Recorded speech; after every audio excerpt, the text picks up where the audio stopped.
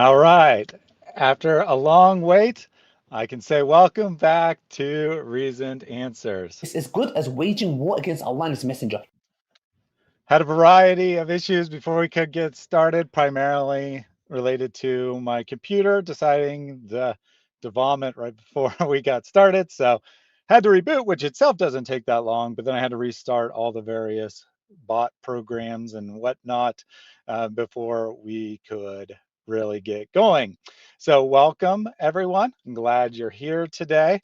Today, you may remember last time that I started the introduction by talking about Khadija, and it turned out that that was not the topic last time, that I was mistaken, and that we were talking about Muhammad's childhood, his early life, the meaning of his name, and then kind of some background material on his marriages, highlighting the fact that he may have thought that he fathered a black child with one of his slave girls.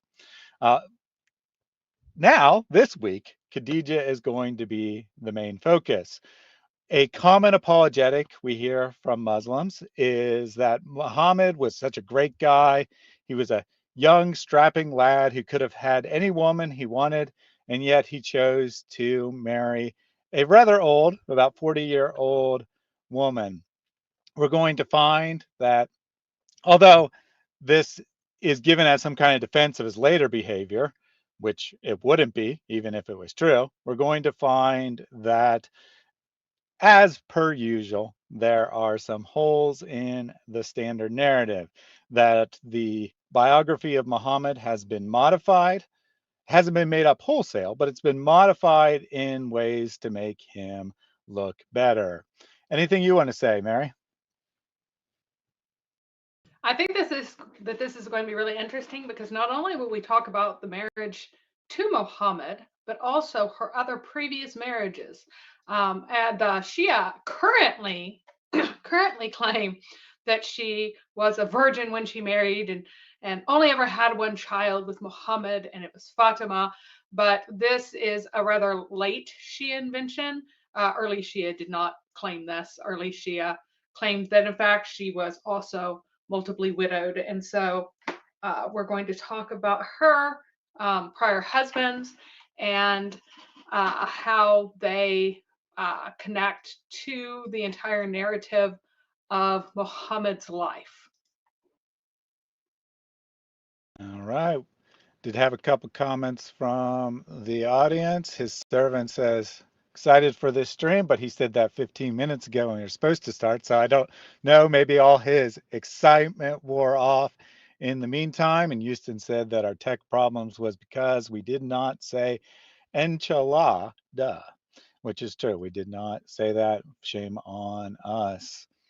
We had a super chat from Jack Ray. Here's the sad news. We are running out of funds. All our work is going to stop unless people like you watching this video will help us. Your donations can get you a share in a reward and reap those rewards for years to come, inshallah. This is not a donation or a charity, but an investment for your hereafter. Thank you for investing in today's program. He says, tick time to rock. He apparently forgot which channel he was on and was trying to give David Wood a super chat, but we'll take it nonetheless. Thank you for that, Jack Ray.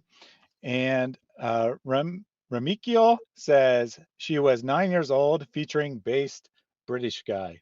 She was 9 years old! Indeed, she was 9 years old, but not Khadija. She was definitely older than 9. How much older? We will soon find out. One other thing, or two other things from the audience before we get started. And Nanny Gowdy says, hope you don't mind me posting this. My husband and I host a Christian comic book convention in Minnesota. If you're in the area, you're all invited on May 11th. It's free. Clearly, I mind very much. Which is why I am calling this out. So if you're in the Minnesota area, then by all means check that out. And finally, Una, in reference to the previous show, says Muhammad means one who praises. Judas means one who praises. Coincidence? I think not. I'll leave that up to the audience to decide for themselves. All right, got your presentation up. We can dive right into that. All right, so we left Muhammad before as a teenager. And right after the sacrilegious wars, we pointed out that the sacrilegious wars were supposed to happen about, were supposed to, he was supposed to be too young to fight in the sacrilegious wars. And so he could not have been 20 years old, as the narrative said, or else he would have been a pathetic coward to have not fought. But the sources specifically state that the reason that he didn't fight was because of his youth. So he could not have been that old during the sacrilegious wars. This makes Muhammad about 4-ish years younger than the conventional age for him. And that helps close some of the weird gaps in ages, with people being way too old the first time they marry, way too old while they're still having kids in the people whose ages are based off Muhammad. So that helps like close things up for that to happen. It also might even account for the issue with Muhammad's supposedly long gestation, because of course his 4 years is supposed to be about the time of his gestation. So if his father died in about 570 and he was actually born in 574, things start lining up a lot better then, and you have fewer obstetric miracles and weird people who are kids when they're not supposed to be, and who are too young to marry when they really should be adults at various times. Real quick, 2 comments real quick. So Christ of Salvation asked where the cat is. She's not here right now. I'm sure that she'll show up later though, so stay tuned for that. And Muhammad Faraday says, ex-Muslim here, Jesus is Lord. If you're not familiar with his channel, be sure to check that out. He does some great content over there. Back to you. All right, so this is the adjusted timeline with the later birth that lines up better with a whole bunch of things. It's way more likely that he was born in about 674. And the folks who go, oh, well, he was born in the year of the elephant. Well, the year of the elephant was in the, excuse me, that should be 5. Oh my goodness. All of those should be 5. Hang on 1 second. Let's just fix that. Let's just go ahead and fix that. Just edit it on the fly. Yeah, we're just editing on the fly here because that's really silly. Oh, just look. like the biography of Muhammad. Muslims just edited it on the fly. Just like biography of Muhammad. All right, so there we go. I'm so used to just typing 6 because so much happens after the time of inspiration, which was in 610, that I was just like typing it wildly. And then one time I just typed 4 for some reason. I don't know. I'm just stroking out or something. Anyway, so all of this works much better together because he's here with the sacrilegious wars at about the right age instead of way too late. And so we have the various events in his life. He is finally returned to his mother around when he's about 4 years old, maybe as old as 5 or 6. He may have only spent a few months with her, according to some sources. I found a major Islamic site that actually claimed that the woman tried to return him. His foster mother, who nursed him, did try to return him at the time when nursing was normally up after 2 years, and Amina refused to take it. Imagine what that would do to you, knowing that your mom refused to take you. But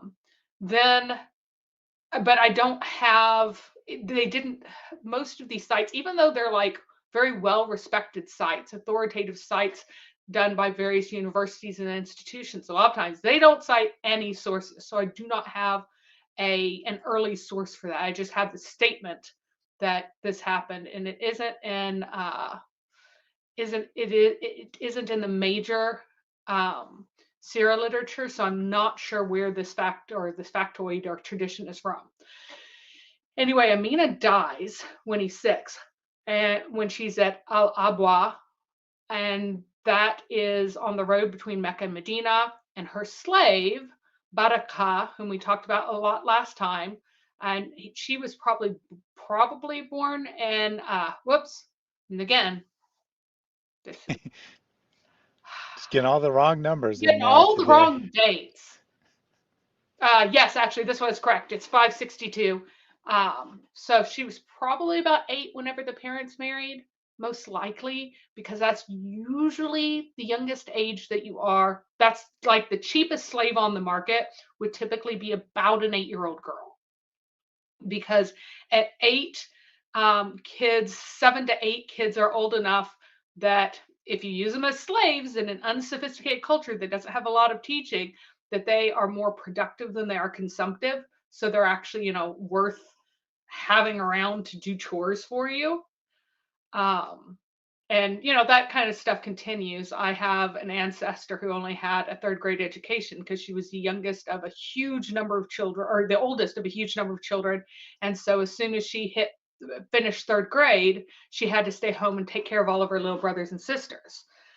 In the 19th century, that sort of thing happened quite a lot. So that's around the age that in societies where work is heavily manual, children begin to be useful potentially if they are not given training.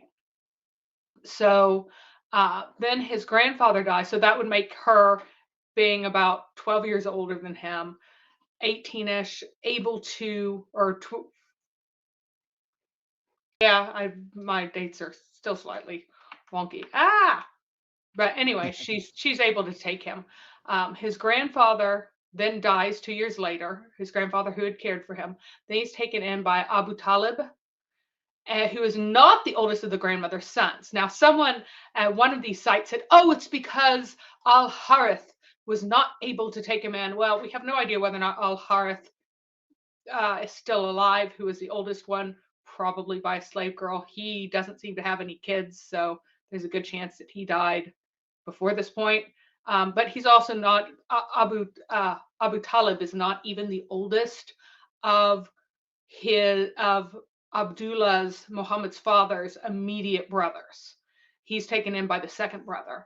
And Abu Lahab, who was from a more junior wife, she had also wanted to care for him, but was rejected in favor of Abu Talib, who probably had more legal right being a full brother, but he also had well-known predilections for young boys.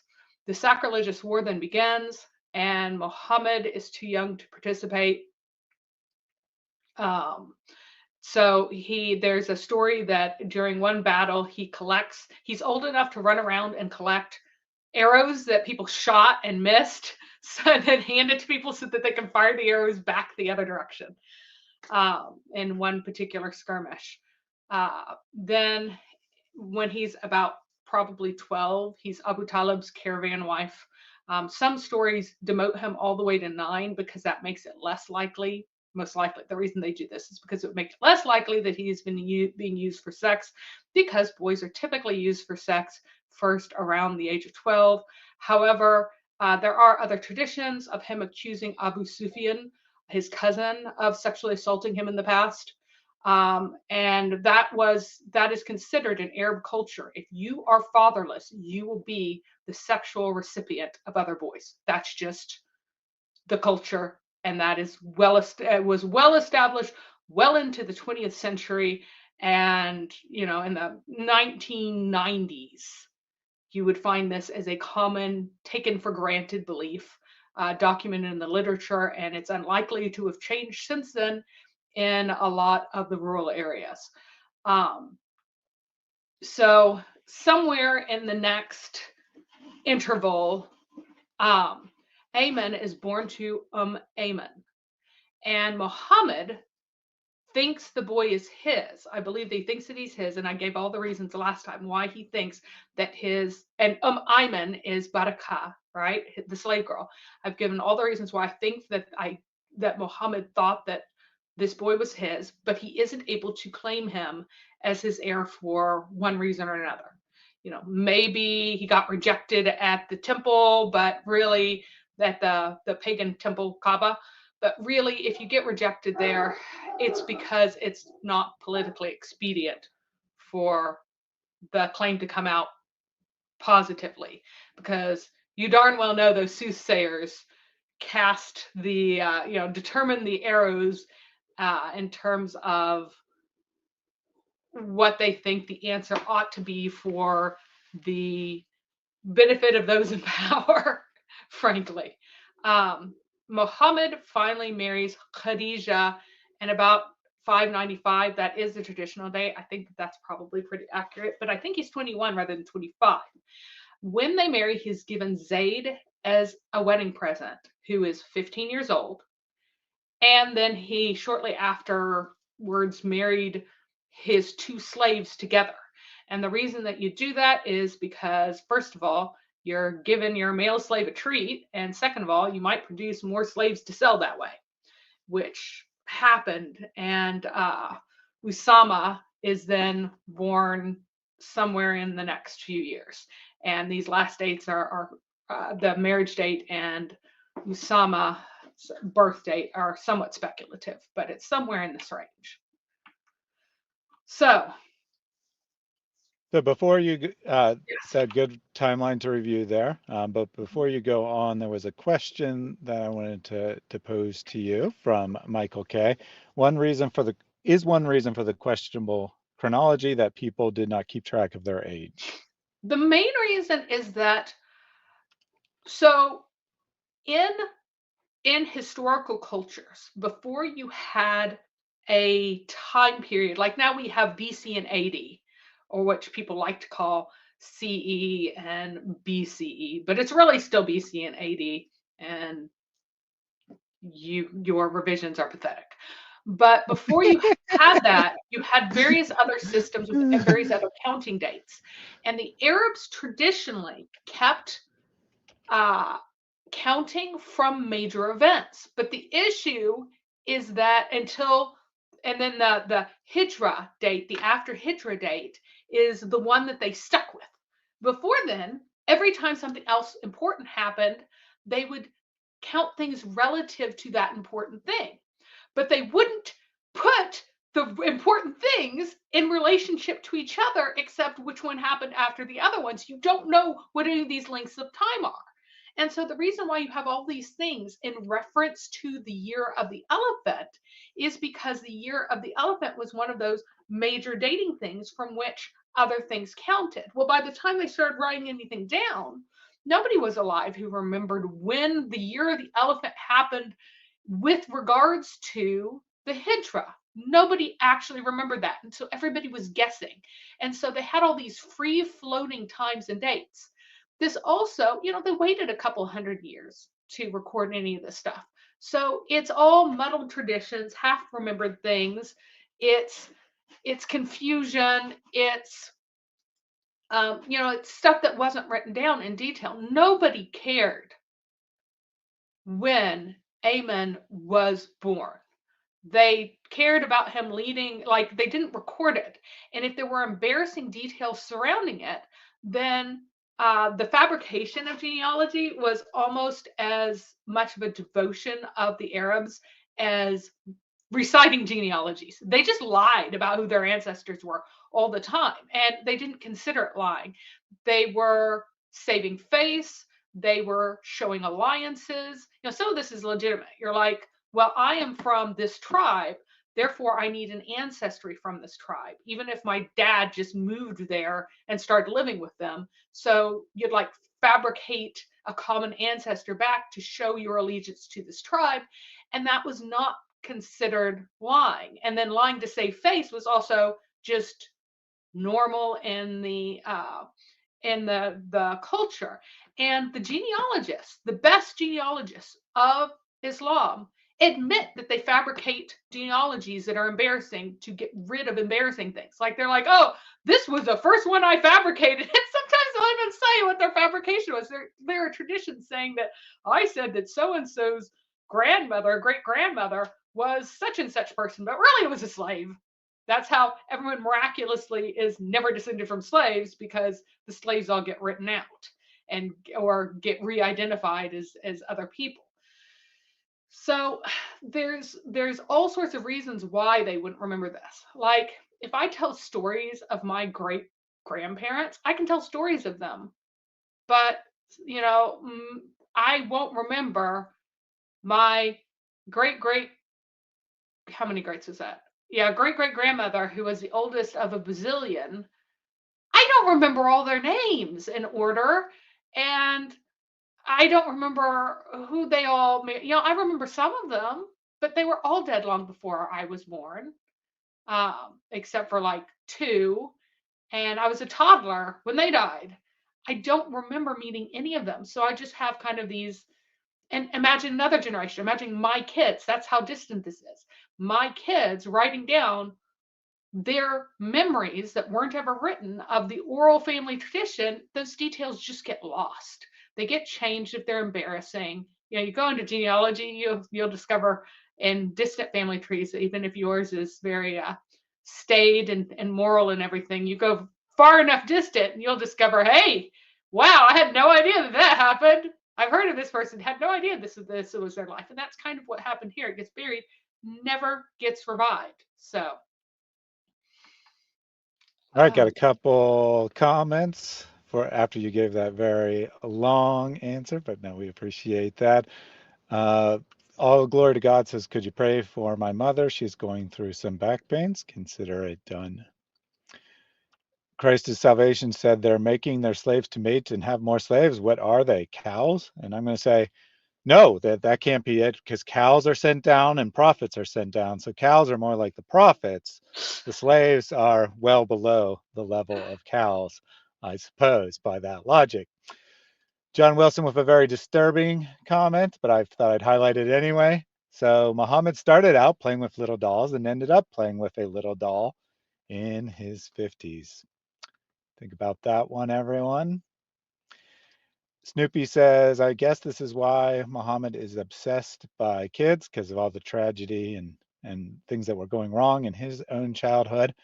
And Una makes a comment along the same line. Looks like Muhammad's boom boom room with fraud, put an asterisk in that, might have been accurate. So for those not familiar, there's an episode of Muhammad's Boom Boom Room with Sigmund Freud, who says that it diagnoses all of Muhammad's behavior based on his daddy issues and rejection by other relatives as a child. And then Una said, oops, I meant Freud, not fraud. Freudian slip. nice. That's very funny. All right. So, and people come back to me. Oh no, Muhammad was definitely 25 when he married.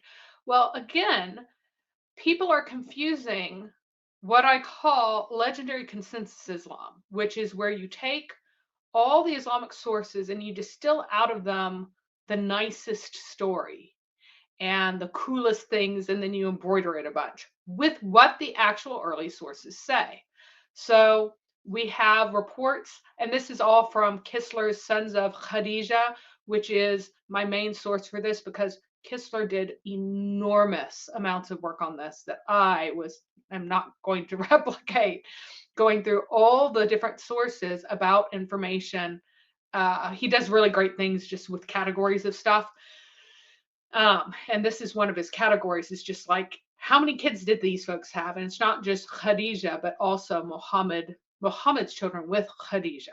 So he's recording here the various traditions of him being 21, 23. Another one says 37. Another says 30. Another says 29. So these are, we do not have the kind of information that people think we do about Islam. And whenever you look at how things line up, you see in which direction it needs to be, like which ones are probable. And for example, it isn't terribly probable that he was older than 25. It seems more probable that he was younger. So someone asked me for a family tree of everything that I described before. So here you guys go. So Abdul Muttalib married Fatima and Lubna among his wives. He married more. And from Fatima, we have Abdullah, Muhammad's father, and we have Abu Talib, who married Fatima bint Asad, a different Fatima. Okay.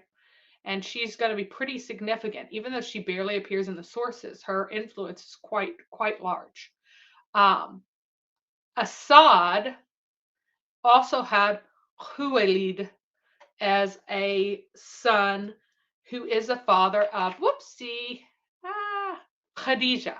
So Khadija is her aunt, is Abu Talib's wife. So Khadija's aunt is Abu Talib's wife. Keep that in mind. I know that sounds kind of weird, but that's why that is one of the reasons that the families were fairly close already. Because remember, Muhammad was living in the household of Abu Talib, where he was married to the aunt of Khadija. So you have that kind of in and out of each other's houses kind of relationship where you knew each other. Abdullah, of course, married Amina bint Wahab, and her own cousin on the same day was the final wife of Abdul Muttalib, who had Hala, who had a son, Hamza, who isn't on here, 4 years before Muhammad himself was born, even though Muhammad's father died right after the marriage. Now, the people in the people in that kind of yellowy, greeny, gold color, those are slaves. So Barakah was originally a slave of Abdullah, who became a slave of Amina, who then became the slave of Muhammad whenever Amina died. And that was she was probably 8 when Abdullah bought her and gave her to Amina as part of the marriage settlement. And so probably 12 when Muhammad was born. So probably 18 when Amina died, and 20 when Abdul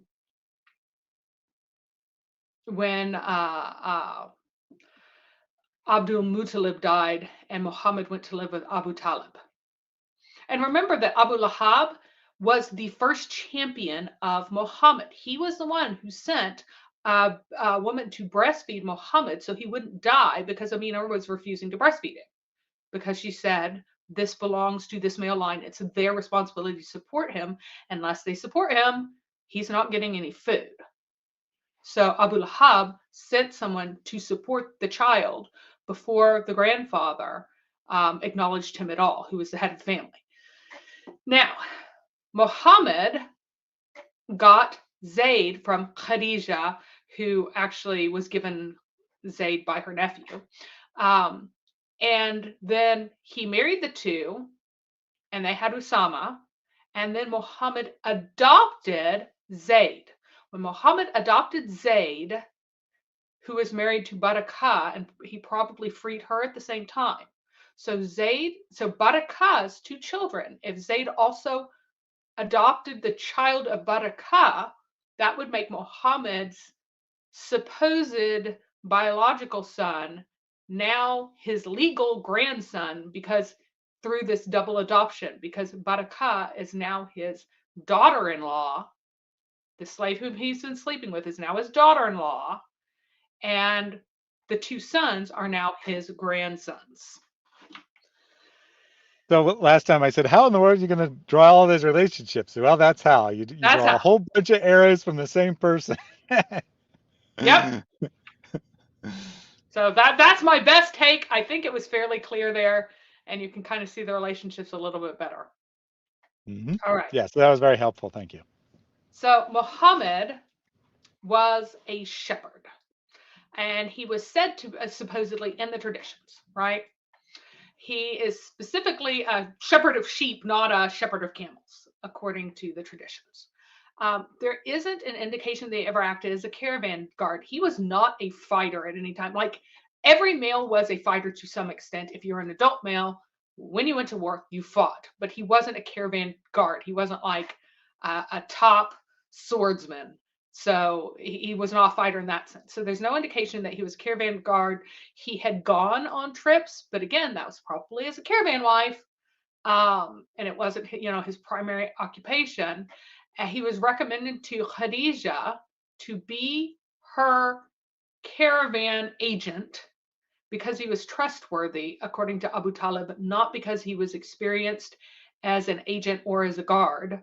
Now, I read a long time ago that Abu Talib's wife, that's Fatima, talked to him, talked to Abu Talib on behalf of Khadija, but I can't find that reference now. I read it multiple times, and I can't find the reference that Khadija talked to Fatima, and it went that route.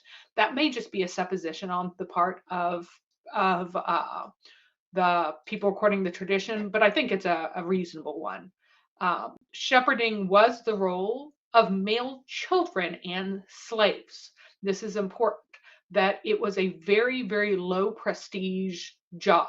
So it's something that you would have little kids do from the ages of 8 to 18ish or so. And then, especially, your younger sons, your older sons are doing the heavier work and they're watching the sheep. It was important. You need to keep them safe. You needed to make sure they don't wander off, but it was considered very low skill. And also it was low effort. It was isolating. And so it was a very low prestige job.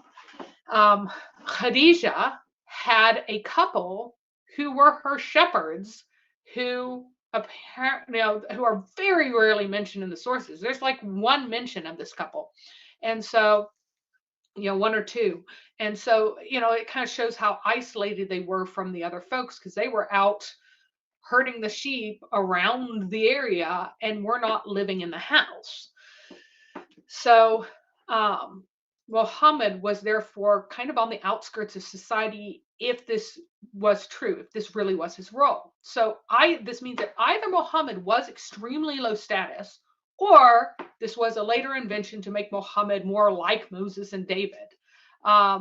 Muhammad said, there has never been a prophet who did not herd sheep, but that's nonsense, of course. Amos stated in Amos 7:14 that I was neither a prophet nor the son of a prophet, but I was a shepherd, and I also took care of the sycamore fig trees. But the Lord took me from tending the flock and said to me, go prophesy to my people Israel. So this, in context, this is saying that it is unusual for a shepherd to become a prophet, that this is not normal.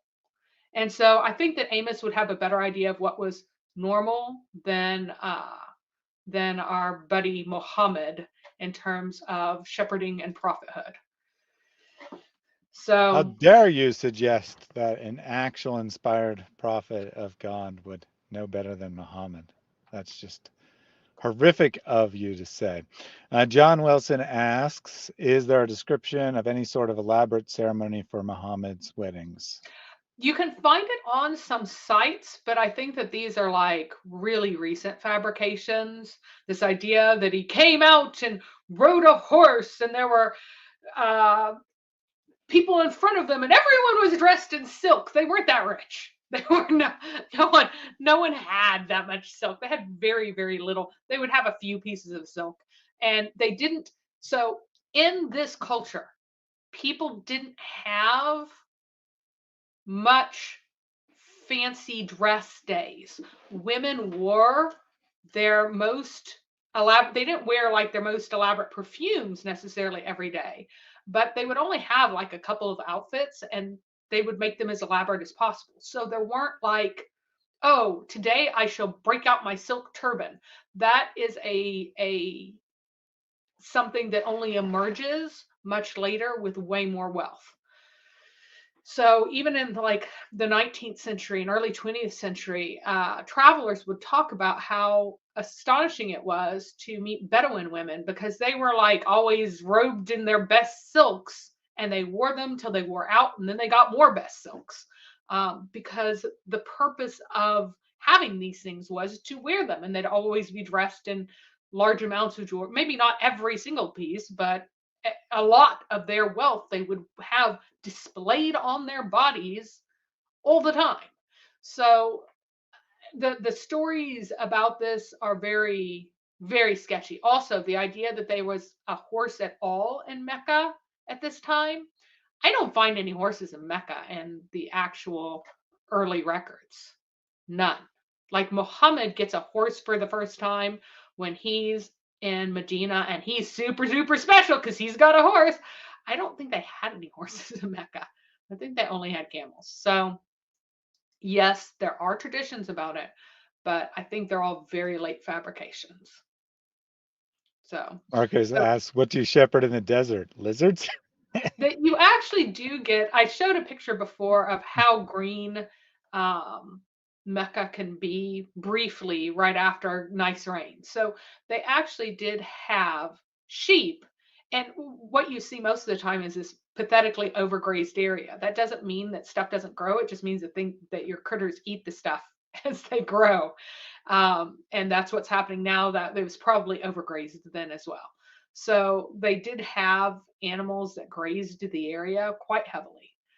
Because by tradition, they could not plant any food crops in there by the tradition of the Haram.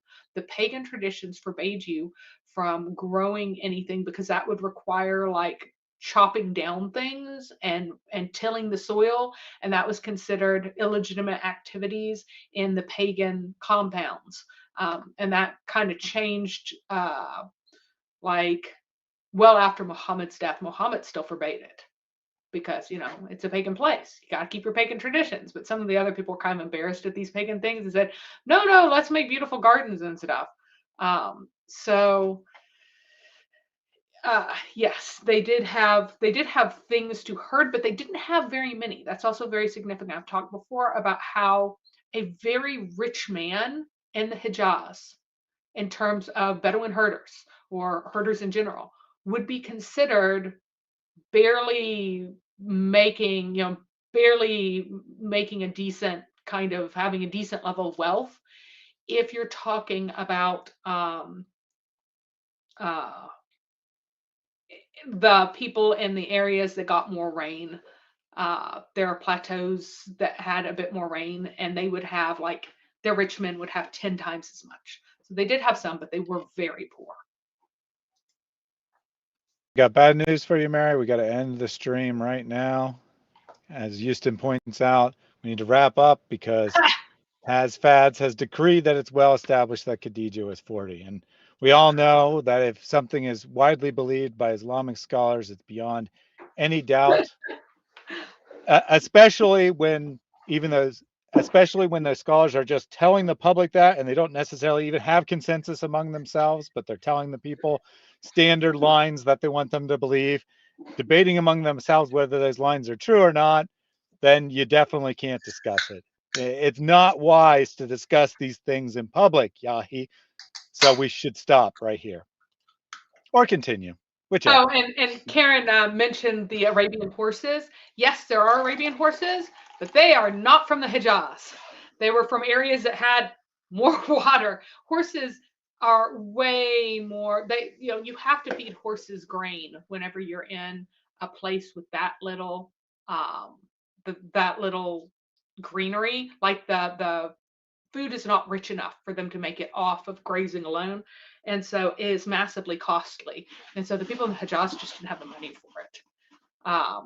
People in Yemen would have, and people in the oases to the northeast would have, but not in Hijaz. All right. So Muhammad's first attempt at getting married was not with Khadija. Instead, he asked for the hand of his uncle, the daughter of his uncle Abu Talib. And remember that Abu Talib, by the way, his real name is Abd Manaf. He has a pagan name, guys. And Abu Lahab is Abdaluzza.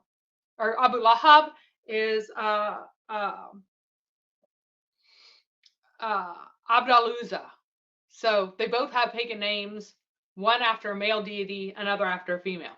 So it just gets hidden in the sources because it's embarrassing. So they always refer to him by his kunya, meaning his oldest son's name, right? So, oh, nice. So I just want to point out that all of these folks are making things up. So Al-Zuri is a liar. Ibn Jurayj is a liar. all of these folks, all of these Muslims are liars according to Hazfads. They're all of the early Islamic folks who don't have today's common nonsense. They're all liars. Just letting everyone Mhm. know. So And as I pointed out to him, he says you're lying about Khadijah's age. You actually haven't mentioned her age yet, so he no, gave away the fact that he is not paying attention. And then he said he wants authentic sources. So Hasfats, please tell us which of those sources that Mary just cited are not authentic, or we'll know that you're too scared and cowardly to listen to what is being said. All right, back to you. I won't all hold right, my breath on Hasfats, so we'll continue nope. on. So he wants her name is most commonly given as Pachita, but it might be Hind. So we don't actually know what her name is. She's better known by her kunya, which would happen later after she married and have her kid. Sorry, for those who don't know, I've mentioned a kunya before, but a kunya is father of or mother of, and then a name of one of your children. And that name is your oldest son if you have a son, or a daughter if you have no sons, or you didn't have sons by your first spouse, or if there was a really, really long delay, like you had 5 daughters and then one son, everybody's been calling you by your daughter's name for a long time, so it just might stick. But in general, it's your oldest son if you have your oldest son within a reasonable time period of getting married and having kids, right?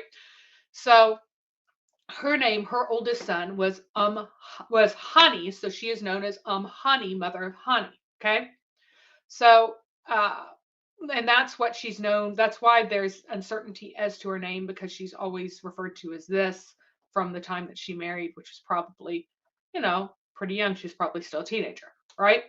So she was the oldest daughter of the 3 daughters of uh, Abu Talib, and she's also older than at least 3 of his sons, and most of the traditions, possibly all 4. She may be his very oldest child.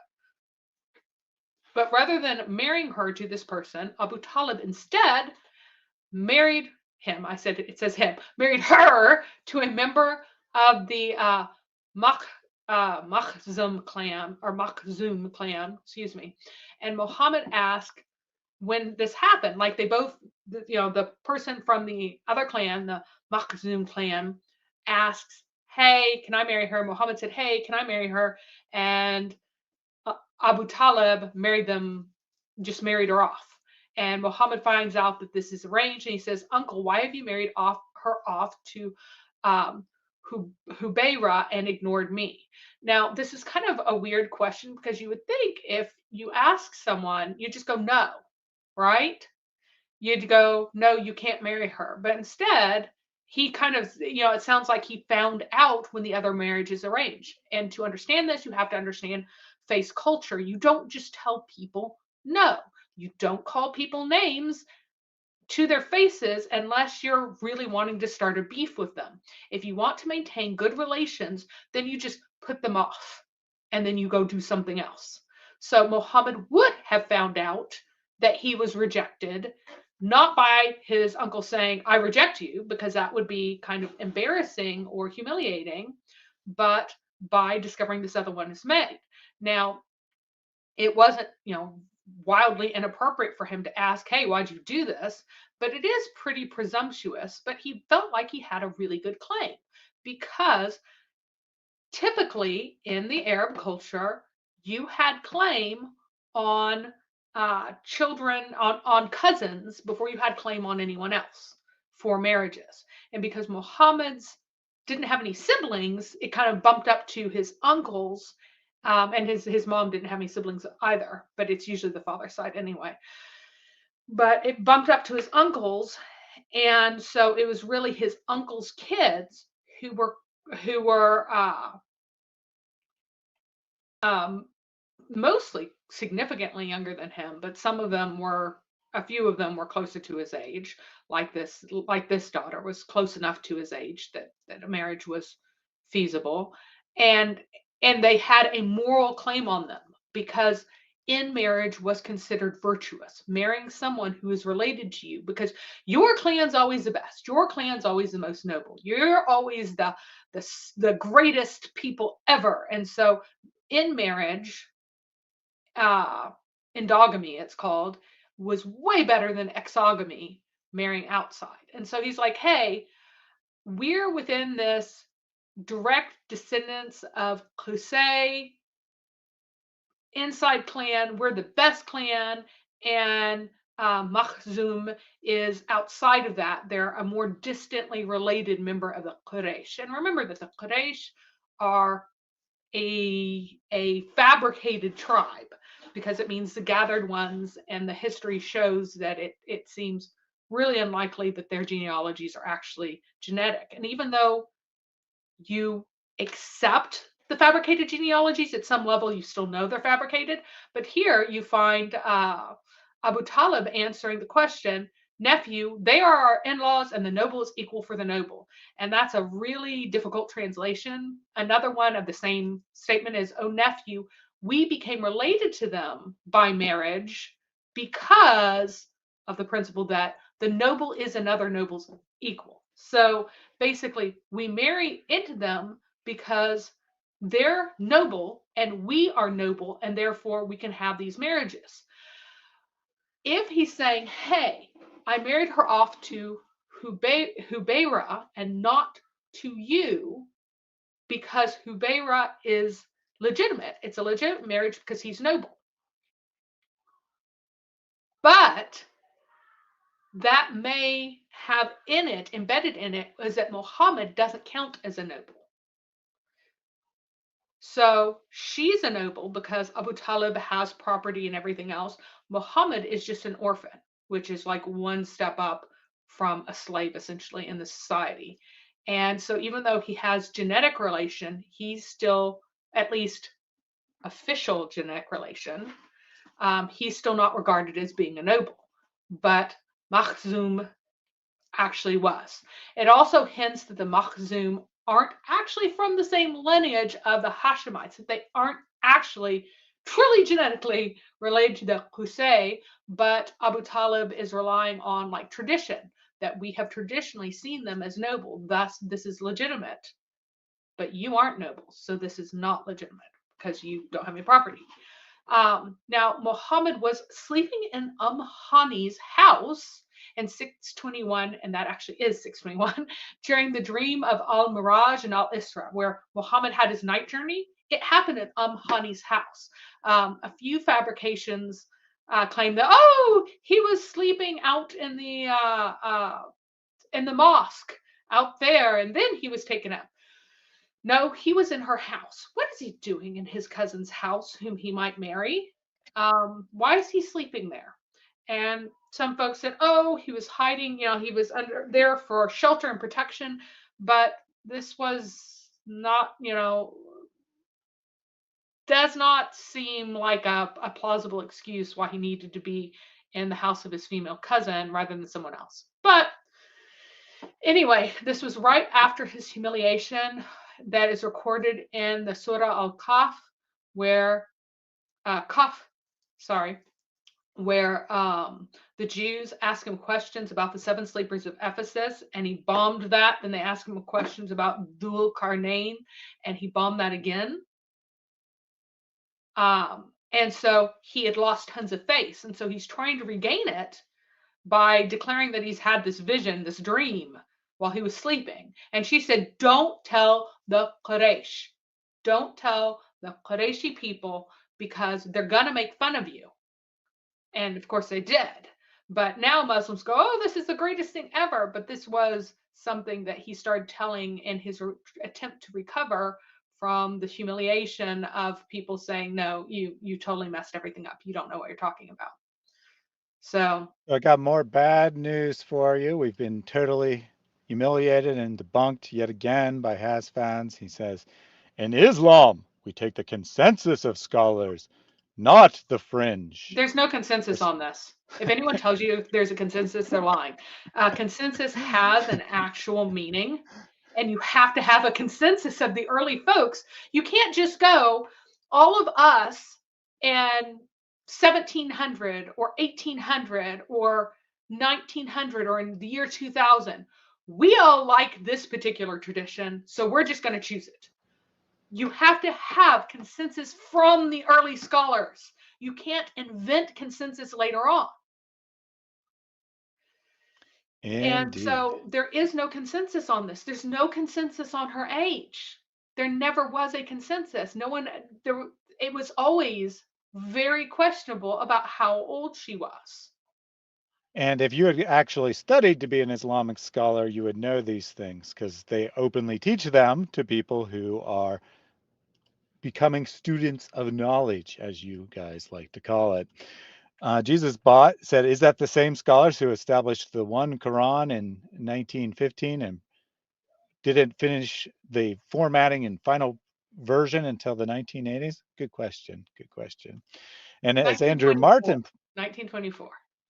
well, the process started earlier. I Yeah. don't remember if it's 1915 exactly, but the actual publication is 1924, which is very relevant. This year is the 100th year anniversary of that, and we'll be having some birthday parties for the Quran later in the year, closer to the actual date. So stay tuned for that. And as Andrew Martin pointed out, saying that the consensus of scholars is infallible is like saying that the scholars are divine in Islam, which I mean is actually correct, right? That the scholars are above Allah. They determine what is the truth, not the little words of Allah, but rather the scholars, what the scholars say about it. If there's a consensus of the scholars, it's infallible, it can never change, and that's as good as divine. And Weird religion. that's ijma for all those who really care.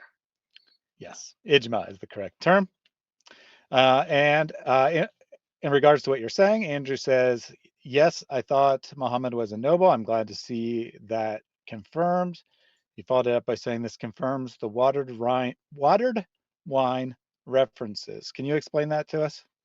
I'm not sure what he means by the watered wine Okay, references. So me I'm not either, me but I neither. thought you might know. Nope, nope, no idea. So And then one other on-topic comment from Snoopy. Andrew, if you could explain what you mean, I'll pull that up for the benefit of the audience. But Snoopy says, sounds like they thought Muhammad was a female, which I'm not quite sure why Snoopy got that from what you were saying.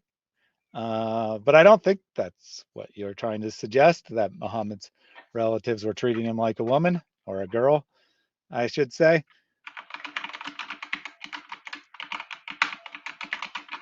And Nanny says, I need a cat in my life. I do recommend a cat to everyone. They are awesome. Let's all right. see. Andrew says, happy birthday, Quran, but he hasn't yet explained the wine reference. Watered wine equals noble drink. I kind of gathered that from I the have no context, idea, but sir. I'm not sure what hadith or what not you're referring to. Anyway, no worries. You can explain that later in the comments or whatever. We'll go ahead and move on. Yeah. Oh, and keep in mind that the position of noble is something that you can achieve. So you have to have a bloodline that allows you to achieve the status of nobility. But it is something that if you have enough of the correct bloodline association, whatever else, you can achieve it by gathering wealth. So, Muhammad was poor, so he could not be, and I'm not sure what the Arabic there was because it was too hard to look up, but if it's Saeed, that means someone who is not only from the right bloodline, but also has authority and property in that way too. So, um, so how old was Hani? And this is one of my points of time traveling uteruses, right? And I put into AI generation, I wanted a uterus with wings and a clock. So, Oh so my that gosh. is, I'm like, well, yeah, that is shaped, the body is shaped like a uterus. I do not know why the cervix got turned into a head, but I'm slightly terrified of this, and I decided to use it because it was absolutely horrific. So I like how everything's like not balanced, not even. It looks so AI. But anyway, don't even know what's happening with that clock. but I thought it was the overall appearance was cute, even if they can't handle symmetry. All right, so question is, how old was Hani then? Muhammad asked for a hand first before 595 again, because he had to have, because that's when he married Khadija, right? But then he asked for a hand again in January 630. So he had conquered Mecca. Hubayra fled to Najran to avoid converting to Islam. And that, because Hani stayed, that means that she was forcibly converted, and she bent the knee and said, "Oh yeah, I recognize you as a Muslim, yeah, or as the leader, and I'm a Muslim now, whatever." So that caused an automatic divorce, because Muhammad had declared before that that believing women cannot be married to, well, actually declared that believers can't be married to unbelievers, period. But went back on that and said that, oh yeah, but men can marry unbelievers. But believing women definitely can't marry unbelieving men. Auto divorce ensued. And so he said, oh, well, now that your husband ran away and you bent the knee, come and marry me. And she supposedly said, by Allah, I used to love you in the Jahiliyyah, so I certainly do so in Islam, but I have young children and I hate to see them bothering you. So I would totally marry you, but my little kids, they'll be underfoot, right? This is from Al-Tabari's, this exact quote. There are similar responses in Ibn Sa'd and Sahih Muslim.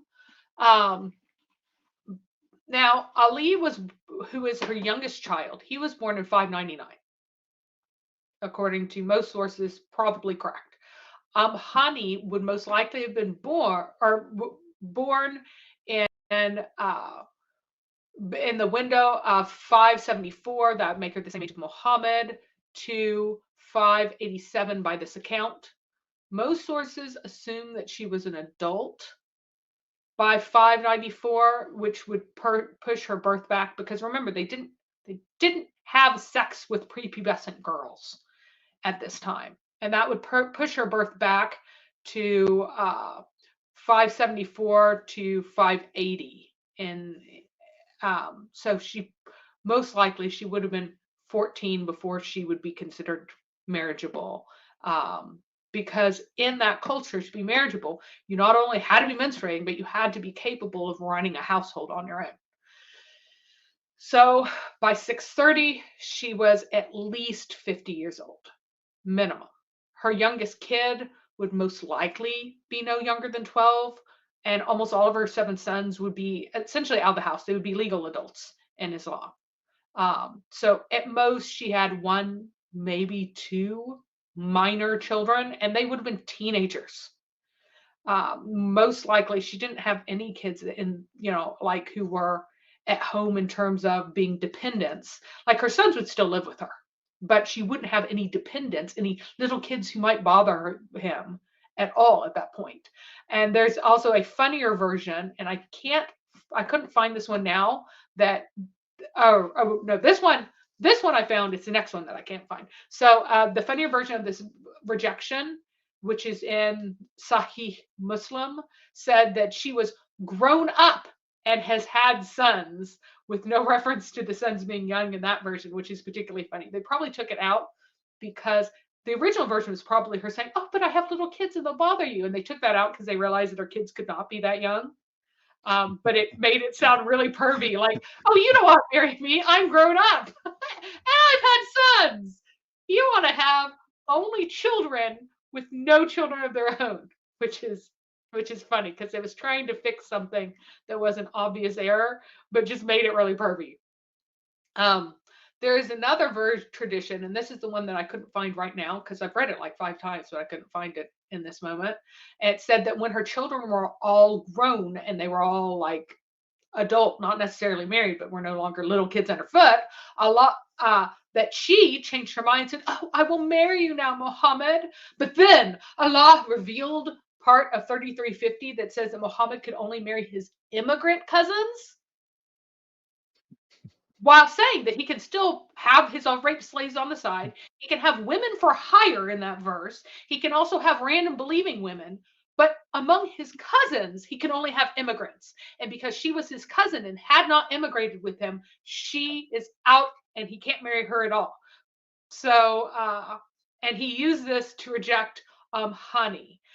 While her change of mind appears to be fabricated to defend Muhammad's honor, to like make it seem like she actually was sincere when she made up excuse not to marry him, the verse almost certainly did come about because of her, because it's so specific. It's like, oh, you can have all the rape slaves you want. You can have all the women for hire that you want, that you pay. You can have all the random believing women that you want. And you can marry all of your cousins who immigrated with you. Like, it's such an odd restriction that probably was revealed after this. It's like, oh, Allah caused you to say this so that we would not sin, because he didn't want me to marry any of these women, any of these cousins who hadn't immigrated with me, meaning that had not come from Mecca to Medina with him as believers before the conquest of Mecca. And basically, the only cousin they had any interest in marrying who had not come with him or was not among the believers in Medina was Hani. So it's just about her. So it's probably excuse saying, oh, Muhammad caused your reluctance because he did not want to allow this marriage, because it was embarrassing that she like ditched him. So Snoopy found that phrase immigrant cousins to be very humorous and or confusing. So what do you mean his cousins that are immigrants? Shouldn't all his cousins be living in the same vicinity? Yep, I clarified. It's the ones who went with him to Medina because of that. Right. All right. So there, Muhammad also had, we already know, major mommy issues because he was almost certainly sleeping with Barakah, who was his slave. So he had every right to sleep with her. But she was basically the most stable mother figure in his life. And he had intercourse with her almost certainly. That's messed up. It seems possible or even likely that Fatima bint Asad, who was Abu Talib's wife, remember, and Khadijah's aunt, that he had interesting preoccupations with her too. So even though Khadijah's mother was called Fatima and Muhammad's grandmother, she was a Fatima, that is Abdul Muttalib's wife that gave birth to Abdullah. She was also a Fatima. According to tradition, Fatima, his daughter, was not named after either one of those, but was instead named after Fatima bint Asad, his aunt, with whom he had a very peculiar relationship with Fatima as well. I don't know about you, but I've never seen my father naked. Fatima has, like his daughter Fatima has as an adult. She was the person who screened Muhammad when Muhammad was in Mecca after the conquest. Hani again came in, and she was holding up the veil so that Muhammad could do his ablutions behind it. That's not something that you should ask your daughter to do, because the person holding up a veil, even if they're on the outside, very high chance that they're going to see something during this whole process. Like, hey, daughter, hold this up so I can change my, like, that's he could ask anyone, but he asks Fatima, right? And there are other things with him, like getting in bed with Fatima and Ali, between the two of them, harassing Ali when they had marital issues and things like that. It was just not good. And Fatima's particular focused hatred of Aisha hints that she was Muhammad's special little girl until she was too old, and then he got a replacement in Aisha. So all of this kind of ties back to his particular attachment to Fatima, which is probably not what it should be for a mother figure. This was also the aunt whose grave he climbed down in when she died. And him climbing down on Fatima, when he did that, the people with him thought he was having sex with her. Okay? I think that that was probably not what was happening. I think he was trying to bring her back to life and failed, and then came up with the pathetic excuse that he was needing to lie on top of her to give her his shirt. But the fact is, his relationship with her was such that his own devoted followers, the people closest to him, thought he was having sex with her dead body in the grave, and that has informed Sharia law ever since about being able to have sex with your dead wife because of what Muhammad did with Fatima in her grave. So this, again, hints that this is not a healthy maternal relationship. So she was also said to be one of the very first converts to Islam. There are all these different, oh, I'm the second convert, I'm the third convert, I'm the first female convert, I'm the second female convert, all these different things. You know, there are all these variant traditions of that sort of thing. And so she's often said to be the second convert, but so is Halam, Khadijah's sister, but she was a very, very early one in the very early days. And she was utterly devoted to him. When her husband died, so she immigrated with Muhammad and was in the house with Ali before Ali married Fatima. There's also a possibility that they had intercourse before that. I don't think it's 100%. I don't even think it's 80%. I think it's probably like 60 or 70%, but I think it's possible that they did have intercourse as well as Abu Talib, her husband, using him as a caravan wife. So,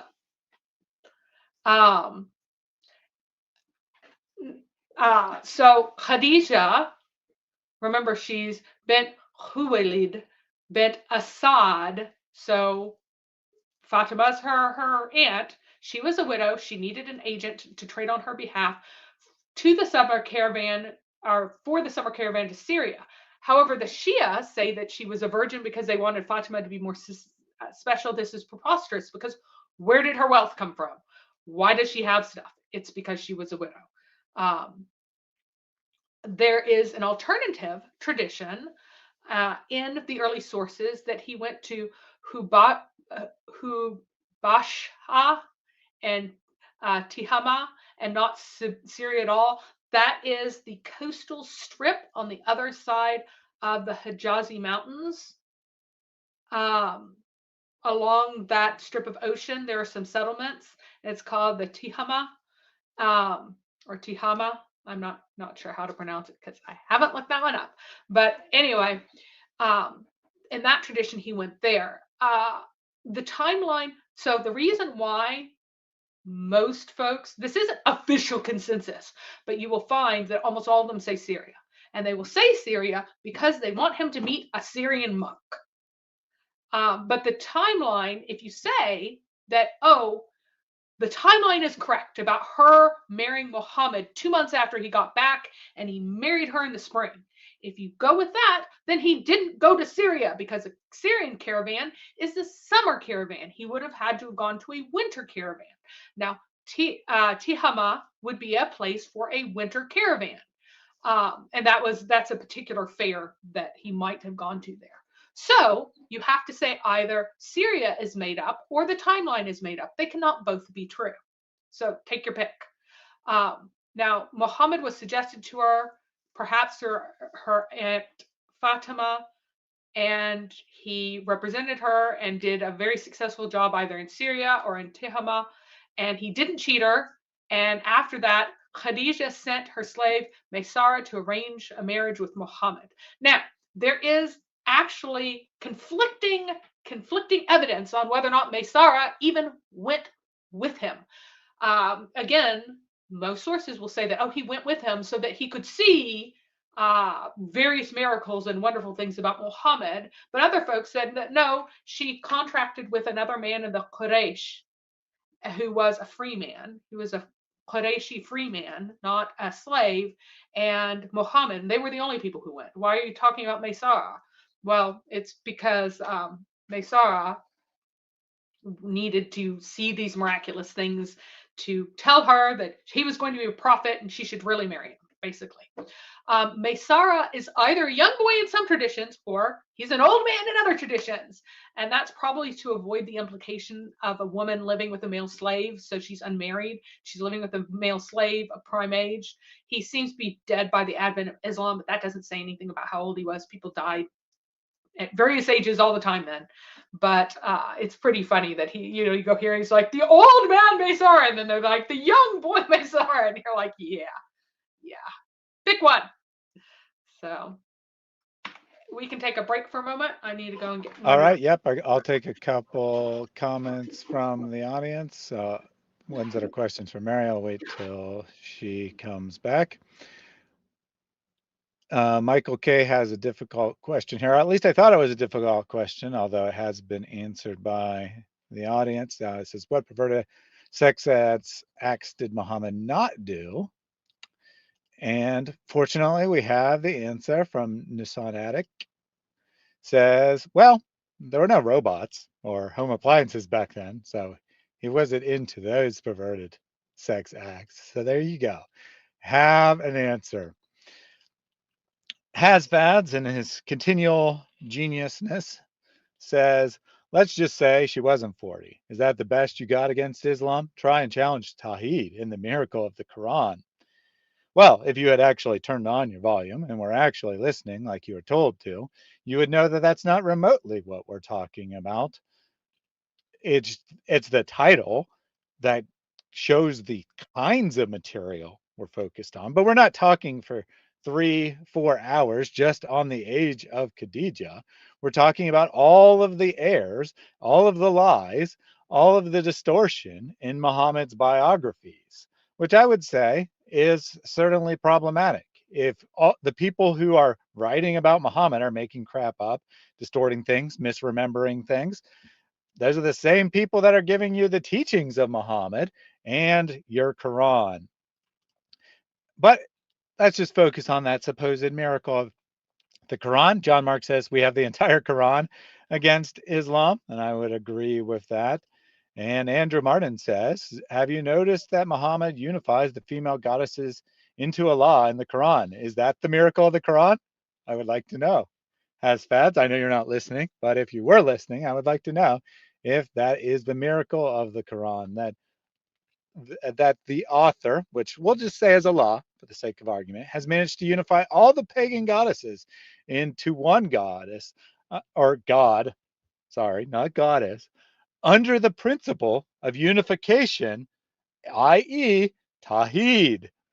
That thing that you told us was the miracle of Islam is exactly what Andrew's talking about here. The unification of all these various gods and goddesses into one composite figure who is Allah. Finally, on the miracle of the Quran, we have Jesus bot here. The scientific argument, the scientific miracles of the Quran is debunked. I don't even need to talk for that one. Thank you for all those. And let me take a super chat while we're paused from Boy, I guess. If you frequently say it, Allah would pay off your debts. So you can refer to it back again, inshallah. I agree. You should definitely refer to this over and over again because this is some amazing praise. Thank you very much for it. Love your work, guys. And how do you go deep into the history and make sense of it all? Mary, do you have a full video on the treatment of overall women in Islam? If not, could you make one, please? I don't have a full video just on the overall treatment of women in Islam because that would be a lot of videos actually, but I do have one on my channel. It's one of the only 2 videos on my channel that's about all the ways in which Muslim women, what they go to hellfire for. So all the ways in which you will go to hellfire, And it talks about various aspects of treatment of women in there. So I do have that. I do want to do more on the treatment of women specifically. I just have been so busy, unbelievably busy. So No worries.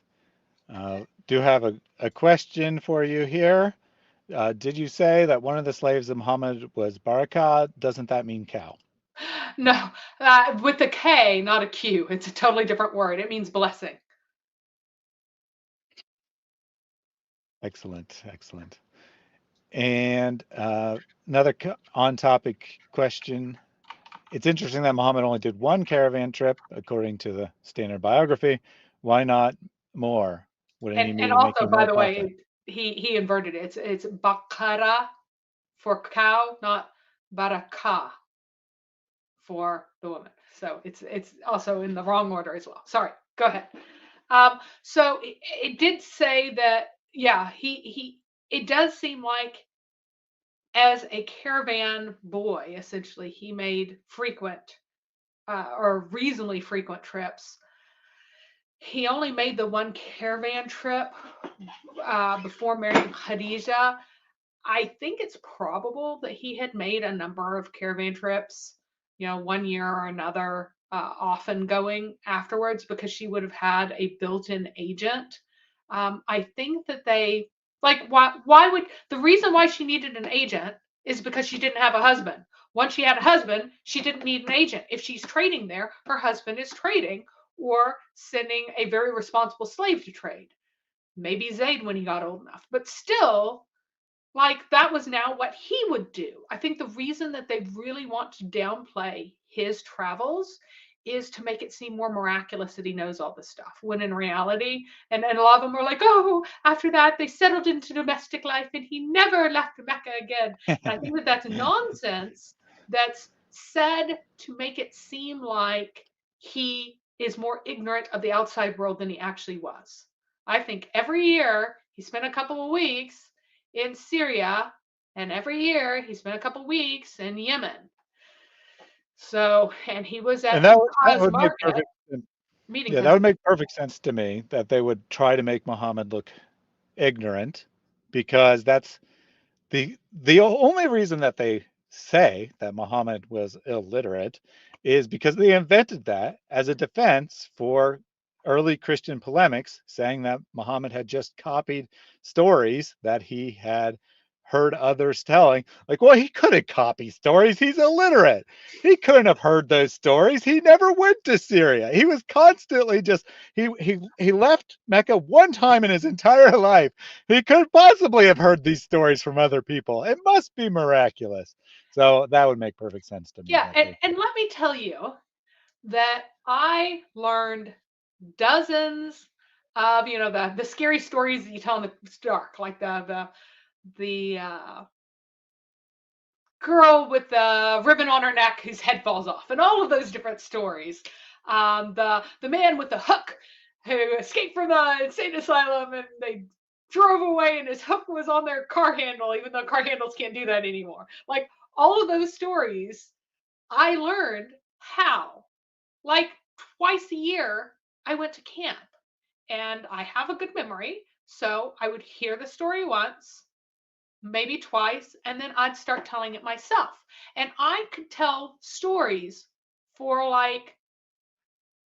close to 3 hours straight at one point, going camping a few times a year with Girl Scouts. I had all the skits memorized. I didn't learn those from a book. I learned those from doing them and seeing them and hearing them and stuff. So I have to go wee, and then someone says, all right, fine, you can go wee, all the skits. And it was years before I saw any of them written down. I had them all memorized long before that. My goodness, I guess I couldn't learn them because I didn't read them. I mean, it's just so intensely silly. This is what else do you do on a long night when you're sitting by a campfire? You can't sleep the whole time it's dark unless you're far north and it's not dark that long. You talk, you tell stories. That's what you do at campfires. You tell stories of history. And I told historical stories. I retold fairy tales. I would do whatever just to entertain people and have audiences for hours and hours because they liked all of these stories that I told.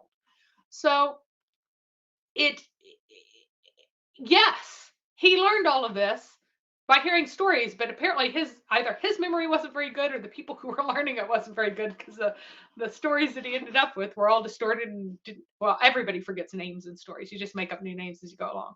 But like lots of the details he just didn't have right. And that's what the Quran is. It's stories that are told orally, and it shows that in so many ways that this is an oral tradition from humans that was flawed and messed up. Then we had a couple comments on Muhammad's supposed illiteracy.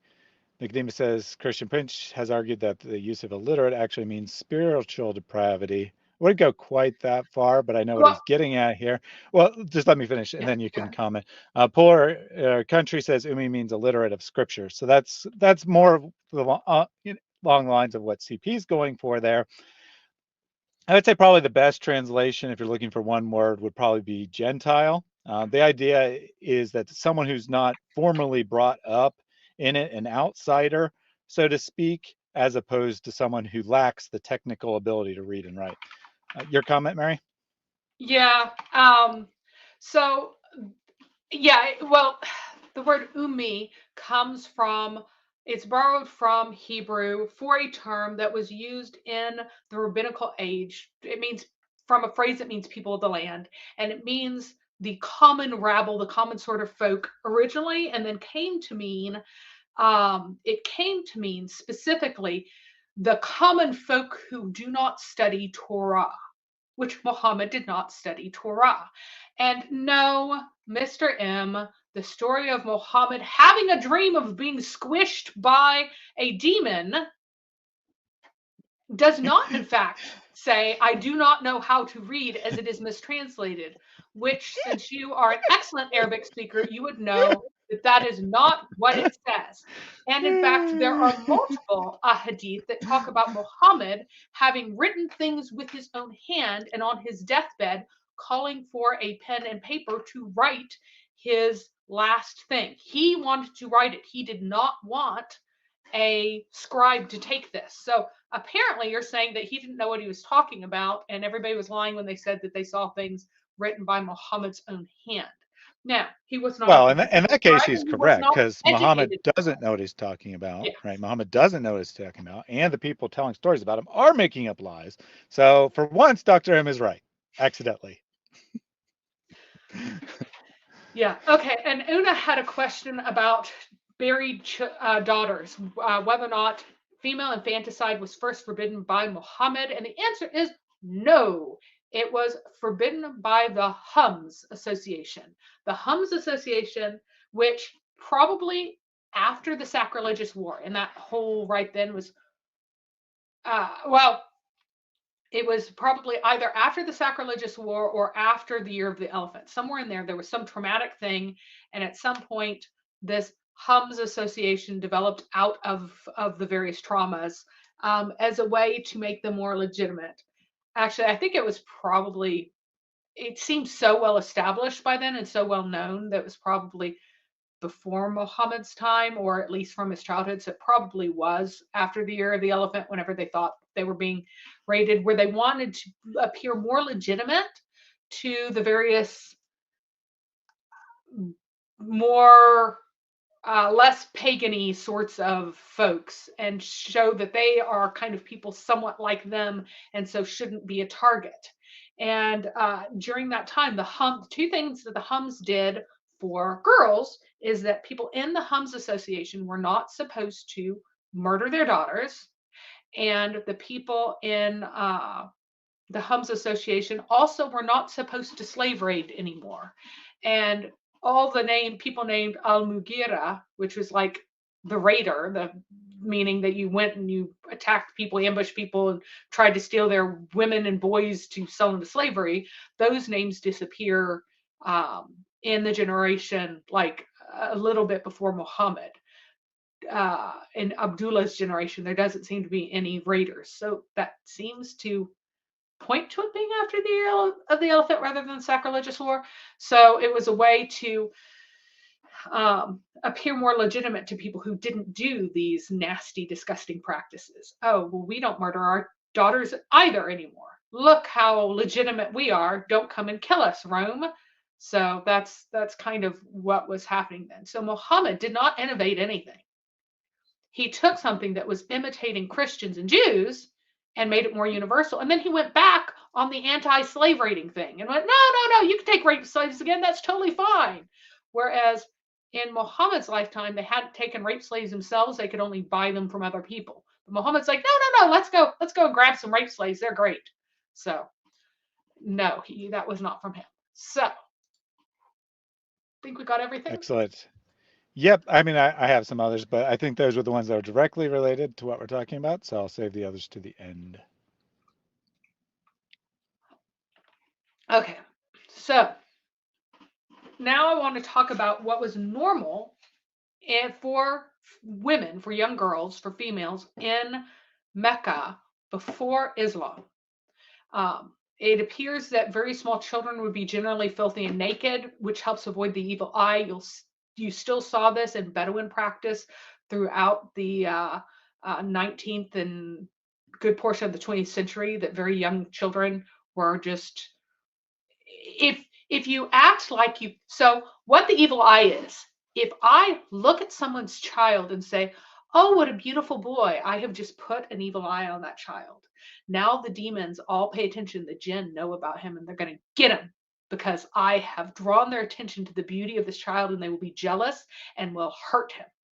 That's what the evil eye is. So it isn't that someone is necessarily like putting a curse on someone, though it can be, but making someone appear special and precious in a way that would incite the jealousy or anger of evil spirits is what is the fundamental trait of casting an evil eye on someone. So if you dress your precious child up in beautiful clothing and make them clean and beautiful and nice, then the evil spirits will get them. They will get your kid. That's what the evil people who believe in the evil eye, that's what these cultures do. Even you go to China and they would call their child like Brick until the child was old enough to graduate out of a milk name, because they thought that they acted like they didn't care about the child. The evil demons would go and get somebody else's kid instead of theirs.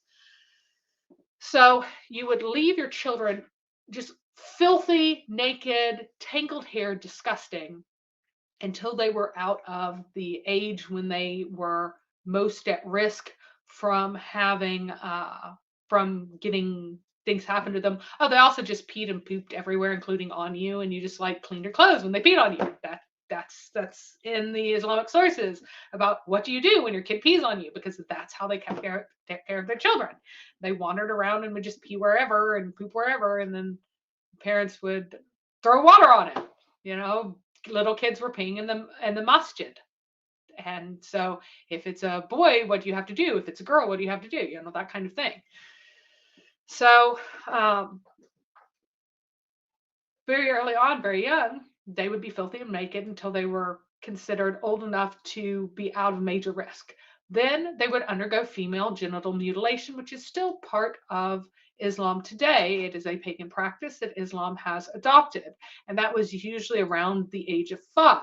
Aisha has a story of sending in slaves to entertain little girls who had just had their vulvas sliced off and were in recovery from that. So this was absolutely normative and would be something that would be done around the age of 5. And then after her recovery, the girl would certainly wear clothes at that point, because now she would be kind of more naked than before. And she would be considered properly female in that sense, rather than kind of like a dirty, almost gender neutral child, a generic child. Now it's very much she has a distinct female role now in society, rather than just being a young child. She's in the category of a little girl. After this, betrothal would have been possible. That would involve the agreement on bride price and whatever other terms, if it was a bride price mahr marriage. the family of the betrothed would have both privileges and responsibilities. So the boy's family, if the girl was orphaned or became impoverished, then her future husband's family would become responsible for raising her the rest of the way and feeding her and things like that. They might even demand the right to raise her because now they have a greater right over her because of her future than her birth family did, because she will become part of this family. So they might say, oh, we don't like how you're raising her. We want to take her. Now, puberty was marked by, and this would not be usual, but it could happen, right? Puberty was marked by a ceremony at the Dar of Qusay, and there she would get a woman's underdress. So after she menstruated for the first time, she'd have a ceremony where the slit was cut for a neck for the first time in an underdress, and it was placed over her. And then she would return home to her own family if she still lived with them, which is probable. And only at this point would consummation be allowable. And you would have consummation first, and then you would have a marriage feast. But this would not necessarily follow immediately after. The consummation would be done in a way to avoid the evil eye. So you could do it by covering up the bride. So completely swathing the bride so that you can't see anything. That would help avoid the evil eye, because, you know, the spirits wouldn't be jealous because they couldn't see her, right? Fake abductions were also very common in Arab culture, and particularly in Bedouin culture.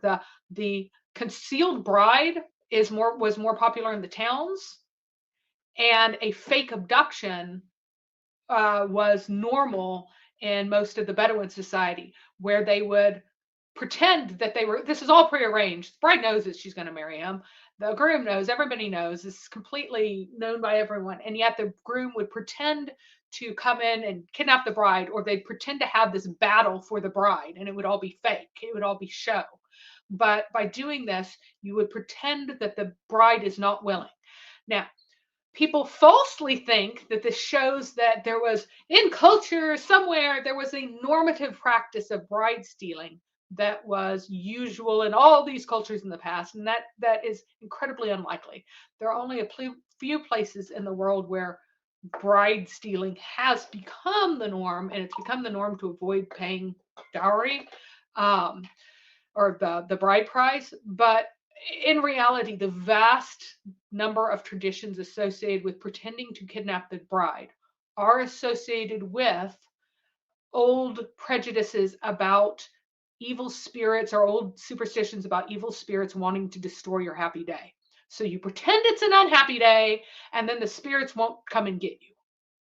So bride running into the wilderness and trying to hold out for as many days as she could while her future husband hunts her is one tradition and one Bedouin thing. Like, she knows that she's doing this to get married, but she gets more prestige from her fellow girls if it takes them a really long time to find her. So if she can hold out for more than 3 days and he can't find her for that time, everybody's like, wow, she's like really clever and skilled and stuff. So you know, it's all for show.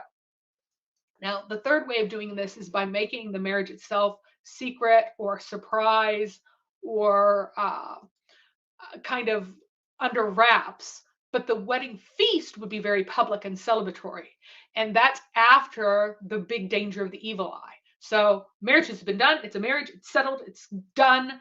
Now we're going to have a huge feast, and that publicizes the marriage to everyone as well as celebrates it. So now, if you don't have a written, you don't have a courthouse document, but you will remember that you went to so-and-so's wedding feast, right? And so it's a way to have records in memory that stay put, because you're going to remember what weddings you went to. So that wedding feast is associated with it, and it's after the consummation. Now, at this time, there wasn't any consummation of prepubescent marriages. All the women have to be capable householders. Every mahr marriage woman would be due her own house from her husband. So her husband has to set her up in a house, and it's for her use for the duration of the marriage. She does not own it. It's the husband's house, but she alone is in this building, usually only one room. It's a one-room hut, but she doesn't share it with other women. It's hers. And that kind of reflects the Bedouin style, where every woman had a tent either that she owned or was given to her by her husband for her use. They didn't share the same tent. So But the fact that women had to be capable householders is reflected in Aisha's incompetence and womanly things. They had no systems to deal with the fact that there was a 9-year-old who was married. They had no way, who had a consummated marriage.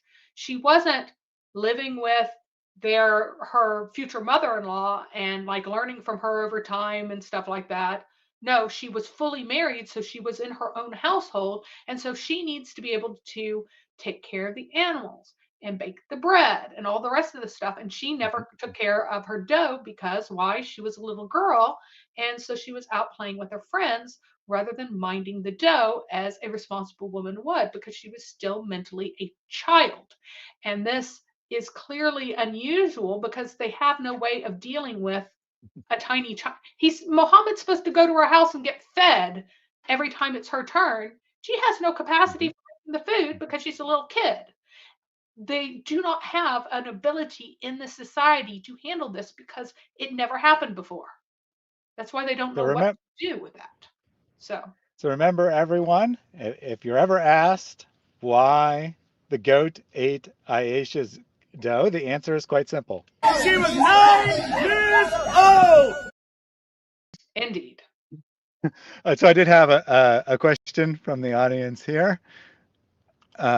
Two related questions, so let me read them both real quick. Michael K says, how prevalent was mutilation, meaning FGM, in the Near East?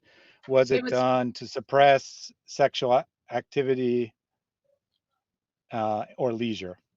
yeah. So yes, that is its purpose. Its purpose is to remove any ability for the woman to feel pleasure so that you know that whenever she is having intercourse, it is not because her lusts have overtaken her. The Arab, and it was an Arab culture thing. It was not a thing in other surrounding folks. The depilation was so the stripping of all bodily hair of men was also a weird Arab thing that everybody else thought was sissy.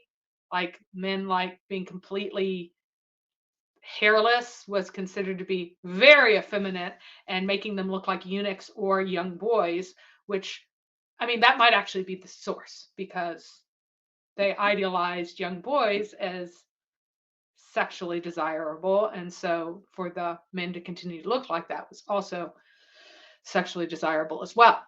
So yeah, the major reason for genital mutilation is so that women do not take pleasure in intercourse, and that makes them pure, clean, good women, because actually controlling your lusts is just not a thing in this society.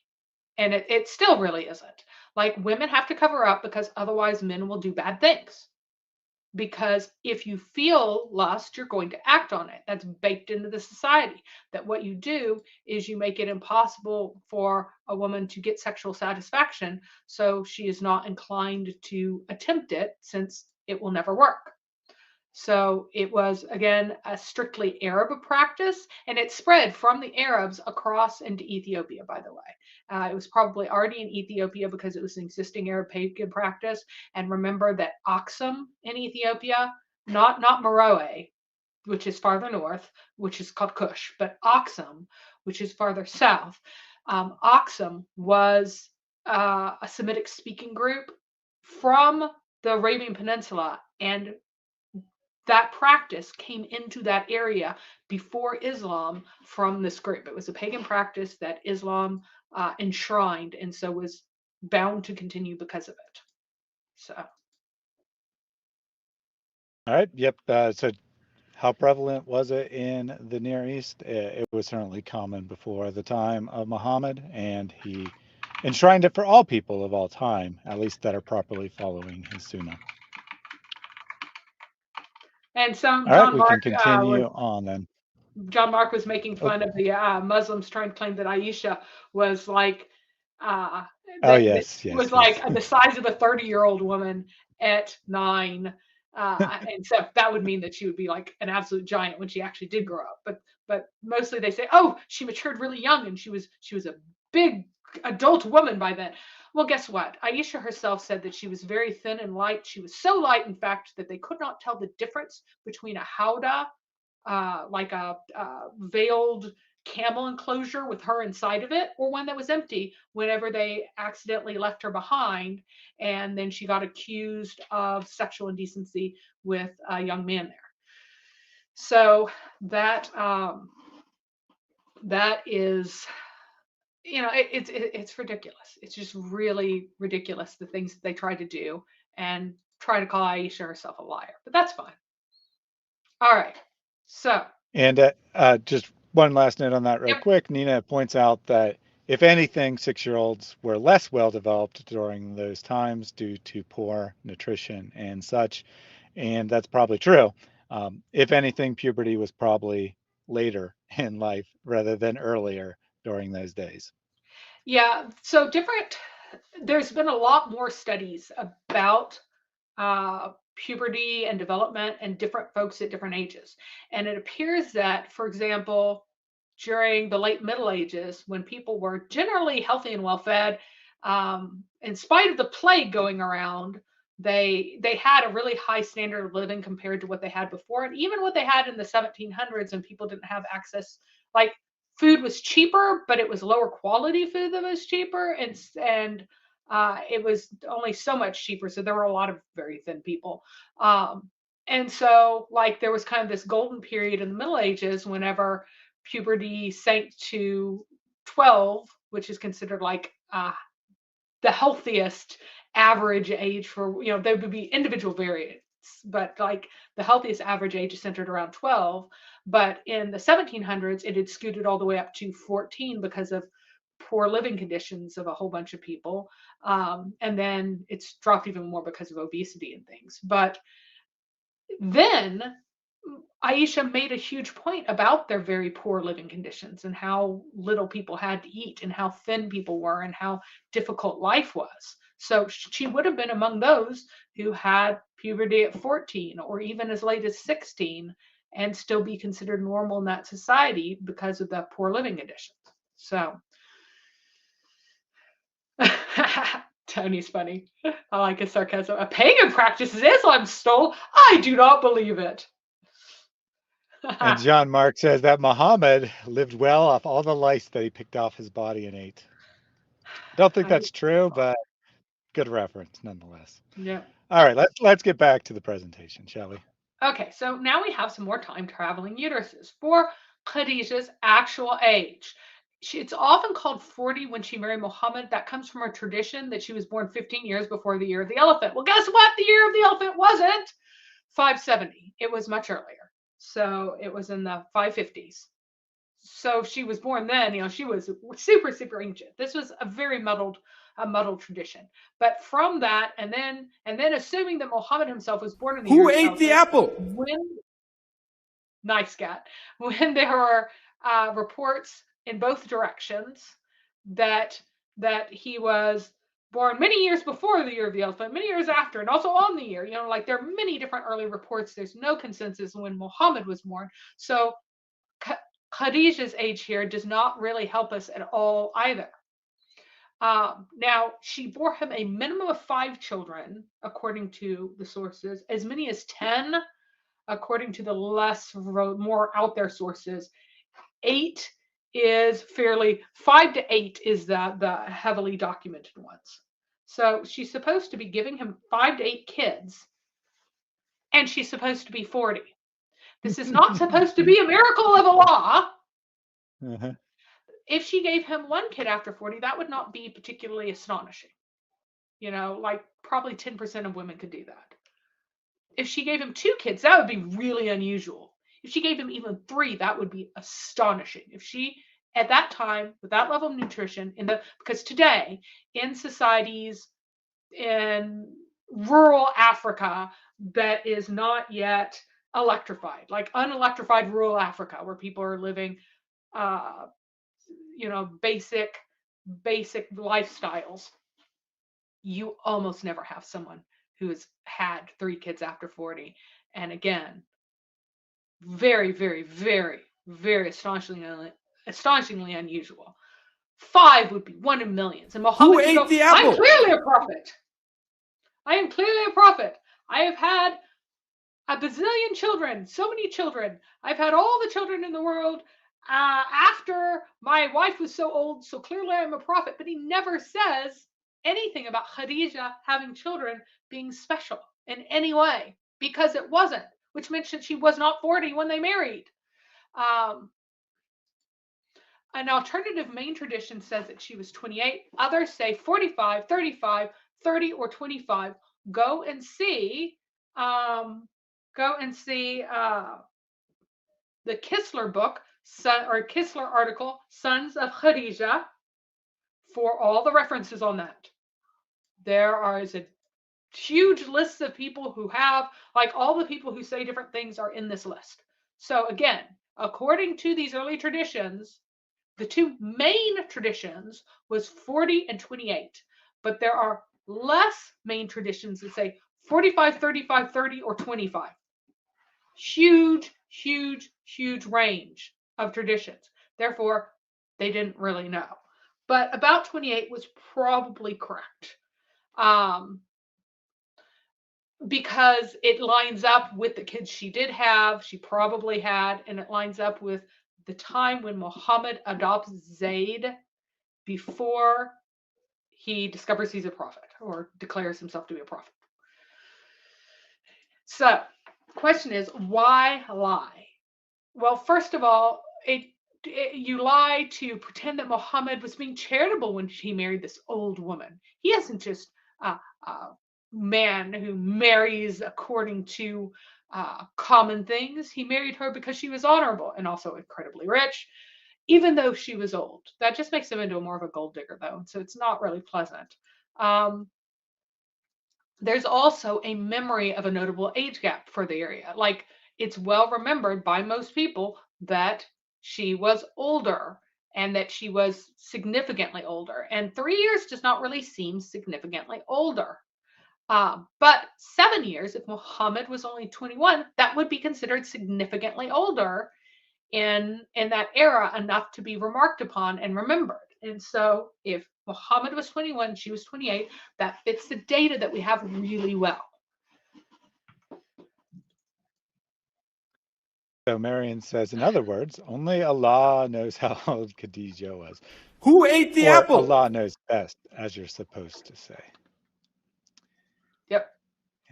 And you guys, yeah, a couple of you have triggered the apple, which is fine. I mean, you can do that, but you're supposed to use it as a super chat, because then I'll read it. But if you just say apple, there's nothing to read. So it's intended to be a free super chat alternative. Just saying, just saying. All right. So Sunni sources agree that there were 2 previous husbands and that she gave children to each of the husbands, and that at least 1 child from each husband grew to adulthood. The memory of who these husbands were is kind of shaky, and the details of it are quite shaky. Her kunya is Hind. Thus, her oldest son, or else her oldest daughter, if no sons with her first husband, was Hind. Okay? So this means that her oldest son or her oldest child has to have this name. Now, Hind is usually a female name, but you can use female names for men in Arab society. It's just a thing. That certain names, even though they're grammatically female, get given to men in that female form. I don't know why, but it's a thing. One of her husbands is called Abu Hala. This means that his oldest son or his only daughter is Hala. That's another one of these names that are kind of unisex, right? Thus, if he was her first husband, she could not have been the first wife because her kunya is different, right? So if his kunya is Abu Hala, his oldest child after whom he's named is Hala. If her kunya is Hind, then she couldn't possibly have been the first wife. But I do think that she was enriched by widowhood. If she was enriched by widowhood, you would not expect there to be other wives with other children, because being a widow did not get you very much of anything. Being the mother of the heir is what got you stuff. So I believe I believe that we have a situation where she had the only children of both these husbands to be able to be wealthy. I don't think that she was she was so rich that all the other men of Mecca combined equaled her wealth. All that stuff is made up nonsense from later. But I do think that we can securely say that she was a very well-off widow, and the way you become well-off is by birthing the only heirs of your husband. So all of the vast majority of his estate goes into your hands for management until your children are grown and are able to take over it. So because of the kunyas alone, a husband named Abu Hala and her kunya Hind, we know that she had a child named Hind by her first husband and a child named Hala by her second. So that means that the father of Hind should be second and Abu Hala should be the second husband, almost certainly. However, the traditions concerning her marriages are a pretty strong disaster. So Ibn Ishaq said the first man was Atiq, and that he was of the Makhzum. Remember the rich tribe, the tribe of wealthy people, right? This is one of the two main groups that had lots of money from trading. And that she had a daughter. He doesn't name her, but that would be Hind. It would have to be. Then he died, and then she married Abu Hala ibn Zurara al-Nabashi of the Amr ibn Tamim. So this is from the Tamim tribe. Now, on the thing that I did, on the stream that I did about Allah and the moon god and stuff, I went very heavily into the Hums association that I've talked about here again. And the other association whose name I'm forgetting at the moment. But anyway, the two religious associations. And the Tamim, they were part of that second religious association. And they had a special position such that they had special authority in Mecca and special relationships with Meccans as it was. So, for example, a man from the Tamim, he was the one at one point on the Hajj, he would give permission for everybody to leave a certain location and go back to Mecca whenever Who he ate the saw apple? the moon and correct things happened. You know, like, oh, everything's lined up. I have the religious authority to release the people to go back to Mecca. He also, and they also had a position of being like one of the market judges in the Ukaz market. So the Tamim, even though they were from the far southeast near Oman, just north of Oman, that's where they were from. They were a very powerful tribe there and were one of the Quraysh's main allies. So even though they didn't go into the Hums, and instead did the looser association that also went on Hajj, they had a very high position. And so some people are like really bothered by the fact that she married someone of the Makhzum. I think that's mainly because a lot of Muhammad's foes were in that tribe or in that sub clan of the Quraysh, but especially the Tamim. Like, oh, how could they marry this mere Bedouin outsider? Well, they were an incredibly powerful tribe. And this man supposedly came into Mecca and settled there. So he probably had a strong position as a kind of, so I'm looking for like an ambassador between the groups, right? So it would make sense that he married them. One of the things that also disquieted people is that the Tamim, they were not Hums. But here's the thing, even though the Tamim weren't Hums, there was a rule with the Hums that if you married a woman of the Quraysh, you could do that if you individually became Hums. So he would have become Hums even though his tribe was not Hums. And so he would have been within the circle, the inner circle of that religious association, and would still have this position where he was able to be a liaison to the greater Tamim and also have authority there. By marrying someone, he was legitimately Hums, even though his tribe wasn't. And so it really does make lots of sense in the context of the early sources, even though it made a lot of Islamic scholars uncomfortable. They recorded this, but they had to come up with excuses. Why? Why would they say that she married this person who was this Bedouin? Oh, well, they don't realize how powerful the Tamim were then. They don't really understand the Hums association and the kind of religious unifying group that they were trying to make at this time. So now then he says Who ate the apple? Abu Hala, that she gave a son, and that would be Hala, even though he doesn't list the name, and then a daughter of some sort, and then died. Well, we don't know anything about this daughter. He seems to be the only one who thinks that Abu Hala had a daughter, but it's possible that there was another daughter who died young. Now, Ibn Sa'ad said that she was mentioned to Waraqah, meaning that basically it was suggested to Waraqah that he marry her. And so that's to make her seem more monotheistic, because Waraqah is her cousin, who was the supposed Christian whom Allah empowered to write as much of the gospel in whatever language it's supposed to be as Allah willed. So he was getting direct downloads from God. Sounds awful lot like a prophet, but so this is just trying to make her seem like she was desirable as a monotheistic wife, kind of thing, right? But then he says she actually married Abu Hala first, gave it the name as Hind for Abu Hala, making things even more confusing. And then, but this isn't really possible because he's Abu Hala and she's Hind, so the order has to be wrong. And this one claims that she gave him two sons. Hind and Hala are the two sons. Then the second one is Atiq. Again, the lineage is slightly different that's given. And to him, she's supposedly giving a daughter Hind, which, that part, it just seems like the order's wrong. Another scholar claimed that the first one was Abu Hala again, and gave only a son Hind, which is extra confusing.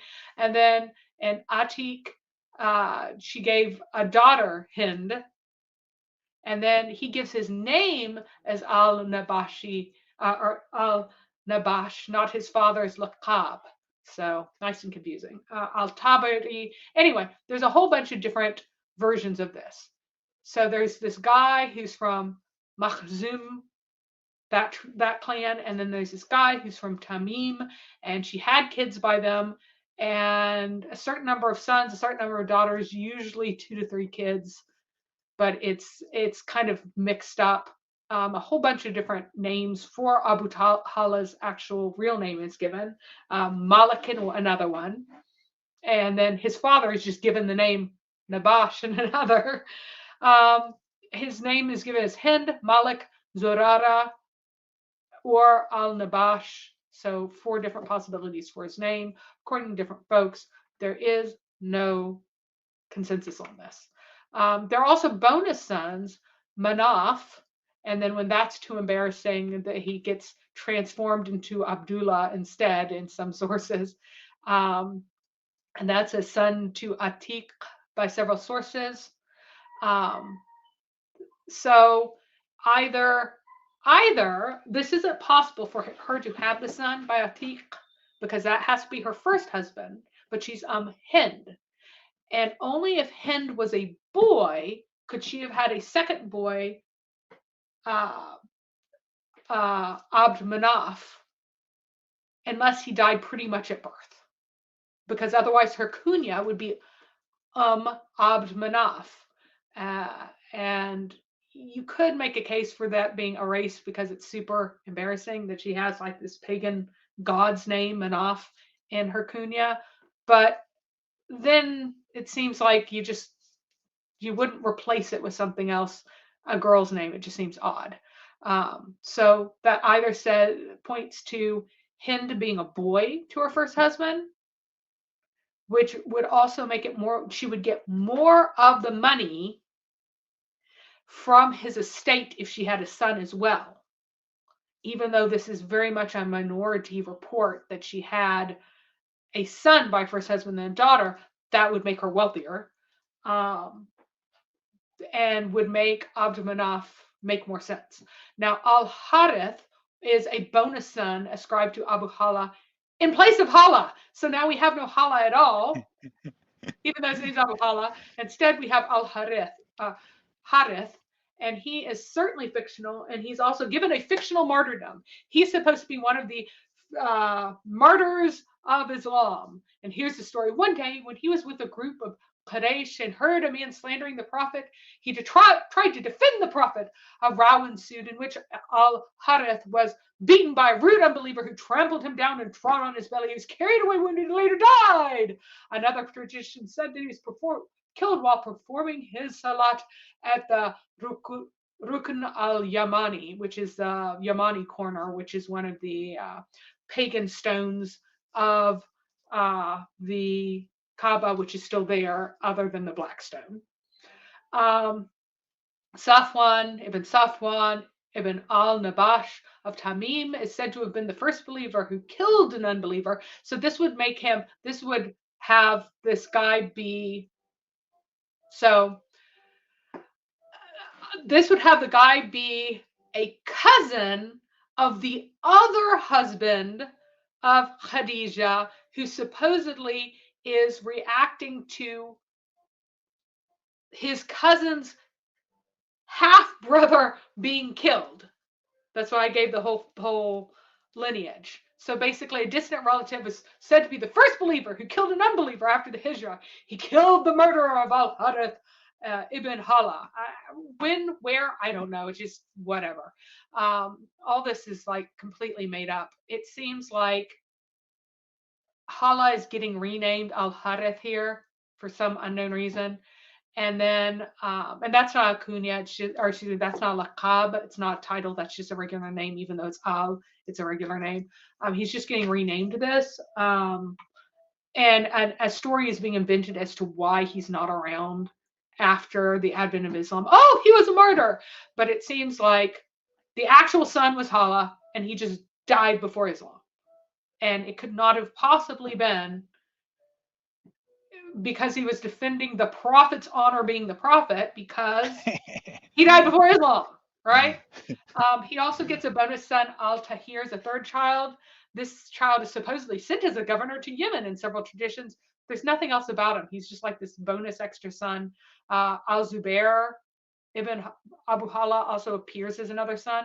Neither one of these sons have mothers ascribed, but I don't think that Khadija actually had time to give birth to all these kids, frankly, at the time that she was married to one of her three husbands, who died pretty young.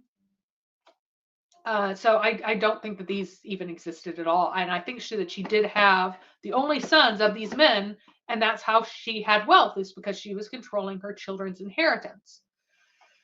So what happened to Khadija's other kids? So Ibn Sa'ad. So I pause you there real quick?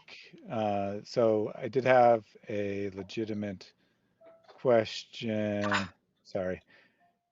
It's been a little while since you paused. So what do you think about the theory that Khadija had something to do with Muhammad summoning spirits to see things, and she wanted to make profit out of him, but things went wrong and he got demon possessed?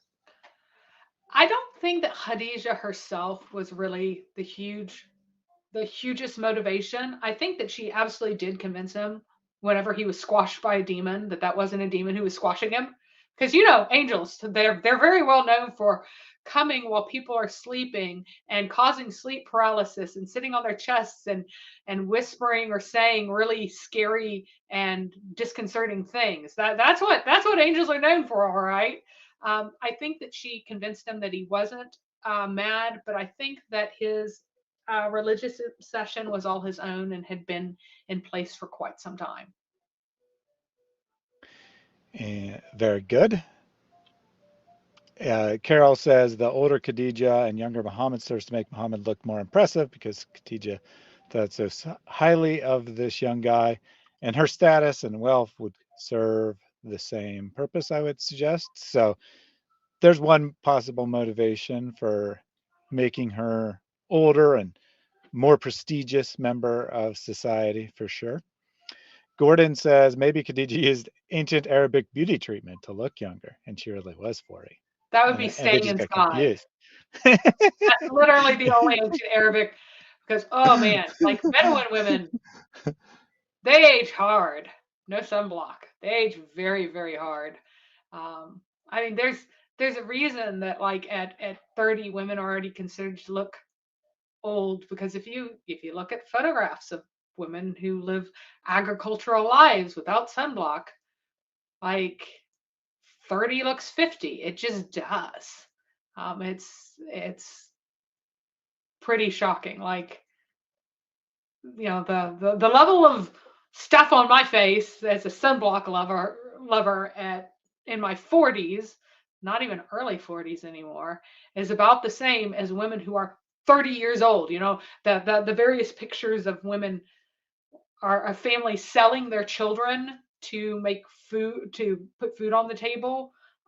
In Afghanistan, these Afghanistani women who are 30 years old, 32 years old, and they'll say their ages, sometimes less than 30, look look like they have lived a very, very, very hard life. So the reason that women were considered like quite old by their 30s is because they lived a very, very hard life.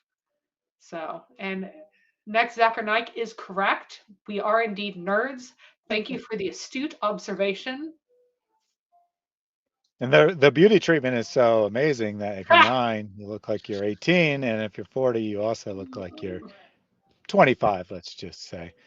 So really amazing stuff going on there. Bet Kali says thumbs up. So I'm using this opportunity to remind everyone to be sure to like and share the video so that YouTube will say, this is a good video. I should show this to lots of Muslims who will then come to know what their sources are full of, because they certainly aren't going to learn it in mosques. Andrew Martin says bonus sons. And I wanted to ask you if bonus sons come from time traveling uteruses. Is that how you get an extra son? Apparently, they're just looping around to give more kids at this point. Because if you take all the kids that are ascribed to her various husbands, she ends up with like 20 something kids. Wow, that's pretty impressive. And lastly, 2 quick ones from Snoopy. They wanted him, Muhammad, to be a tourist trap. And Gordon says she used a Khadija board. Oh my goodness. Khadija board. Sorry, Khadija board. All right, I'll let you continue on. Okay, and then Snoopy asked, so if you're 9 years old, you look what age? So whenever you age roughly, that just compresses everything down from about the time you finish development. So you look 9 at 9, you look 12 at 12, you look 15 at 15. By the time you're 20, you're beginning to look like 25. By the time you're 25, you're looking 35. By the time you're 30, you're looking 45. Like, so it's the age that's, and of course your actual biological age, like your ability to reproduce is not shortened as much as skin aging happens. It's just your skin, and of course they don't use hair, they don't have access, the free extra money for hair dye. Vast majority of women have quite a bit of gray hair by the time they are 40, and certainly many women have gray hair in the early 30s, and they just hide it. And in those cultures, you can't hide it. So if you norm to anyone under 60 not having gray hair, and there are these tons of these women who are not that old who have gray hair, then they just, like, we have this culture that kind of lets women, and men too, hang on to youthful appearances, outer youthfulness, even as our bones age, for much longer. So real quick, just okay. one liner here that just came in from Jason. He says, back to the uterus. Yes, we will Coming to a go. theater near you. Nice. And then Built for Speed did have one more. Did you know if Khadija was a Nestorian Christian? Last time I covered how Nestorianism is not at all, even a little bit related to Islam at all whatsoever. nor and that's just not anything like it. Um, she herself named her and Docetism is the opposite. Docetism would be like he was only God and not really human. So no, that doesn't make any sense. But there are Aryan elements to it, and I think it's just out of misunderstanding. I don't think he's authentically Aryan at all. Khadijah named probably multiple of her sons after pagan gods. She was a pagan. She was not a Christian. She had lots of various monotheistic close relatives of various stripes. She had lots of monotheistic folks that she knew, but they weren't Christian. None of them were. They were weird stuff. They were make it up as we go along. We kind of like the idea of this monotheism thing. And some of them were influenced by Judaism, but they weren't themselves Jews. All right. So I was going to save that question for the end, but since you answered it, and without me pulling it up, I do want to bring up this related question from much earlier from John V. I've seen someone make a video that Khadijah, was Catholic. Sounded like total BS because I never came across anything saying that. Yes, it's total BS. No doubt made by. Yeah, I was going to say no doubt made by a anti-Catholic conspiracy believer, but has nothing to do with reality. Yeah. Anyone that tells you that Catholicism invented Islam or anything along those lines, total nonsense. The Pope had no influence.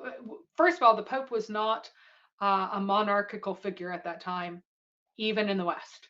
He also had no influence whatsoever in the East. Like most people in the East had no idea what his name was. He had no influence, no authority whatsoever, no contact. Islam didn't even know that he existed. Like, no. So anyway, question is, what happened to Khadijah's kids before Muhammad?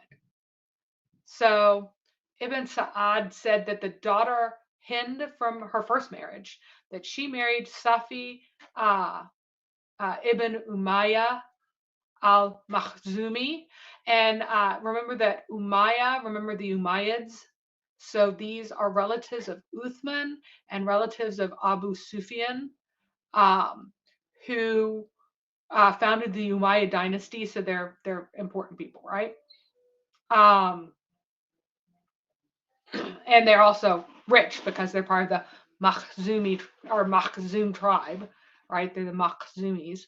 And that supposedly his only kid was called the clan of Al-Tahira after Khadijah because she was supposedly called Al-Tahira. But for one person to be called a clan seems kind of odd. But anyway, he supposedly died without children, I believe, in Medina. Other folks have no descendants for Hind at all, although they do often say that she was married, but that she just didn't have any kids. Hala from the second marriage, and she was definitely, or that was definitely a son in all the sources. Whether or not the Hind from the first marriage was a boy, or actually in the second from the girl was from the second marriage, which Hind was which is kind of murky. But anyway, Hala from the second marriage, he died before Islam, as I said. There's a hadith about Muhammad getting excited and saying Hala, Hala, Hala, which is like welcome or hello or greetings or whatever, like this enthusiastic welcoming thing. It was probably misplaced from his enthusiastic greeting of Hala, the sister of Khadija, that's recorded in other ahadith. So they probably forgot which Hala it was that he greeted so enthusiastically and assigned it to the wrong Hala, who was related to Khadija, her son, rather than her sister, which is where this event actually probably belonged. Which is where the phrase hollaback comes from. Yes, no? Absolutely. I'm so certain that's true. Anyway, Al-Tabari said that Hind, the the son Hind, from the second marriage, converted to Islam, but he wasn't an early companion of Muhammad. But there are traditions that say that, oh, he was definitely first at the Battle of Uhud, or first at the Battle of Badr, that's when he first showed up. But they don't agree on which one of the battles it was that he fought on the side of the Muslims, and there are no traditions about what he did in any of the battles. So that just seems to be like, oh, Muhammad's stepson would surely believe him. Let's put him in here. There's an elaborate description of Muhammad that's described him, but is probably fabricated. Aside from which, it talks about his body hair, so it's fabricated by someone who doesn't Who know ate the apple? Islamic, like the pre-Islamic tradition of removing all body hair. So it's a late fabrication. It's Daif in chain, but I don't think that is, like, it's just transparently, no one's given a good description of Muhammad. Let's put it in the mouth of this person who lived in his household for a long time. Seems to be what was going on here. After he converted, which I think probably took place whenever Muhammad took over Mecca, he died either at the Battle of the Camel on the side of Ali, or at the plague of spelled wrong, of Basra. And I tend toward the Battle of the Camel on the side of Ali, since it's the Sunni sources that have plague of Basra as a secondary source, because fighting for Ali against Aisha is something that the Sunnis don't really like. So they'd want to make someone so close to Muhammad not die that way. His own son, Hind, was said to die in the civil war on the side of Ibn al-Zubair, and that also kind of points to, yeah, he probably was with Ali if his son was with Ibn al-Zubair. So the big takeaway, though, is that none of those people were credibly companions before the conquest of Mecca, and only one was credibly a Muslim at any time. So I have here the Brady Bunch, the fusion of the different families, from the wives' children and the husband's secret supposed child, and then the children that they had together. Muhammad is a Brady Bunch of Arabia at this time, with all the kids he supposedly then had with Khadija, with his blended family. Excellent. So let me take a few related questions here. But first, Una corrected me. The phrase is actually halal back, girl, not holla back. It's a corruption. We got to get that correct. Let's see. David YouTube asks, if I can't trust these family stories, how can I trust that Muhammad came from Ishmael? But fortunately, Dr. M is no longer here, but if he was, he would tell us the same thing that Christ of Salvation told us, and that's because it's the consensus of the scholars. You can trust it because it's the consensus of the scholars. This is how Islam works. It's so beautiful. You don't need to know whether the source is reliable or not. The scholars will tell you which ones to believe. So, good answer to that question. And Sir Dr. Whitemead said all of these sources seem to be not the most reliable, but that also goes for Muhammad's history and the Quran.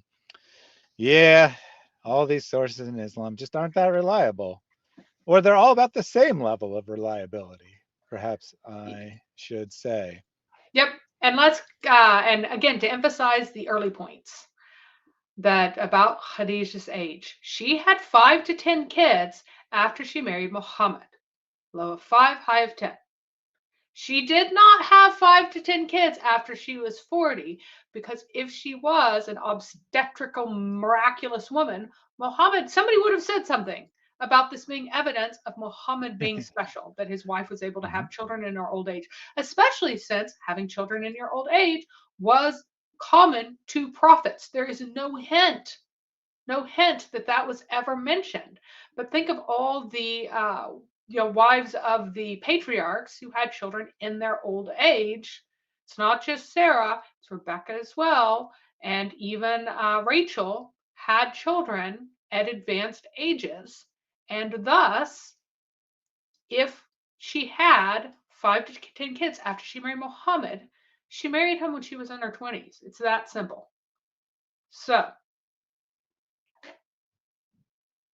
Yes. So I did have a real question here. I don't know if you had more slides or whatnot, but I did want to take this right away.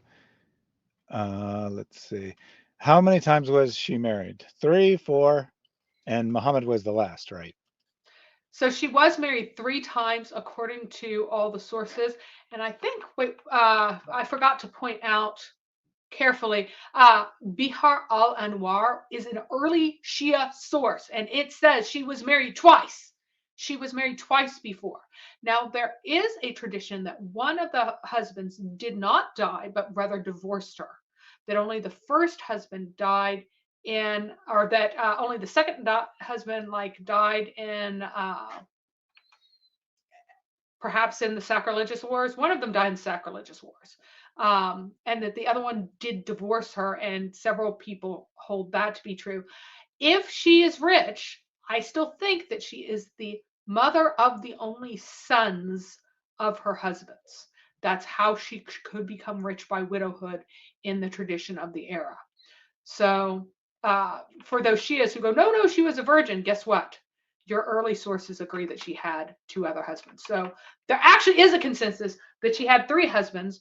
One's from the clan of Makhzum, and the other one is from the Tamim, except for one that says he's from the Kenda tribe, but that's like an outlier. So those things do seem to be set. And in spite of the fact that most of them try to make Abu Hala her first husband, it really seems like he has to be her second. If she's unhind, then Abu Hala has to be husband number 2, or else it makes no sense. And that she was the only mother of the children of her husbands for her to be so rich.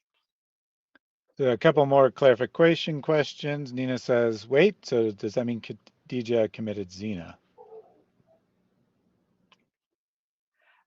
No, she did not commit zina. Well, she did in a second. We will explain why she committed zina, but she had been married. This is her 3rd marriage, and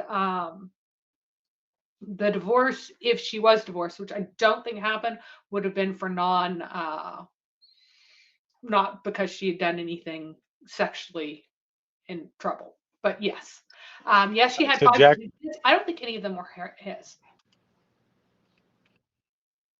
yeah, well, the sources say 5 to 10. Obviously, but that would mean she probably had at least a few, right?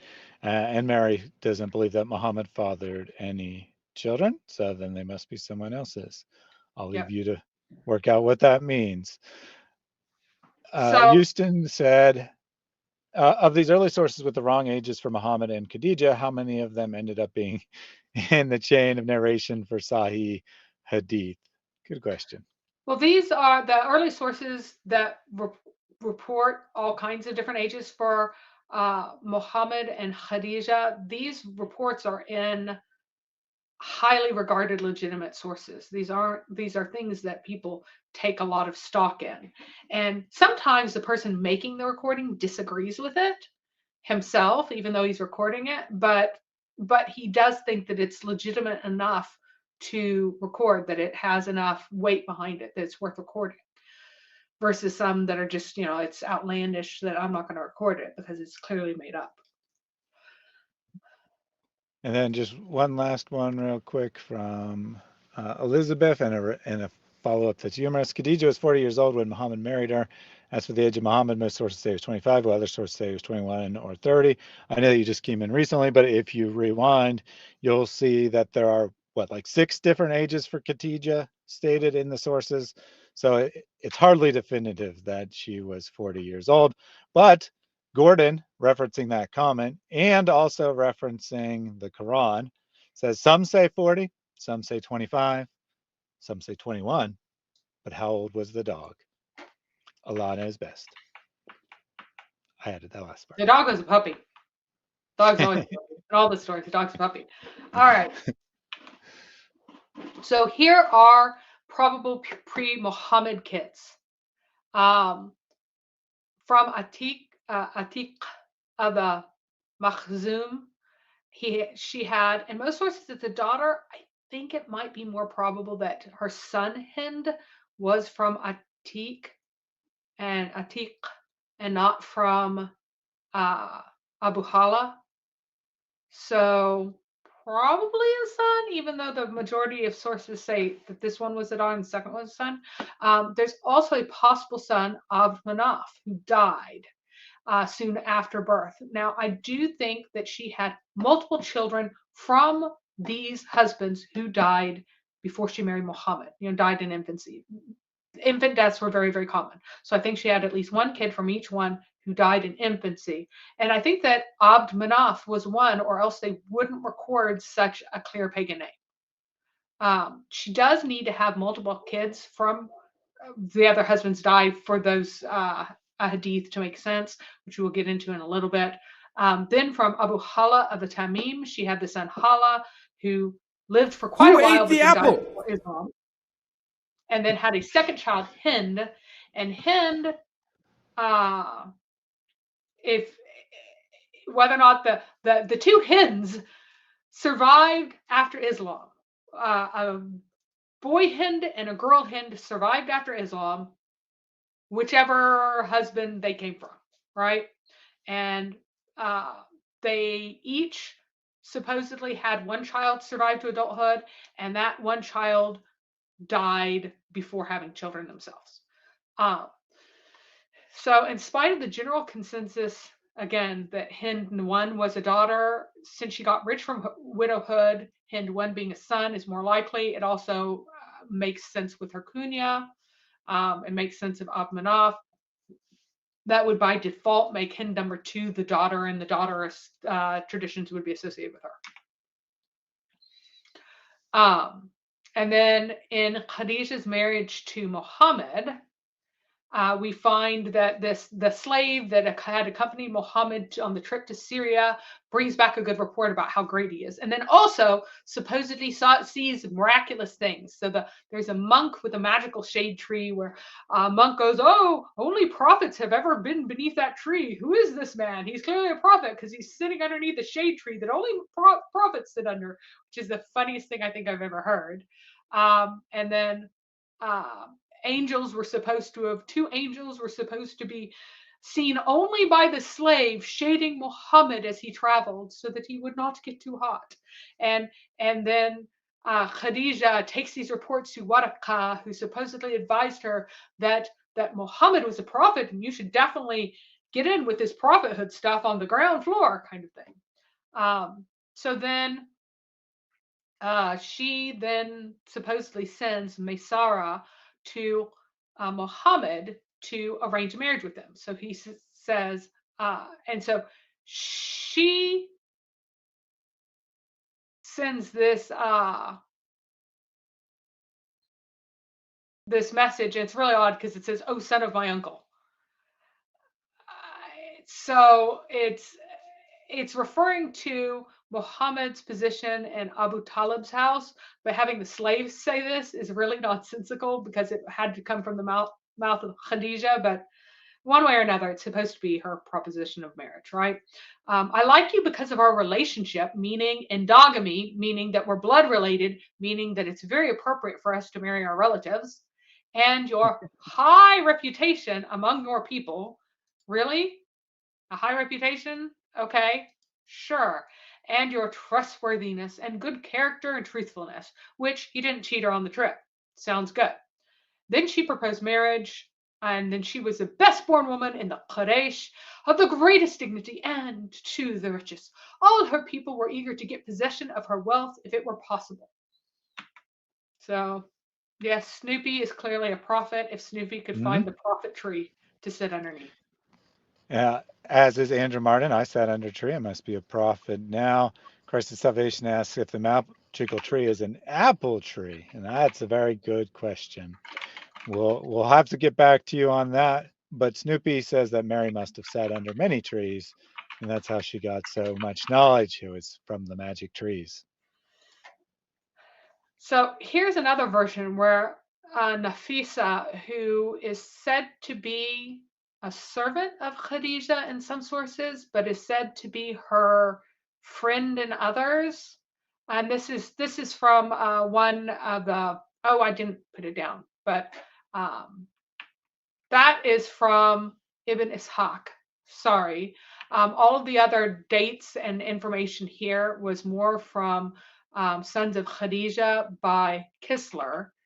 And then this one was from one of the major authoritative Islamic sites.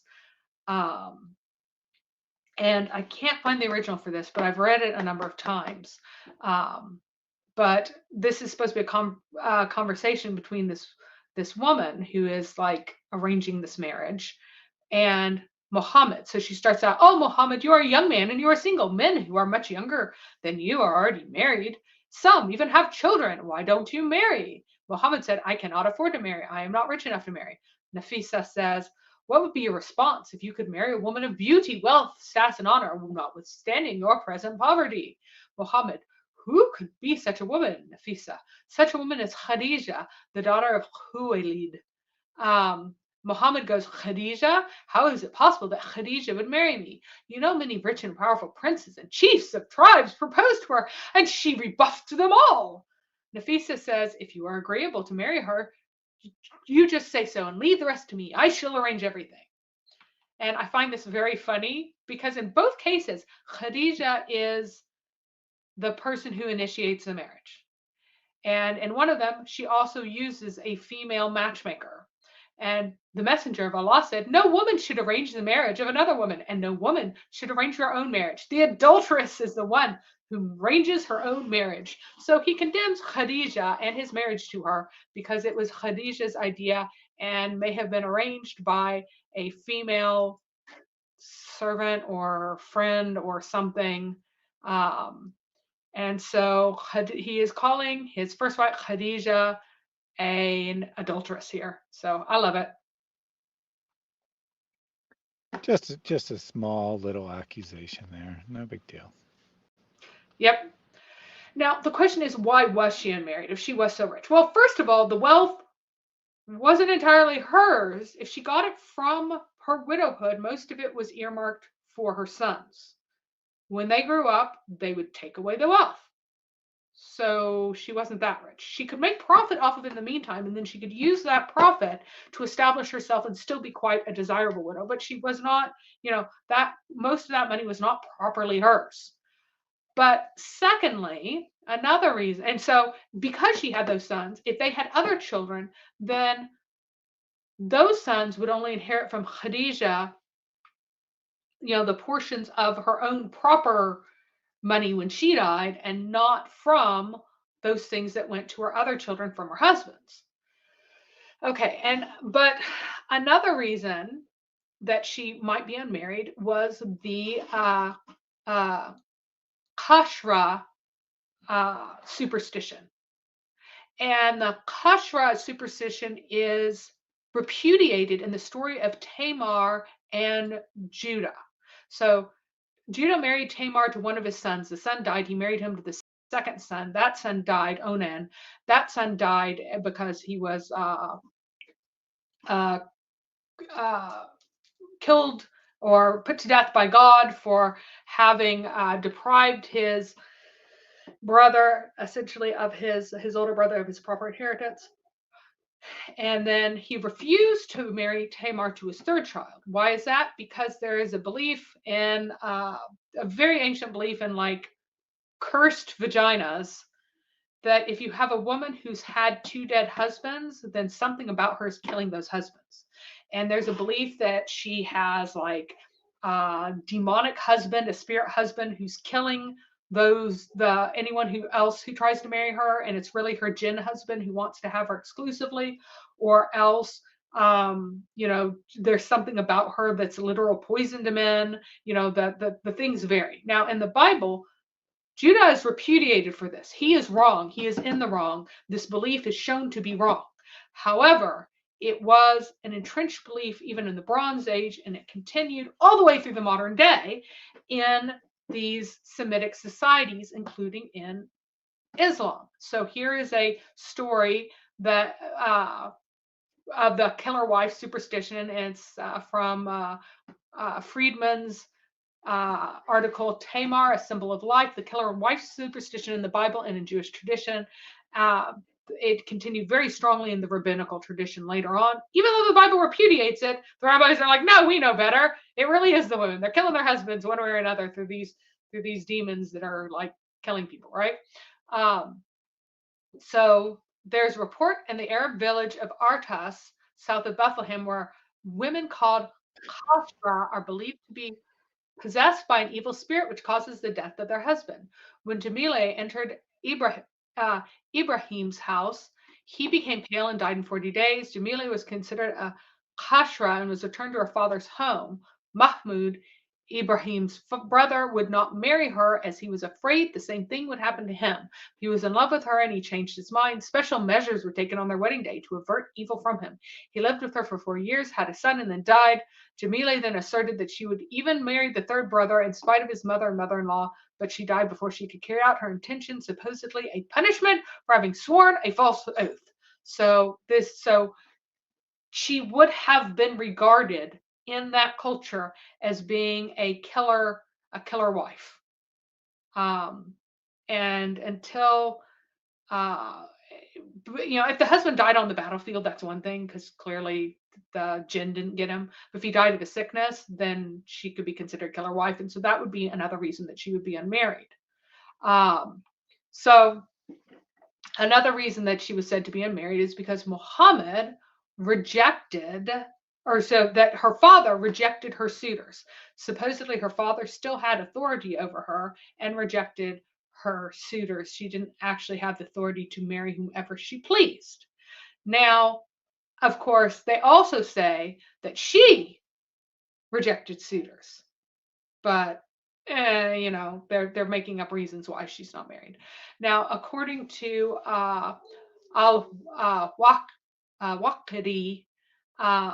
he is reporting from other reports. He disagrees with this, but he's reporting from other reports that Khadija sent a message to Muhammad inviting him to take her, meaning that they should marry. She was a highly respected woman, and the whole tribe of the Quraysh would have been eager to marry her and would have spent much money to that end had they aspired to it. She called her father to her house, plied him with wine till he was drunk, slaughtered a cow, anointed him with perfume, and clothed him in a striped robe. Then she sent for the messenger of Allah and his uncles, and when they came in, her father married him to her. When her father recovered from his intoxication, he said, "What is this meat, this perfume, and this garment?" She replied, "You have married me to Muhammad ibn Abdullah." "I have not done so," he said. "Why would I do this when the greatest men of Mecca have asked for you and I have not agreed?" So I have a drinking Arab there for you. Picture. Mm-hmm. There we One go. of the greatest, one of the greatest men of the Arabs, obviously. Carol asked if isn't there a story like that in Tobit? Yes, that is a story like that in Tobit, and that's the reason why the story in Tobit exists, because that was a common rabbinical belief in and Tobit is quite a late book, and so that was reflected in a belief of a folk belief of the people of the time. Which is part of the reason why I do not think that Tobit was inspired. It was part of the good to read material, and I think that's where it still should be. But that is a side jaunt. We got 2 proposals for additional movies. We got Back to the Uterus 2, Curse of the Cursed Vaginas. Maybe not 2 curses there. Could just be Curse of the Vagina. I don't know. And then Protestant Believer says Raiders of the Lost Uterus, Curse of the Vulva. I think that one's definitely the better of the 2. Yeah. I gotta let my dog in for some reason. Okay. Yep. I'll take these. So I need to go and get him in. Yep. I'll take the oldest super chat then from Joshua Wooden. I can't answer this question in a 20-minute interview, nor is it wise to do so, which is why I never brought this topic up myself. You will not find one lecture of mine about this issue. It should never be brought up in public. And I don't like these idiots, and they are idiots, wallahi. This is not something you discuss amongst the masses, ya akhi. It's not wise. I encourage anybody who is really interested to go deep to take the class. I do this class. It'll be 1 year later. So I'm not sure who these idiots are, but it's probably Daniel Hikaju. there. So we got, let me translate all these acronyms here. Apostate prophet versus Daniel Hikachu, modern day debate, 4-hour long debate. And in that, apostate prophet proves right and wrong are with everyone and objective facts. Daniel does as always, and an atheist defends Israel.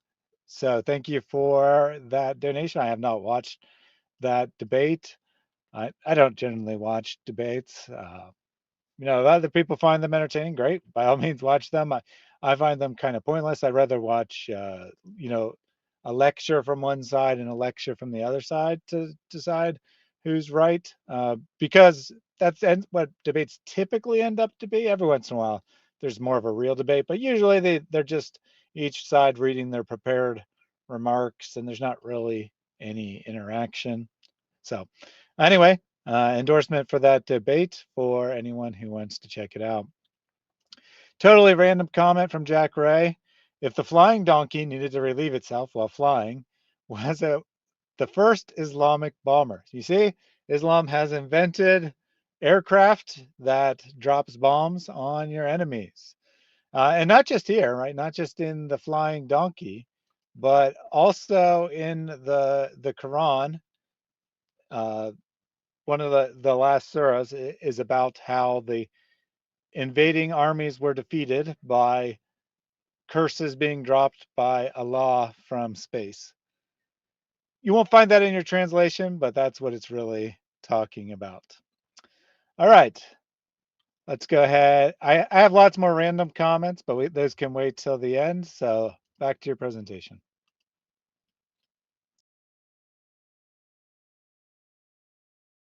Unless you're not ready, then I can. Nope. Okay. Now, here is another account. Al-Bayhaqi related through Hamad ibn Salama, etc., etc., etc. From Ibn Abbas, who said, Khadijah's father married the messenger of God to her at a time when he, her father, was drunk. I think that is what he said, drunk, like they're shocked at the fact that he said that. Then he stated that someone else said, I know better than anyone else about this marriage to her. I was his companion and his close friend. One day I was out with the messenger of Allah when we came to Al-Hazura and we passed by Khadijah's sister, that would be Hala, who was seated on a fine colored camel she had for sale. She called to me. I went over to her while the messenger of God stood there waiting for me. She said, would that friend of yours like to marry Khadijah? So I went back to him and he responded, indeed, I certainly would. So now it's Hala who's arranging the marriage in this version. I then reported what the messenger of God said, and she suggested, come and visit us tomorrow. We did so the next day. We found that they had slaughtered a cow and dressed Khadijah's father in ceremonial clothes, his bearded and dyed yellow. I spoke with her brother, and he with his father, who had been drinking wine. The brother told him of the messenger of Allah and of his reputation and asked if he would conduct the marriage. And so he did marry him to Khadijah. They cooked the cow and we ate from it, after which her father went to sleep. So, by the way, if the messenger, or if the one who conducted the marriage was a close relative of Khadijah, that would mean that he is one of the katibs, or scribes of the tribe. It is a religious position. And thus it is, and so this is something that I have strongly suspected. And in fact, I put in the book that her family, the Assad family, essentially were the source of the people who were supposed to be most learned in the tribe, because they are the ones who had more reading writing ability, it seemed, and also had more interest in monotheism for the most part. And so that is another point in the favor of this suspicion that I've had about that. So anyway, they cooked the cow. We ate from it, after which her father went to sleep. When he woke up in a sober, he said, what is this I'm wearing? What is this yellow, and why this food? His daughter, who had spoken to Amr, replied, it was your son-in-law. Muhammad, son of Abdullah, who gave you the ceremonial outfit, and he who presented the calf to you, and we slaughtered it when you married him to Khadijah. He denied having concluded this marriage with him and stormed off, shouting to Al-Hijr. That's part of the Kaaba. Banu Hashim brought out the messenger of Allah. They went off to talk to him. Khadijah's fathers demanded, "Where is this man of yours that I married to Khadijah?" The messenger of God made his presence known to them. Having looked at them, the father then said, "If I have already performed his marriage, then so be it. If I didn't before, I do so now." So he approved of him, supposedly. Al-Zuhri stated in his works, a biography, their father married him to her when he was drunk. Another account, his account is similar to the foregoing, etc. There's also a story where he sobers up in the middle and they draw swords and they are about to come to blows when Khadijah's father just decides to accept it. So Muhammad then moved into Khadijah's house, and that's really important, guys, that he moved into her house. He did not move her into his house. That means that this is not a mahr marriage. It's not a standard bride price marriage. Instead, it's a bina marriage, meaning that the woman retains her independence because it is her house, it's her money. She has the independence and she has the ability to divorce him if she wants to. The mahr of Khadijah was supposed to be 20 goats. Sometimes that's quoted as camels. Muhammad could never pay back that loan, and it's supposed to be primarily from his uncle Abu Talib, who did not seem to have 20 camels at any point to loan to somebody. He was just not that rich. And that would be equal to about 100 dirhams, whereas for his other brides, 400 was the standard mahr that he paid, which is 10 camels worth. Now, if it were 20 camels, 800 dirhams, yet a young male slave is still worth about that much. He's worth 70 or 700 to 800 if he has no special skills. So I want you to note that Khadijah's wedding gift of Zayd, it would have canceled out even a 20 camel gift. And it would have made it clear that this was a bina marriage. It is not part of this culture that the wife has to give a husband a valuable present. She did. He gave the mahr for face, but she gave Zayd to maintain her independence and have him be in a marriage. So he's showing, I'm not just a poor boy because I have my borrowed uncle's things. So I'm doing this for face and giving you these sheep.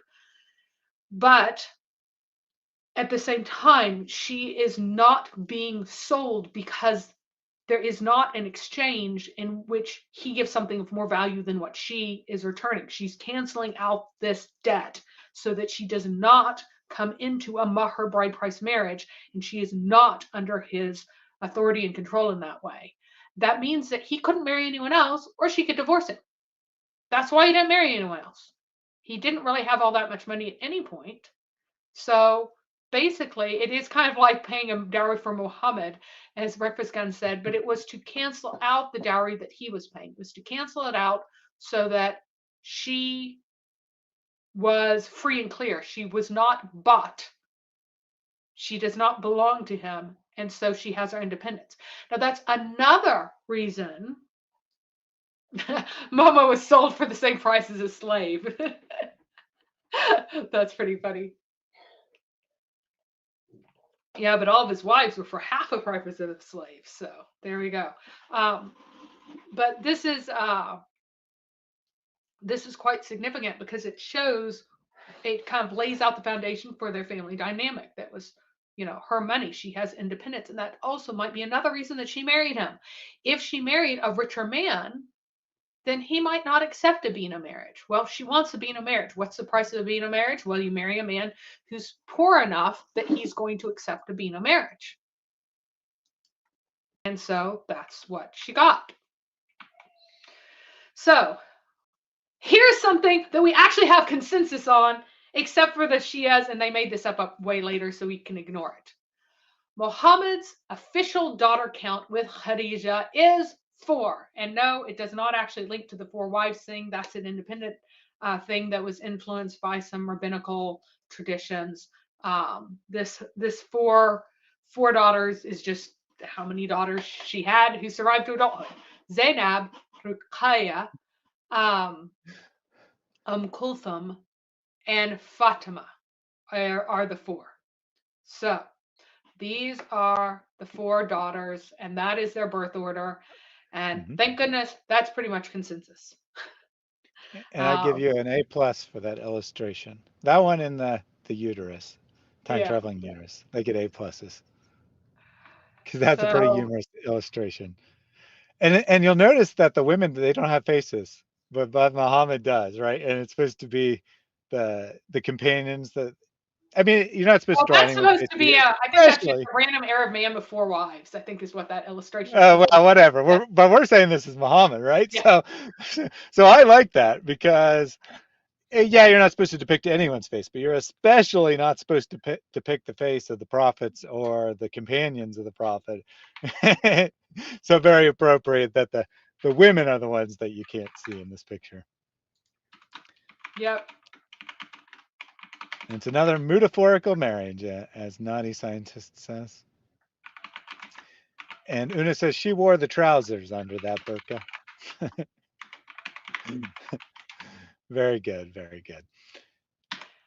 So, however, Muhammad's official sons of Khadija is a pain.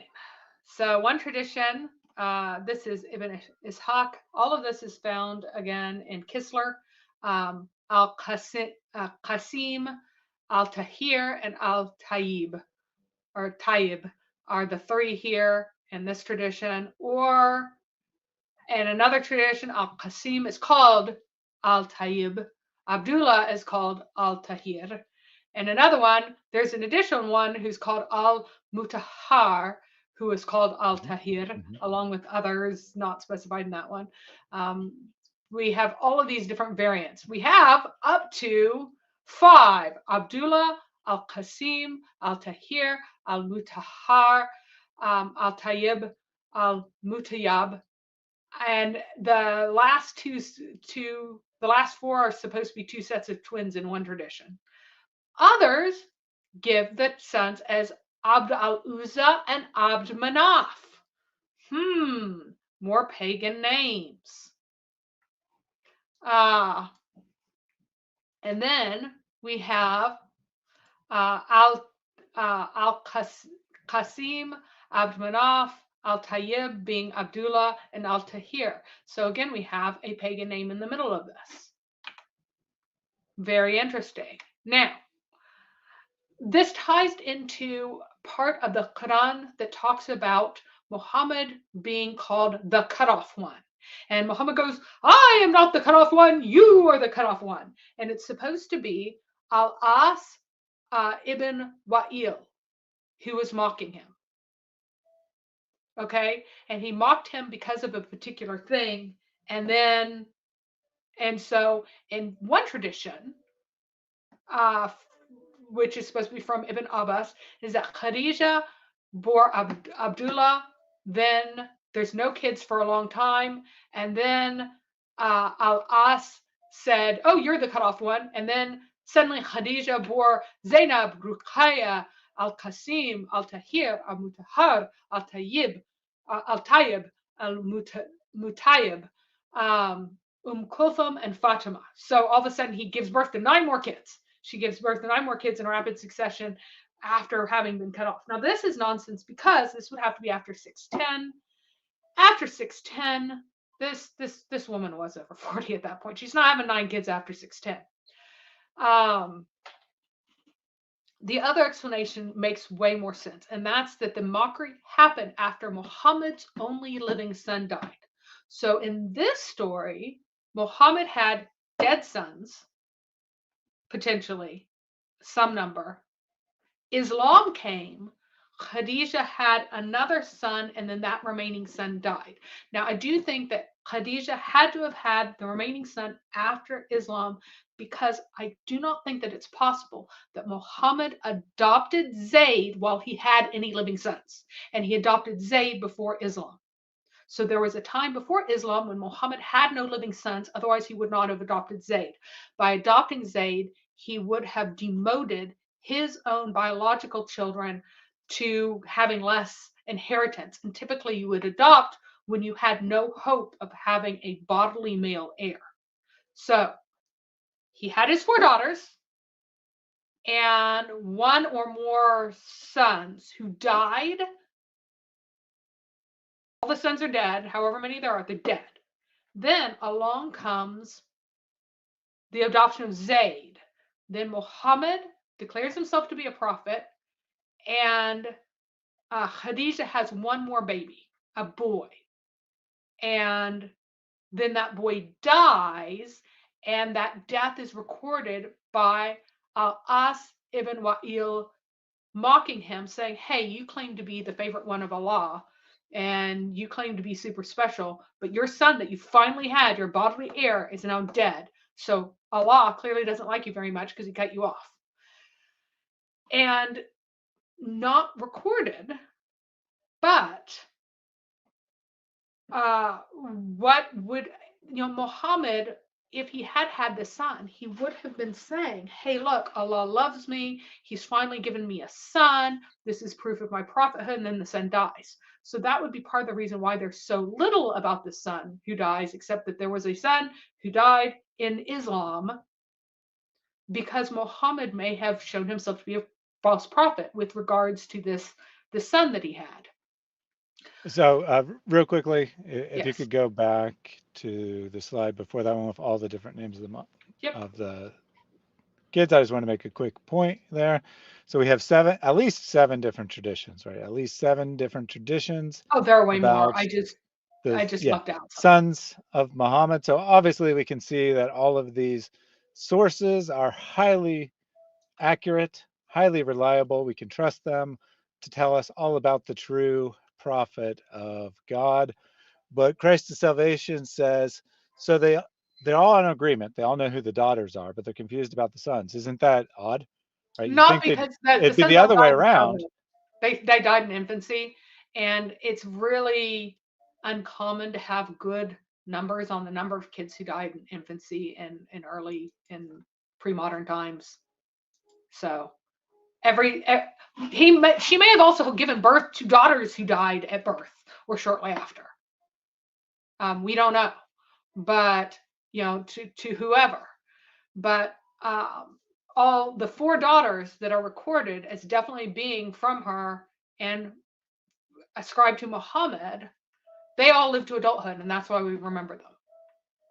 But so that would be the difference, that the daughters are well known because at least those 4 all became adults. None of the sons did, so there's a lot of confusion over them. That makes sense. Thank you.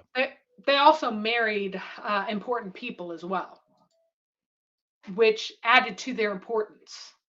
So that would be remembered. So my best guess as to which sons he had, he had 1 or 2 in the Jahiliyyah, or the age of time of ignorance, right? I think 1 was definitely had a pagan name. So it may have just been 1, and all the extra names are just kind of trying to cover up that pagan name. So it may have just been Abd al-Uzza. And but may have had Abd Manaf, who was renamed al-Qasim posthumously to give him a non-pagan name. And then maybe Abd al-Uzza was renamed al-Tayyib posthumously. So one or 2 kids probably who died before Islam as infants. And then after Islam was probably Abdullah. And Muhammad's kunya, by the way, was supposed to be al-Qasim, but it's possible that was not a true kunya, but was rather a laqab, or because it may have been like father of the division, like dividing things out, parceling things out in generosity. So it may have just been a title that he adopted for himself, or he may have posthumously applied this to a son, or that may have been the real name of his first son. That's possible, any of the three. But whoever is getting the name Al-Qasim ascribed to him, he was the first one because that's his kunya that he used in the time of Islam. And then after Islam came, he probably had one called Abdullah, called Al-Tahir. And the Al-Tahir was added to that to kind of cover up for the fact that he was using these double names, these titles, to obscure one or more of his other children's names so that they aren't pagan anymore. It's like, well, why are you all of a sudden talking about your dead son as if he's Al-Tayyib? He's like, oh, well, all of my sons, this one is Al-Tahir. It is their great title given by Allah, or something like that, right? Yeah, that sounds about right for Muhammad. So, and there is a lot of sources that talk about the some of these being actually laqab titles rather than being their actual names. So that's a lot of the doubling does seem to be from that. So here's the order of birth, probably somewhere in 597 or 598. Zainab, maybe a son has a pagan name, or one of these two sons has a pagan name at minimum. And then Ruqayya is probably next. There's probably a gap between her and Kulthum because Kulthum was stayed unmarried for so long after the advent of Islam. So I think there might have been a gap then. And then Fatima was the youngest. And she is generally said to be born in 605 for various reasons. It's one of those things where significant dates. You know, she's supposed to be born in the year that the Kaaba was rebuilt, but also Muhammad was married in the year that the Kaaba was rebuilt, and also the prophecy came in the year that the Kaaba was rebuilt. It seems that it lines up because in that story, if any of it's true, Muhammad actually had some sort of respect and authority at that time. Would not have happened in the year that he married. Would have had to have happened later. So the year Fatima's birth being 605, it makes sense. Not really sure that it's true. That would, by the way, make her 6 years younger than Ali, her future husband, by the way. Then probably about 609, when Muhammad is confident that Khadija isn't going to have any more kids, he adopts Zayd. And then in the next year or two, Abdullah is born, and he dies after Islam. Now, if Khadija is 28 when she marries, it's right about the time that she turns 40 in 608, or excuse me, it's right about the time she's getting older that he begins to say that, oh, well, you know, I need to adopt someone. So that would be, she would have in 607, she would have turned 40. So shortly after, so she has Fatima when she's about 38 or so, right? And then in 607, when she turns 40, Muhammad, and she has been pregnant in the interval, Muhammad feels pretty confident that she's not going to have any more kids. And somewhere between 607, 608, 609, he adopts Zayd. And then, freak chance, guess what?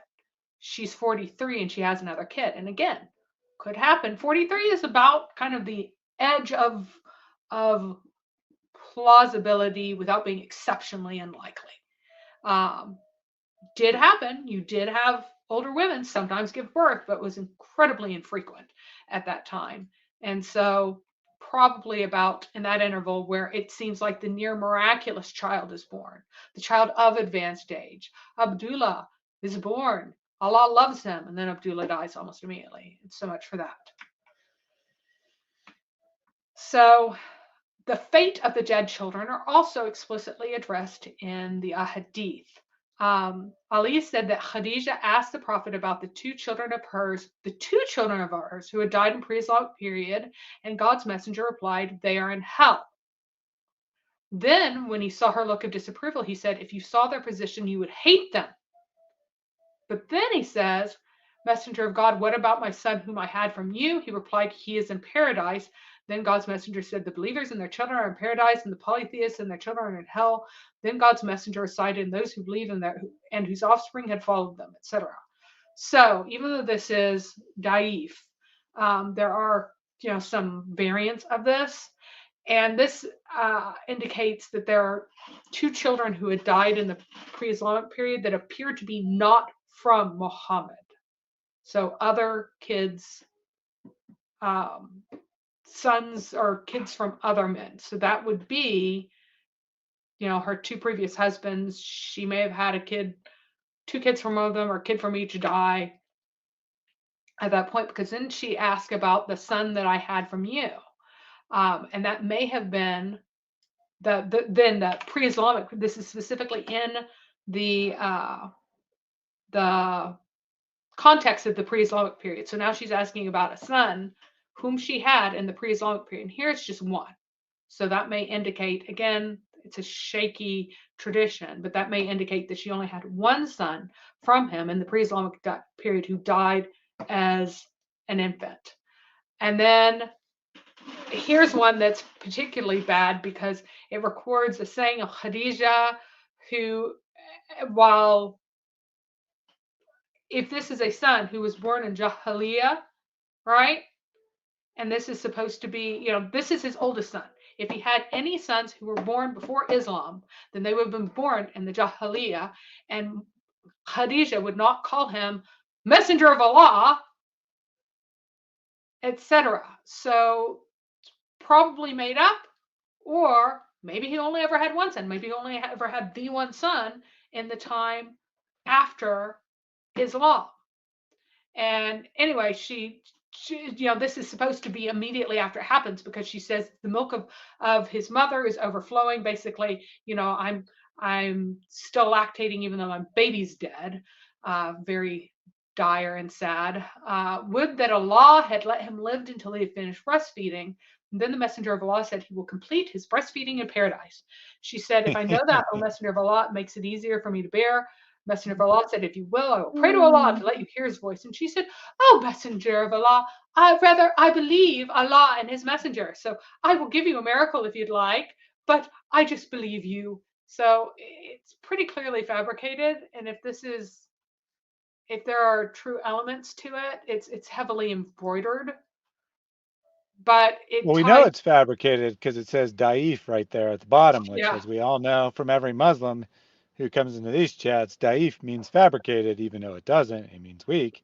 They have a different term for fabricated, but that's how we know. The consensus of the scholars told us that it's daif. So we don't even need your analysis, Mary. We already knew that we couldn't trust this. But if she had at least two kids, Al-Qasim has to be the first one because that's his kunya. So he would have had to have been born during the time of ignorance. If one of them was born, if only one of them was born in Islam, then that one would have had to have been born in the time of ignorance. So now we have time traveling boobs, because now she's in Islam and talking about her son who died in the time of ignorance, as if he has just died and Muhammad is a revealed prophet, etc., etc. So. Yeah, I think that really should be time traveling breasts. It has a much nicer ring to it than boobs. And as we all know, Allah knows breast. So it makes perfect sense that there would be time traveling breasts in Islam. Yep. So whether there are 5 kids or 10 kids, I don't think that any of them were actually literally biologically Muhammad's. It's very likely that a man goes from very fertile with an older wife, because even if she's 28 when they marry, by the time she finishes having kids, she's like 38, right? So she's up there and she's just banging those kids out in a rapid succession here for her age, which would mean that not only is she quite fertile, but he is too. And it's there are cases where men go from fertile to infertile, but there aren't a terrible number of cases where men go from very fertile to totally infertile, as what happened with Muhammad. Muhammad definitely did not have any kids after the 4 daughters with Khadija and whatever sons who died in childhood. After Khadija absolutely did not have any children of his own. Everybody knew that Mary the Copt's kid was not his, and they just played along because Muhammad wanted them to. So he did not have any kids after that. So how did he go to completely infertile with even young fertile women? But so it seems much more likely that Muhammad was always infertile. And now these days, it could happen because you get an STD, but most of the STDs that cause that didn't really exist back then, and were certainly not common. But this would mean that his children from Khadija are actually physically from someone else. And so I have Mari here going, "You are not the father." At least I think that's who that is. Yeah. Sahi Maripovich. Mm-hmm. Okay, so I think that the practice of istibda marriage is a hint to the fact that his wife had a different baby daddy. So here's Aisha's description of it again. The second type of a pre-Islamic marriage was that a man would say to his wife after she'd come clean from her period, sin for so-and-so, and have sexual intercourse with him. Husband would then keep away from her and would never sleep with her till she got pregnant from the other man with whom she was sleeping. When her pregnancy became evident, the husband would sleep with her if he wished. Her husband did so that he might have a child of a noble breed.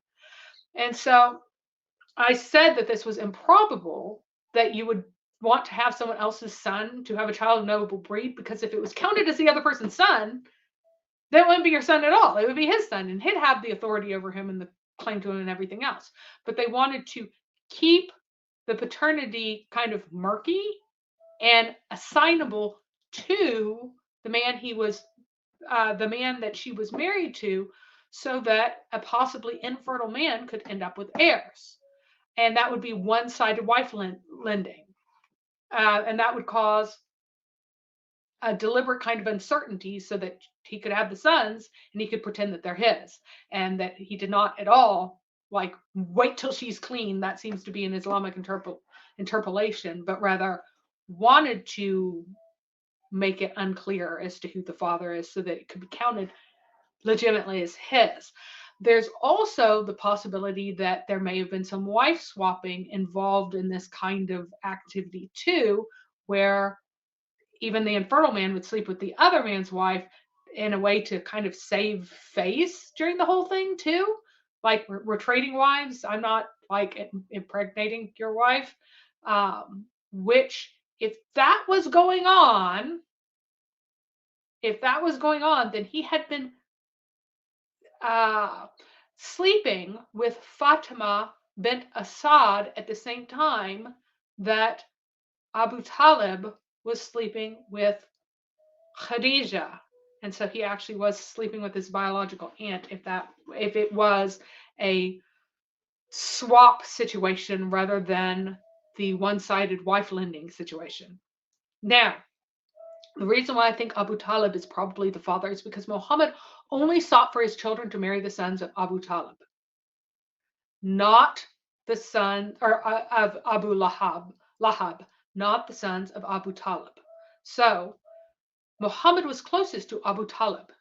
Keeping things close in the family was generally preferable. Marrying your closest cousins was like the best kind of marriage possible. And so you would expect that Muhammad would want to marry his daughters to Abu Talib's sons, who are not too old for them. Remember that Abu Talib's youngest son ends up being married to Fatima's oldest, or Muhammad's youngest daughter. So they're not that far off in age. And they're not married yet either. Yet he's marrying them to Abu Lahab. And while Abu Lahab was very friendly with Muhammad and very, very close to him, not as close as Abu Talib, because he'd grown up in Abu Talib's house.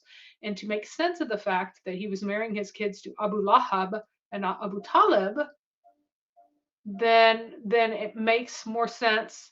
Other than the fact that he's denying his own cousin or his own uncle, because now his own uncle isn't as rich. Now he's like, I turned the tables. You said I wasn't rich enough. Well, now because he went through bankruptcy, you aren't rich enough for my daughters. He may have been pulling that, but there may have also been an element to uncertain paternity, and the fact that Fatima, his daughter Fatima, was not married to Ali until after the death of Abu Talib is kind of interesting and plays into that.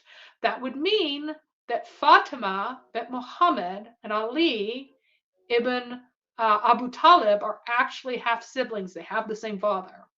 But Muhammad, claimed that the girls were his alone. And so with Abu Talib dead, there was no one who would dispute the claim. So, and that, guess what, is the last slide this time. So we are excellent. Yeah, we're on time. And now I have 50 million stupid comments that I'm going to read so that we won't actually end. If a Muslim wants to call in, and I don't think any are listening right now, but any Muslim can call in and talk to us about the subject or related subjects now. Post the link to that in the chat, theology.chat. So I doubt anyone will call in, but they have until I finish reading the comments to do so. I'll also talk to the I told him that we would schedule a day for him, and he said he'd take me up on that offer. So we'll see if that comes to fruition. Yeah, the Hebrew Israelite dude. Yep. I like eating. They are yummy for lunch. Neil says, bow and arrows do not exist in the desert. There is no trees. So you talked about Muhammad picking up the bow or the arrows, that was his job. And I presume this message is suggesting that the stories are legendary, that they don't make any sense. There absolutely are arrows, because there are trees. They just aren't like big trees. There are plenty. Mm-hmm. Just look at pictures of Mecca. There are trees there. They're just sad, scrubby little pathetic trees. Just like in southwestern desert, there are sad little mesquite trees in the U.S. They have particular types of trees. They're in the ahadith. They're in everything by name, and they are literally there in pictures. You can take a look. But he may have been joking, but I don't know. And you can certainly look at historical records outside of Islamic history and find that people in desert societies had weapons made out of wood. All right, so Nanny says, see, what he should have done is after he became a prophet to Muhammad, he should have gone one of his revelations to say that he could marry his daughter. Instead, he only married his daughter-in-law, so, he could have been worse. But yeah. I think that given how heavily people rebelled when he married his daughter-in-law, they might have lost it completely if he had outright married Fatima instead of just being really sketchy with her. Yeah, and as far as they knew, and Mary doesn't think that she's legitimately his daughter, but as far as the people knew, she was. So they would definitely view it that way. When it says, how did Muhammad get around to marrying a 6-year-old? We'll find that out in a future episode, I imagine. Yep. Well, also remember that once a girl was circumcised, then she would have been eligible for a formal betrothal. So the fact that he was betrothed to Aisha wasn't it was kind of gross, because it actually was considered gross in most societies for an old man to marry a young woman, or a young girl, teenage girl even.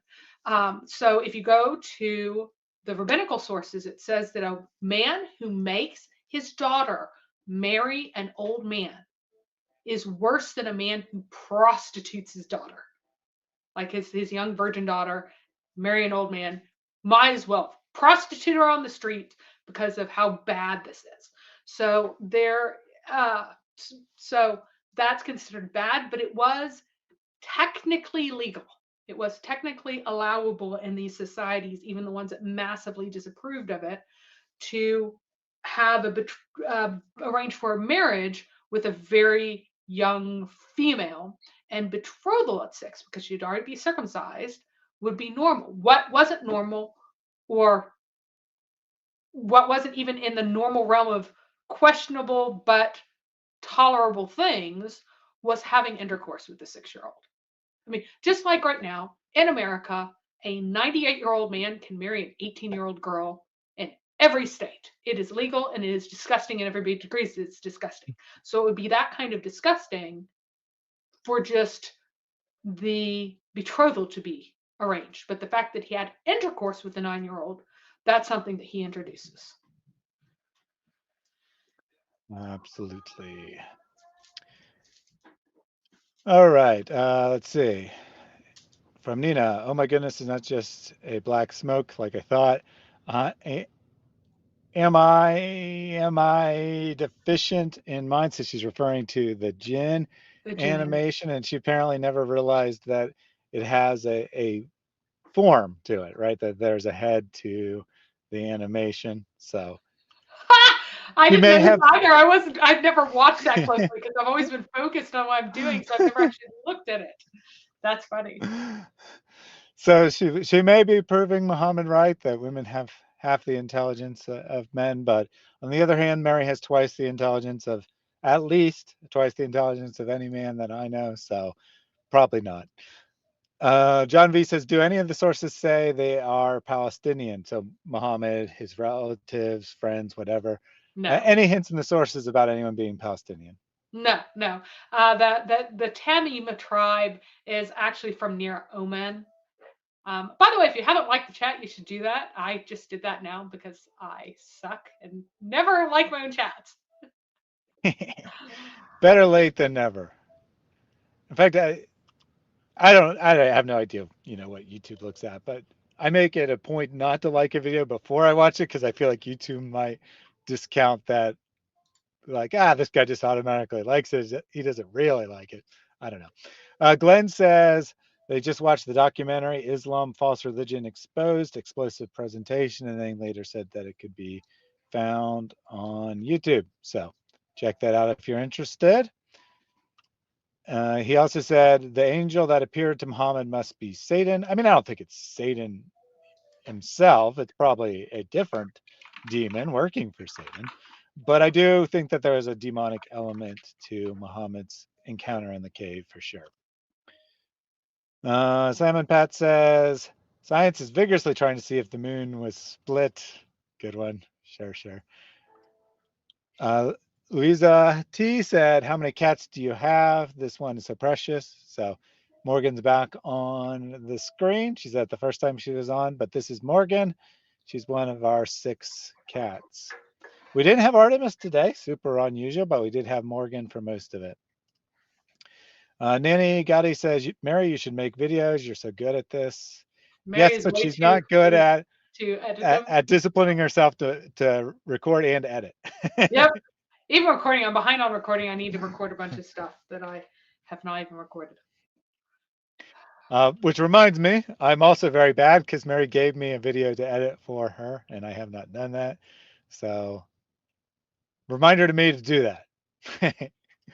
And I figure I'm off the hook for recording more until he gets that one out. So. Yeah. She says, as women will be in hellfire because we have periods. Indeed. Probable. Protestant believer said, happy birthday to somebody, which is a perfect opportunity for me to say that tomorrow I will have a birthday live stream for somebody, specifically my wife. Tomorrow is my wife's birthday, and she requested that I do a stream with her for that. So I will be live tomorrow with my wife for her birthday. John Mark says, if you've ever read See Spot Run, you've read something more compelling than the Quran. Can't disagree with that. KL says, I have a hunch that whoever wrote the Ahadith were the soap opera writers of Arabia before TV. Can't disagree with that one either. The thing is, it's such a corrupt society that so much of the stuff is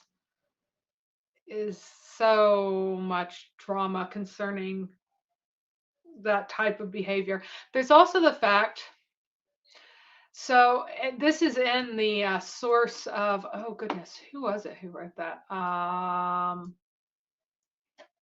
Oh, not Ptolemy, but the guy who wrote about Aelius Gallus's campaign that Ptolemy borrowed from. Anyway, as he was documenting it, I'm sure somebody here will remember who that is. I'm going blank for a second. Anyway, as he was documenting that, he stated, you know, this is gone through several rounds, that the people of Arabia, of that area of Arabia, are so depraved that they consider they do not consider having intercourse with their sisters to be anything of note, and that men will come into the house where their sister is and demand sex with her, and then they'd put a staff outside the door, that way that they know that one of them was in there with her. And one day one sister who got tired of all of her brothers coming in and using her for sex put out a staff and shoes to make it look like her brothers were there. One of the brothers was there, but in reality, none of them were there. So she got left alone for a long time. But then eventually they figured out her trickery, and then she, you know, had to go back to having sex with them. But even though that this is not a true story in terms of they just went out and had sex with their sisters, it does have an element of truth in it, that because the Arab culture was and is so depraved, and because families typically slept all lined up on the floor, it will be, as long as this continues, exceptionally common for girls to be officially virgins when in reality they have been used by various relatives who are on the mat with them. And that, you know, I was reading the Face of Eve by an Egyptian psychologist or psychiatrist, excuse me. She's a medical doctor who literally knows nothing about anything but her Islamic world. But in her Islamic world, she's reporting on the reports of what a huge percentage of girls, Egyptian girls, and she's writing, I think, in the 1960s, I believe, somewhere around there.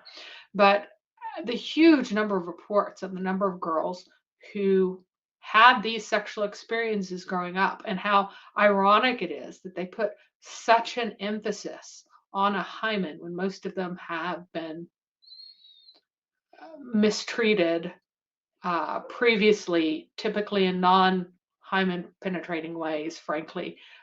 If you heard the story of Khadijah, that's extremely common, of men using their fingers with very, very, very young girls, and that this was just normal for huge numbers of girls in Egypt who grew up sleeping in these crowded rooms with older brothers, fathers, grandfathers, abusing them like this for their own satisfaction.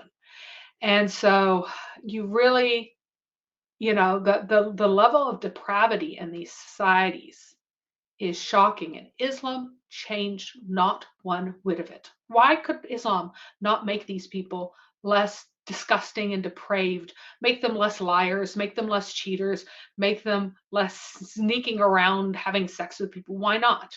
Well, because it's from Satan, of course. You belong to Satan before you're a Muslim, you belong to Satan after you're a Muslim. Islamic society is a satanic society.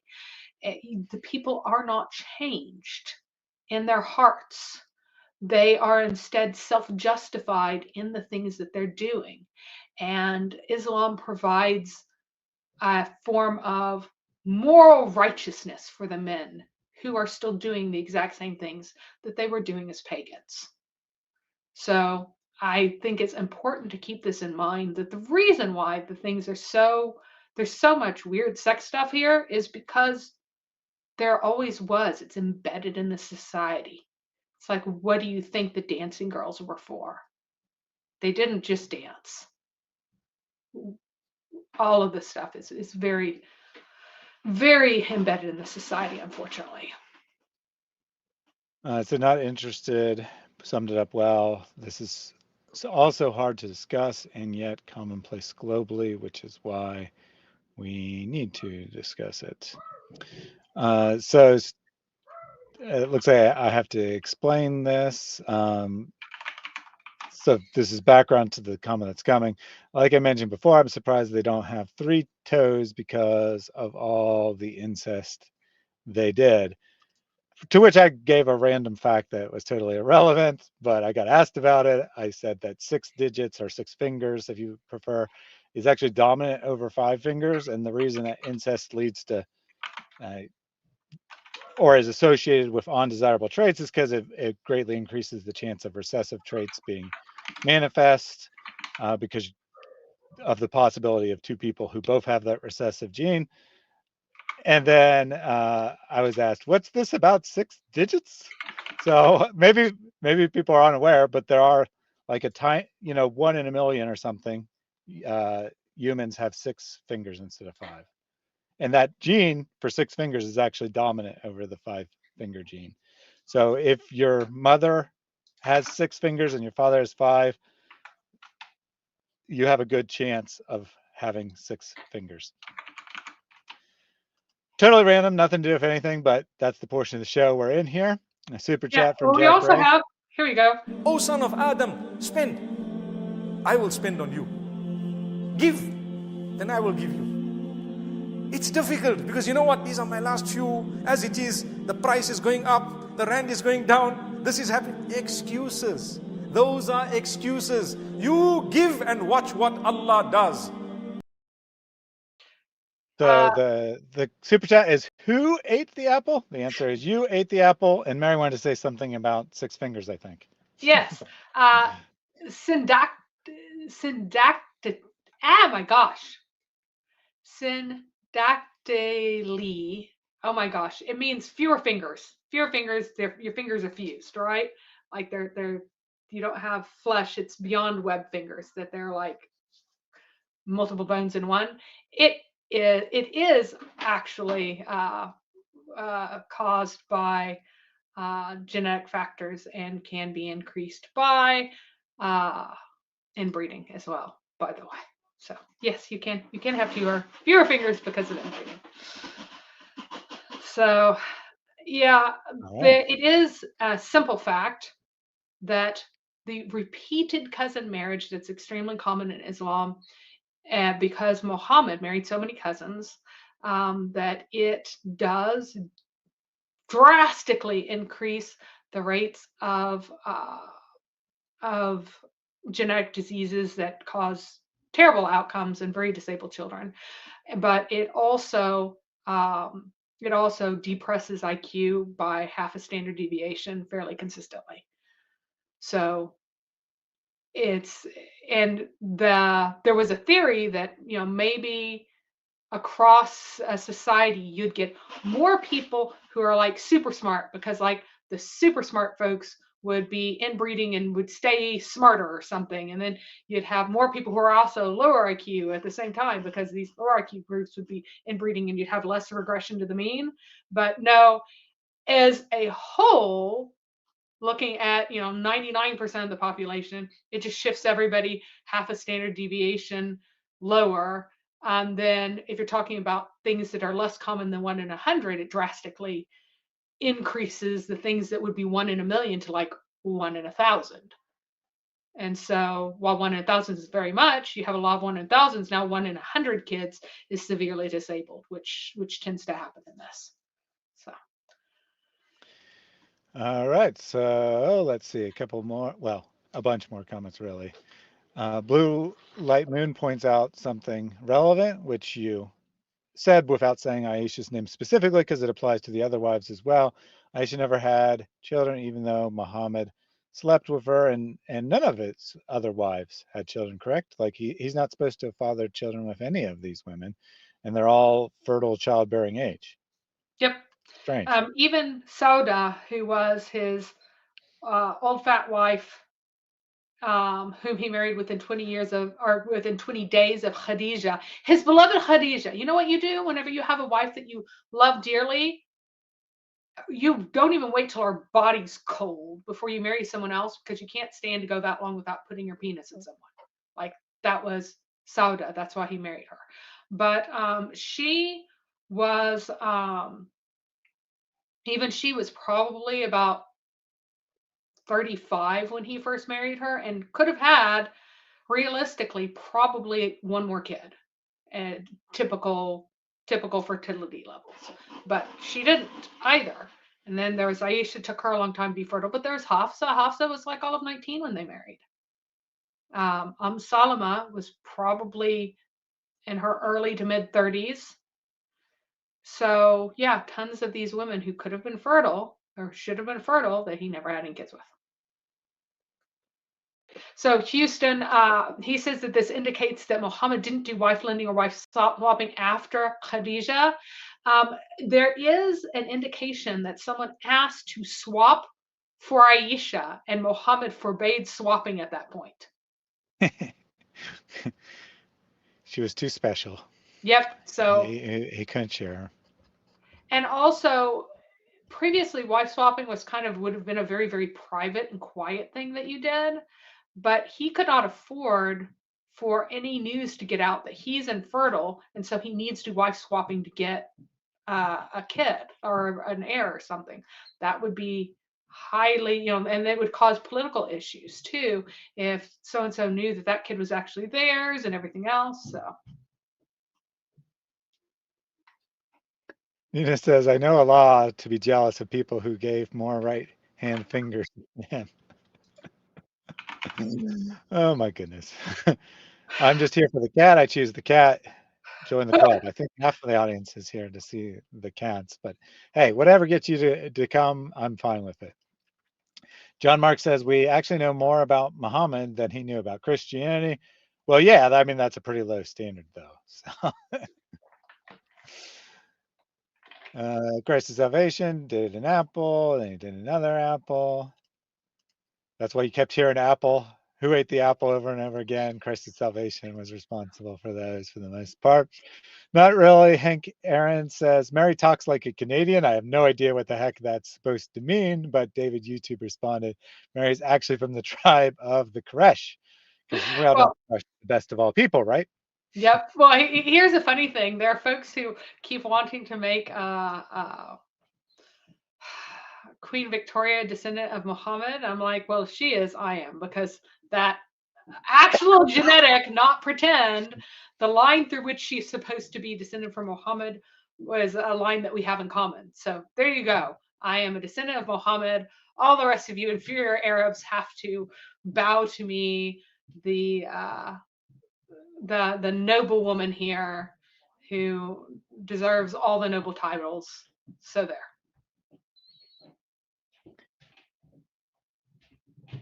Yes, absolutely. So in response to that last comment of I choose the cat, Jack Ray put I choose the goat, but he put it in quotes. So I'm thinking that someone else said this. So would that be Aisha when the other wives of Muhammad when they wanted the verses of the Quran destroyed, and Aisha went along with it? Or would that be what Muhammad said when none of his wives were available? I'll let the audience answer that question for themselves. Oh, and everybody's confused by my comment about Queen Victoria that they're saying. So basically, if you go back to the early kings of different areas of Spain, one of them married a woman who was Moorish, related in some way to a caliph. Even though they're not supposed to, they still married off their daughters sometimes.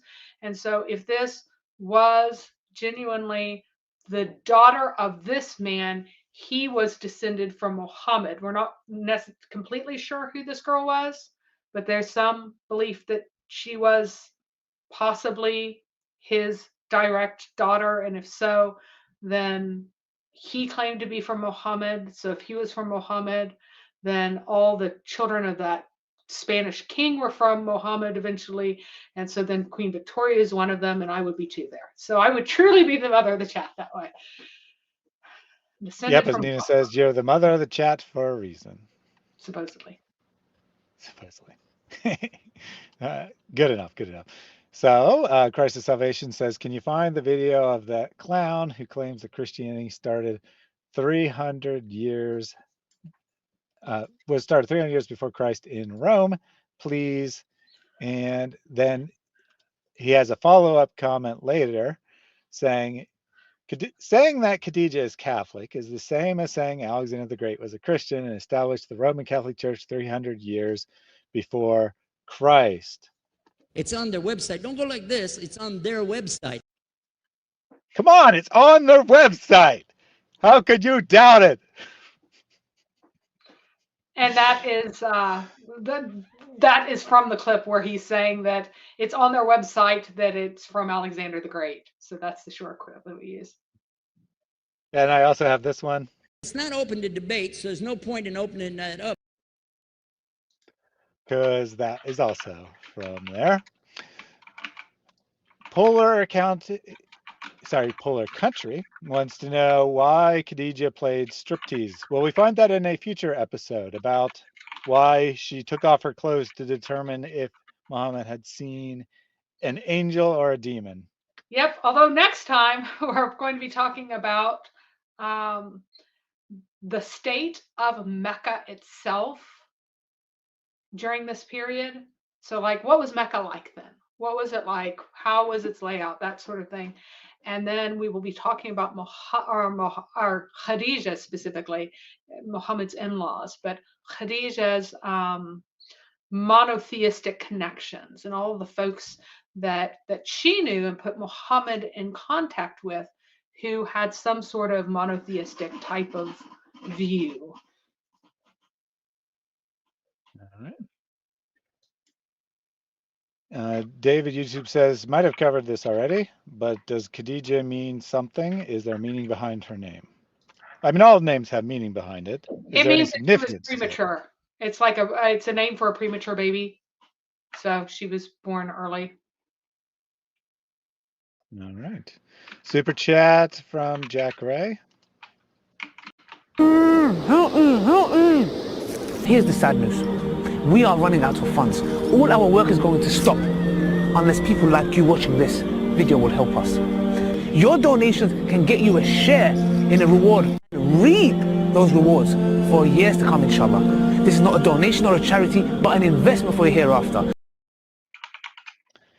Says apples, nah. Money tree. And Ali Dalo would definitely appreciate your money tree so his work can continue. Thank you for all your support. Ham Sunshine says, after 10 minutes of the stream, I feel 5 years older. Oops. Well, I think that might be good, right? Because you're 5 years smarter. You learn so much stuff. It's like you learn 5 years worth of material during this one stream, which brings us to Black Angel, who says, Mary is another level of knowledge. This woman pays attention to every detail. Thank you for that. It takes a lot of rereading that, you don't know, like you're just reading through Ibn Ishaq, and at first you don't notice it. Wait a second. All 10 sons are supposed to be adults. And Abdullah's supposed to be the youngest one. Yet Hamza is born when Abdullah, like around the time Abdullah dies. So how on earth could they all be adults at the same time if one's an infant or still in the womb when another one dies? Like, you just, because each thing is its own thing, and you have to like pay attention to enough of the previous thing and know it well enough that you can pay attention to the details, and then you compare it to the details of the next thing and you're like, wait a second here, none of this adds up. But it shows that this is a process, that all of these traditions do not come from a central authority fabricating a coherent narrative, but rather come from oral history, oral stories that have been changed, fabricated, altered, adulterated, etc., but do have an authentic root. It is a normal human process. And it's also significant that there are lots of differences that affect not only in the ahadith, but also differences in the Quranic variants that change how you do your religion, how to be Muslim, changes depending on these various things that are not very reliable. And that is incredibly significant because in the Bible, there's not a single variant that changes the theology of the Bible. Nothing changes the theology of the Bible. And Absolutely. yet you have this claim of perfect preservation whenever there are variants that are authenticated variants. And there are even variants in manuscripts that are rejected that have become part of Sharia law. So some of Ibn Masud's readings are not accepted in any current variant. So they're not authentic, and yet they inform Sharia law.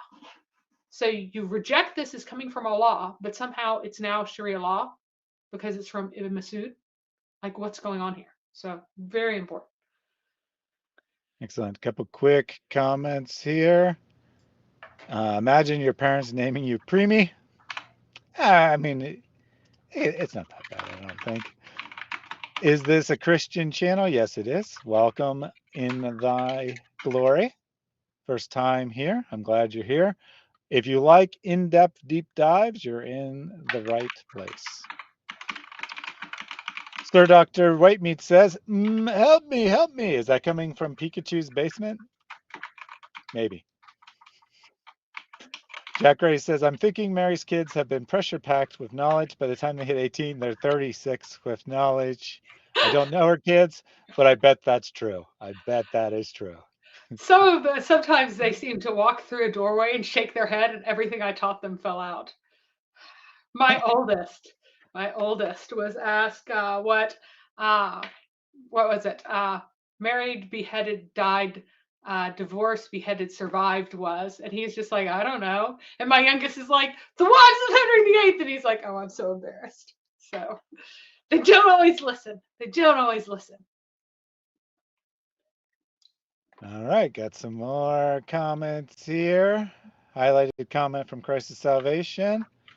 So for those who are not familiar or they haven't seen this in a while, if you want to make sure I see a comment, you can use the points that you earn for watching to use the highlight function, which will put it on my list and then I'll read it. He says, Muhammad was the last to marry her, Khadija, and had no children with her. What a waste. Indeed.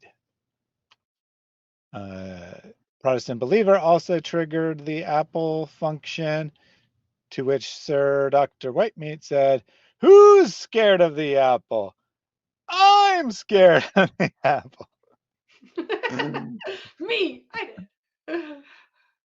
did. So apparently I Choose the Goat was a reference to something. Nicodemus informed me that the Green Prince said if he had to choose between millions of Muslims dying or saving a goat, he would choose the goat. I wouldn't agree with that thought, but thank you for explaining the reference at least. Protestant believer said, Mufti Mink, or maybe M00, or I'm not sure if you're trying to make it sound moo like a cow, or if you're trying to say that he is a 0. But in any case, Nina corrects that his correct name is Goofty Mink, and it's actually with an E, not an I, just for your reference. Christ of Salvation said, Muhammad couldn't arrange the marriage himself. He needed 2 to 3 people to do that for him. Who ate the that's apple? That's actually an on-topic one I should have done earlier. Yeah. So he didn't have the position of Said in the noble position, like that had legal authority within his own society at the time. So, he didn't have property to speak of. He wasn't married already, so he didn't really have standing in the society. So you would typically go to someone with standing to do it. And the fact that Khadija began it is really funny, just because of what Muhammad said about that being the adulteress who arranges her own marriage. How dare they? Indeed. Una asked, didn't Muhammad get more toxic after Khadija's death? Yes, but I don't know if it was necessarily related, because he continually got worse throughout his career if we take the sources seriously, so I don't know how much the two are related. Yeah, like because she, I believe, was in a bina marriage, meaning that she had authority to divorce him whenever she wished. And since she had the money, I think that she wore the pants to some extent. And some of the things about, being very, very good to your mother and things like that are from this kind of early stage of Islam where he did tell men that they could not hit their wives, period, during this early stage of Islam. Then he went back and went, no, no. Umar complained and he needed strong men to fight and kill. So he told Umar that suddenly Allah agreed with him that you can go back to beating your wives, you just don't slap them in the face. It is the fact that Khadijah died. If Khadijah had survived, but he had gone to Medina, he would have still gotten tons more authority. He would have had Allah declare that bina marriages were no longer legitimate, so he can do whatever he wants. So, he would have ended up in the same place if she hadn't died, but she might have been some level of moral check on him. All right. So let's see. We got we got this great quote here, which I believe Una said she was going to steal, but I think we should all steal this. I don't know is in response to, but it's irrelevant. And it says, "No, sister, you are more right than Allah's two right hands." I think that's a beautiful saying that we should all start to use. Sir Dr. Whitemead said, "Wouldn't it be a miracle for Khadijah to give birth at such a extreme age as the standard narrative would have it, with the lack of resources out there in the desert? Would she be more miraculous than Muhammad, who could do no miracles? Allah Yeah, likes it her seems more." like it. I have to agree. Khadijah is more miraculous than Muhammad, but of course that's not a very high standard, since he is just a warner who can work no miracles whatsoever, despite most contemporary Muslims believing that he worked miracles. Contemporary to us, I mean. Alexander came up with another movie title for us, Return to the Uterus 2, Cursed Vagina Boogaloo. Very nice, very nice. Super chat from Christ is Salvation. If you want your wealth to increase in this dunya, then give sadaqah more and more. Every single day, two angels come down. One of them is making dua for those who give. He says, Ya Allah, give those who give. Says, give me some apples. No apples for you this time, but you did get points for your donation, which means you can buy yourself some more apples on the next stream if you so desire. Thank you very much for being in the chat today and your financial support as well. Almost done. Una says, so 7th century Arab women have been Time Lords, and Muhammad had to stop them from accessing their full power. Seems like So. it, since they're able to give birth in crazy times when they shouldn't be able to give birth, and their children who were born 3 years ago are suddenly leading expeditions and so on. Yeah, seems like it. And maybe the Kaaba is a TARDIS. Just a thought. Because if you're not familiar with the Doctor Who intricate details, the reason it looks like a phone booth is because it originally could transform into any shape, any camouflage, and it got stuck in the phone booth. So that's why it looks like a phone booth. But a TARDIS itself, not Doctor Who's TARDIS, but a TARDIS in general, because all the Time Lords have them, can look like anything. So it could be a TARDIS. The Blackstone, the Kaaba, they could be TARDISes. Who knows? So Black Angel said that AP needed a particular reference. I asked him which one, and he said the rabbinic source about marrying old men. Oh, it's in the it's in the Talmud. Talmud, Mary, to old men. Mm-hmm.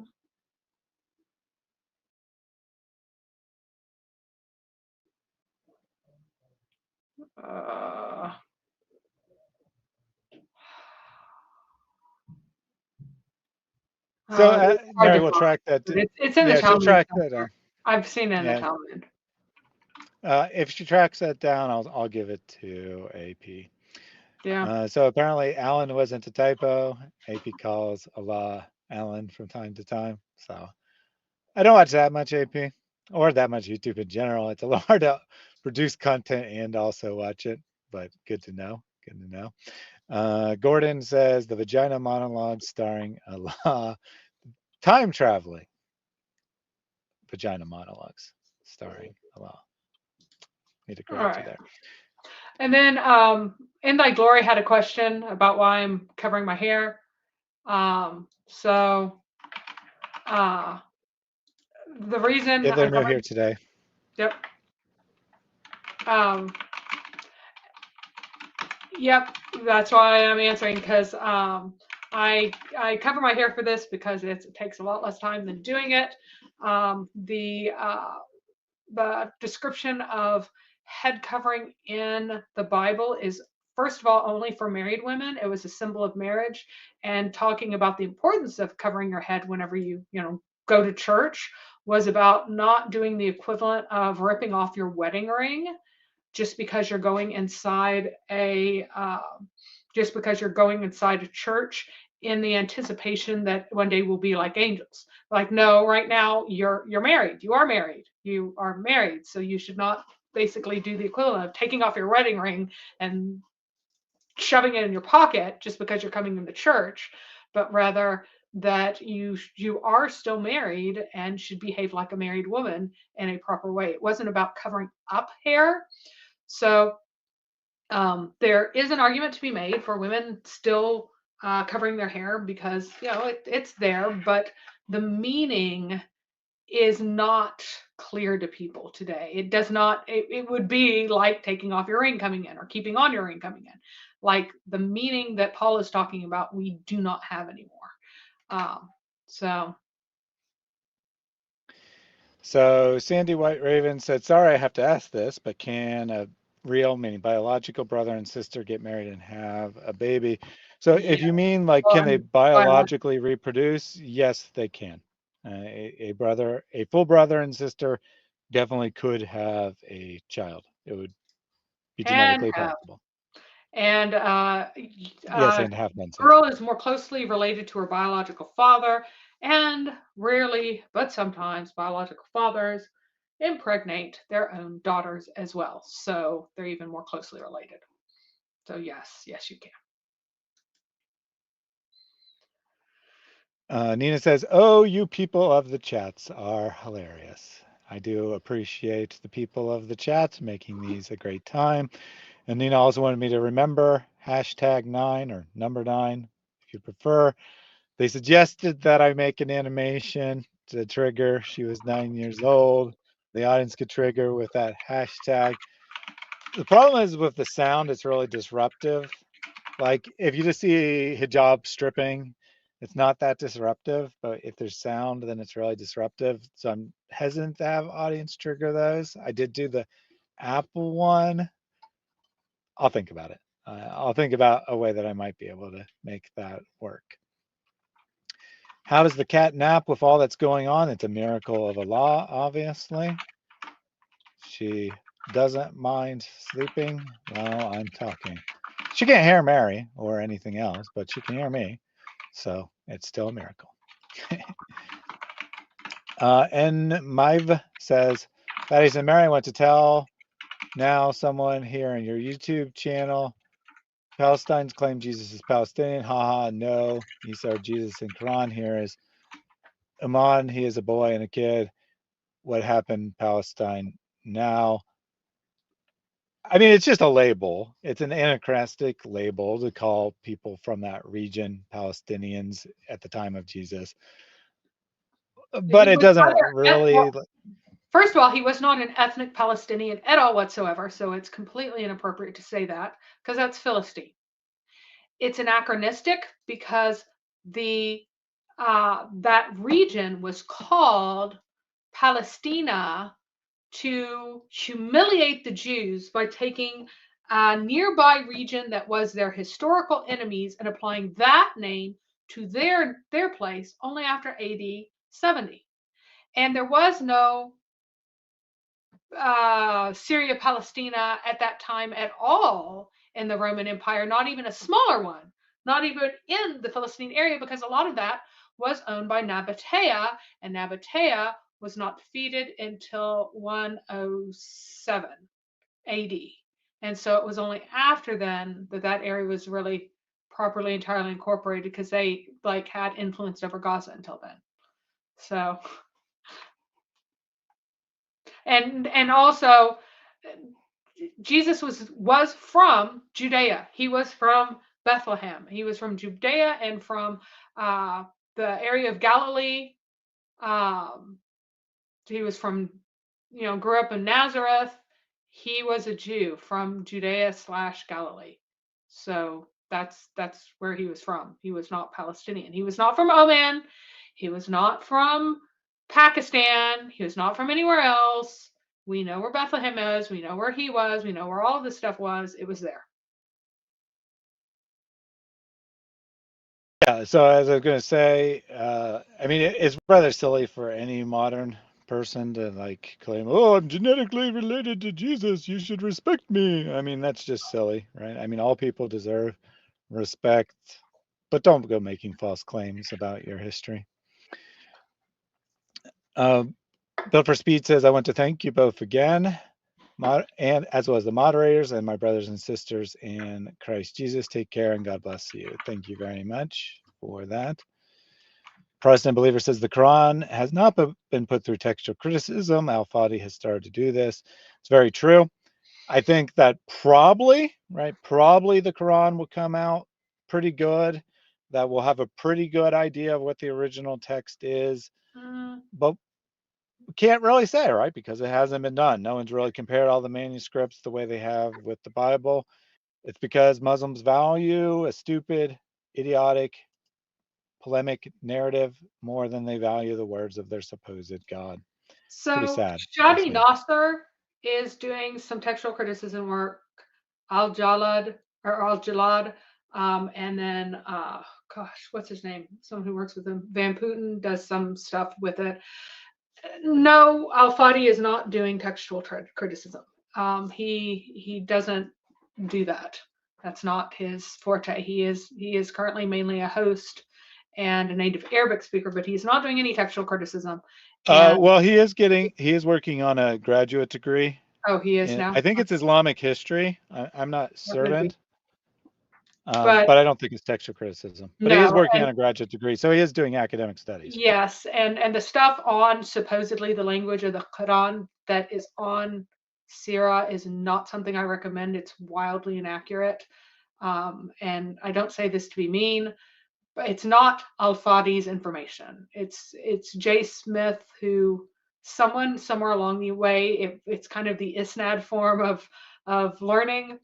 Somebody misunderstood something very badly along the way and invented a new type of Arabic called Sabaic Arabic, and I cover why that is inaccurate in my stream on the language of the Quran. I do highly recommend that because I do talk about the issues. Now, what do we have of, what is the Quran that we have now? What is it accurate to? What is the where are the textual variants? That sort of stuff. That traces back to the Sunni tradition. There are many sources about people about Abdul Malik basically taking away people's Qurans and destroying tons and tons of things. And some of these are the Ibn Masud version of the Quran, which is very similar to the Sunni Quran, but some of it, the major objectors, the major people who really were unhappy with this happening and saying that you're destroying the Quran, were the Shia. And according to early Shia tradition, the vast majority of the Quran was destroyed. So it seems that the early mainstream folks had their particular version of whatever they preserved that they put together that has some different phrases in places. It has meaningful variants that change theology, meaningful variants that change how you should be a Muslim. We do not know which one's original of those. Do not know. And those are in the Quran of the day, but the Shia originally had something that was pretty dramatically different preserved in their own tradition. And all of that was destroyed. So we have no idea which one's more authentic. I suspect that actually in this case, the Shia had it right, that the Shia were preserving things that the Sunni wanted to be abrogated and did not want to have and did not want to preserve for various reasons. They were too damning, embarrassing, difficult, whatever, and so they're gone. But So we can say a lot about the Sunni textual tradition and what changes it's undergone, but we can't say anything about what Muhammad's actual Quran had in it, except that it had variants of the Sunni tradition within it, to put it there. So Protestant Believer says that is actually what his thesis is on, and he said working on textual variants of the Quran. So, like I said, I'm not 100% sure what he's studying. Maybe he is studying textual criticism, but the kind of stuff that Mary's talking about wouldn't really be textual criticism. Textual criticism would be like what you just said, studying textual variants of the Quran. Textual criticism, although the term is often used for a variety of things, strictly speaking means studying the textual variants to determine the original language of a text. That's all textual criticism does. So anything else you hear is not textual criticism. It's a different form of what's called higher criticism. You got source criticism, form criticism, et cetera, unless you're talking about what is the original text. It's not textual criticism. So maybe Al-Fadi is studying textual criticism. I don't know. The type of material Mary is referring to isn't really textual criticism, different related stuff. So Well, it's critical. yeah, it's right. It's It's critical. uh,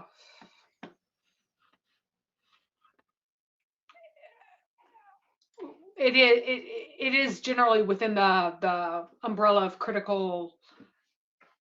No, that is part of textual criticism. Textual criticism includes even the really silly things. So it isn't just fair. What? Yeah. Regardless, right? Maybe that is what Al-Fadi's studying. But what Mary's saying is that the material that's currently published on his website is not very good, is what she's saying, and she's saying she doesn't blame him, right? And the material published there isn't his research, right? So his research might be great. What's published there isn't his research, so not making any claims about him. Yeah. So, I hope that he does get into that because he will be much better equipped to sort through things like that. So, he's hosted Brubaker, who does very good work. By the way, I forgot to mention him as well. Daniel Brubaker has also done excellent work. But what specifically what Jay Smith has said is just not correct. And he's trying to present things that other people have studied. I think the other people have misunderstood things. And so he's saying things that aren't quite right because of one person says one thing, another person reads it and interprets it, another person interprets that, and then Jay is like 4 steps removed from the original, which is why Isnad doesn't work. So it's not that anything that anybody has like ulterior motives or whatever. I think it's just like Isnad sucks. You got to go to the source. Yeah, and I'm not one that says you have to get material from an academic to be valid by any means. But in this particular area, if you're not a subject area expert, you kind of really don't have any clue what you're talking about, because understanding the source languages, the possible derivatives, and so forth is something that you can't just have casual knowledge of and understand what's going on, because it's a very tricky area. So I'm by no means saying he's not a scholar, don't listen to him. I'm just saying in this particular area, you actually do really have to have some subject knowledge. It doesn't have to necessarily be I have a PhD, but you do actually have to have real knowledge, just not repeat other people's arguments. You need to read the sources. Read the sources that they go to. Gotta read them. And you gotta understand them no matter how many times it takes you to read. And it can take you a number of times to read. Like some of the stuff, the first time I read it, I'm like, what was that? Because it's just a wall of information that you have to be able to go through. So All right. So almost done. Yeah, we got that. Jack said Apple less than Microsoft. Absolutely. So that was the last Apple you heard was him doing that.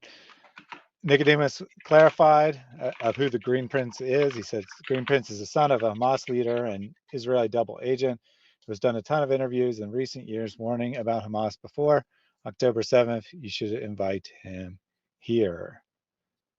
I'm open to it. I mean, I would have to know more about it, see if it actually fits with the subject, because I mean, the politics of Hamas isn't exactly the subject of the channel, right? Channel's critiquing Islam and defending Christianity. So we'll see. Thanks for the suggestion, though. Nina says Mary types so fast she spent a lot of time on the computer researching. So your average, just so you know, your average keyboard lasts me, if I'm working on Word documents, about 1,000,000 characters, and then it's toast. And that's even the mechanical ones might last me 1.5 million. And that's only a percentage of everything I type is in a Word document. So everything else in addition to that. So I type quickly because like that's Practice. all I do. But Yeah. yes, sorry, it does sound like I can't turn off and on really easily fast this time, so it does sound like tap dancing cockroaches. It's okay. Related question from Jack. Is that a mechanical keyboard with Cherry MX blue switches? It is a Red Dragon keyboard. I go through different ones, pretty common, but I don't know that much about it, but I like it. Fine. Yeah, and because Mary's headphones weren't working today, that's why the sound was lower quality and why you can hear her keyboard, and you could even hear a tiny bit of piano in the background there, which she often asks me, could you hear the piano? And I'm like, no, we couldn't hear it. But today we actually could because of the lower quality microphone. Houston says, unlike the Bible, the Muslims burn all their different texts. So that's a very important point, right? About textual criticism here. My comment was under the assumption that there was a genuine attempt to preserve the text and that it hadn't been altered. That's why you can go to Bible manuscripts in different parts of the world, centuries apart, and you can still draw useful information from the later manuscripts.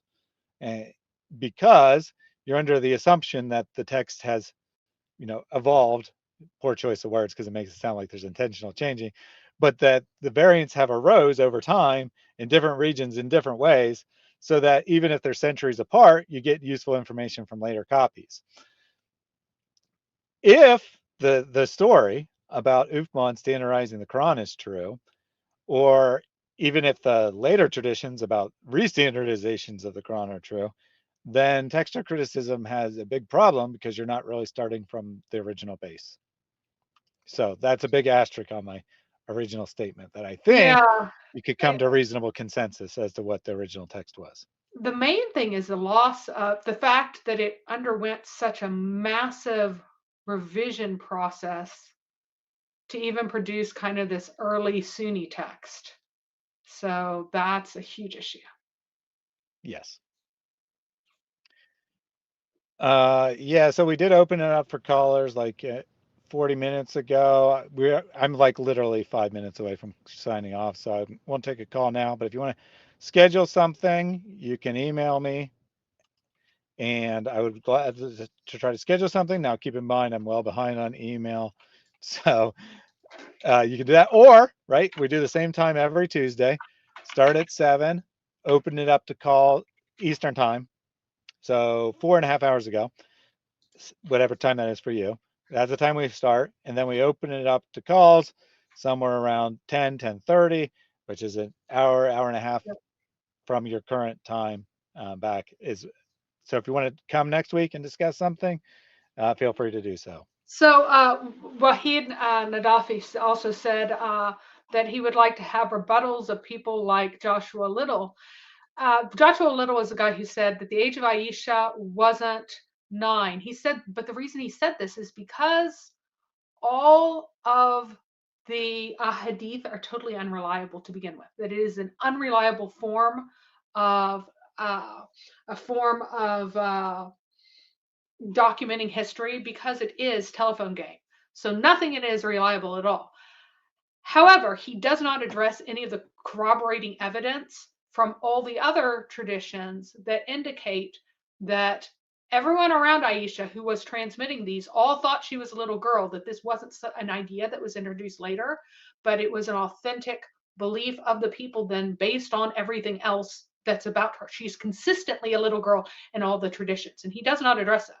But he makes some incredibly good points about the idea that the ahadith circulated entirely as the oral things, perfectly preserved, et cetera, is nonsense, because there are even textual variants within the ahadith that shows that they were written, and but that they were fabricated or recorded at a certain point in time, and from that point in time they underwent different revisions and changes, and that they have a related heritage to one another in the written form, not in an oral form.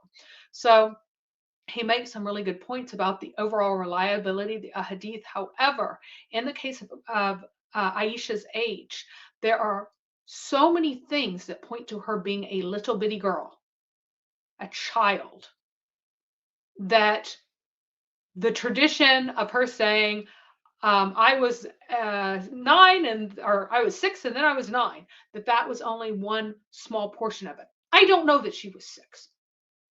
I don't know that she was 9. She may have been 8 or 7 whenever Muhammad had sex with her. 9 was the oldest she might have been. She was 9 years old! So yeah, she could have been even younger. So I think that's an important thing to realize. But he does make some incredibly good points. But what this does is it takes a sledgehammer to the foundation of Islam. And if you want to go after that and say that he's right about Aisha, he begins with something that blows up Islam. So Islam is false, Islam is not preserved. You can have no idea about things that you rely on for your salvation. And So you have to accept that to then go and accept that she wasn't 9. But the Muslims who are going, oh, she wasn't 9 because Joshua Little said she wasn't. Those people are not telling you everything else he says. Yeah, so Joshua Little is not a Muslim, just to be clear. Some of the other names on your list are kind of nominally Muslims, but I mean, none of them are real. None of them are the kind of Muslim that Islamic apologists would say is a true Muslim. Let's put it that way. That said, they do put out some interesting material. It might be worth looking at some of their material and responding to it at some point. I mean, this channel is about these kinds of intellectual debates. I don't think that any of these people would defend anything like what we call Islam. Let's put it that way. And he also said if you would talk about the golden age of Islam at some point. Certainly something we could put on the to-do list. I think Mary's going to be on the life of Muhammad for, I don't know, half a year or something. And we definitely want to do... Yeah, half a year. Definitely. Just half a year. We'll do that. We'll get over it half a year. And we also want to do some stuff on going through the Quran verse by verse for celebrating. Yeah, that's why it's going to be more than half a year, because it's kind of be a little bit interwoven a bit between those two. So. Yeah, we're going to go through the Quran preview, advanced preview here, but starting in the summer sometime, we're going to go through the Quran verse by verse and discuss it in Mary level depth, so you know that we're not going to go through it very fast. But in celebration of the 100-year anniversary of the Quran being created in 1924, we'll start right around the 100-year anniversary, and then plan to talk about it over the next year, probably. So we'll be doing everything wrong with the Quran in extreme detail. Yeah. Which then brings me to this question from Nina. Recently, I tried looking for different dialects online, but apart from screenshots of different Arabic words in the Qur'an, I couldn't find anything. So I don't think, with one exception, which I'll say in a second, I don't think that there's generally like English translations that are like, this is the English translation of such and such. The one exception is the Bridges translation, which will list all the important differences between the different qira'at in it. They are, however, hiding some of the things now, concealing some of the stuff and no longer making certain commentaries on it because some of it's so embarrassing. Now, if you're trying to look for a different dialect, the qira'ats are not dialects. Qira'at means, sorry, I double pluralized that, but it means recitations, and the differences between them are not dialectical. I mean, there are places where they use words from different dialects in different recitations. However, there is no recitation which is consistently X dialect or Y dialect or Z dialect. They'll just throw in random variations from different dialects because the people who were the reciters thought that this was a show of their own erudition and the sublimity of the Quran, that it's even more sublime whenever we say it this way, which is really problematical because it means that the early people who were the best reciters and everything, they thought that they could add something special to Muhammad's words by doing these embroidery upon it, by showing off these rare and unique and special elements and looking really smart and special. So Dale Gold summed it up nicely. Muslim scholars try to save the Quran that's already fallen into the trash bin because as common Muslims are finding out about the differences between different Qurans. They're remembering that since the time they could remember, 6 years old, they were told that the great miracle of the Quran, how you know that Islam is true, is that it's perfectly preserved right down to the letter. There is no book in the world like this where there are no textual variants. And in fact, not only are there actual textual variants in manuscripts, just like in any handwritten book, there are, different people make mistakes when they're copying a handwritten text. That's what we normally mean by variants.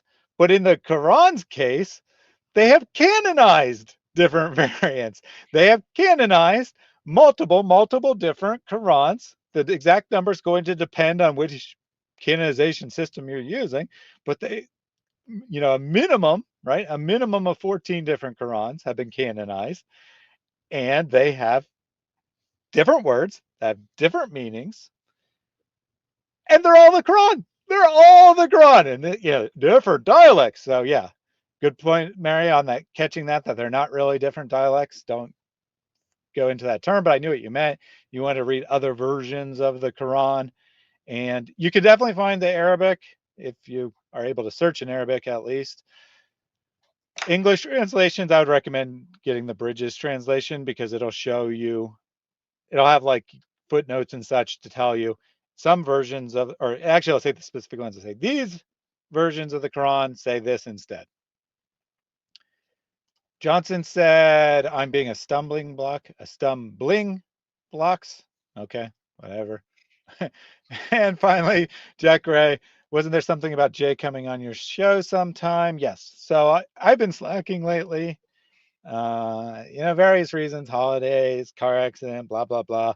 I haven't scheduled anything in a while. Jay asked me not to try to schedule anything until December, and then I got busy and I haven't scheduled it.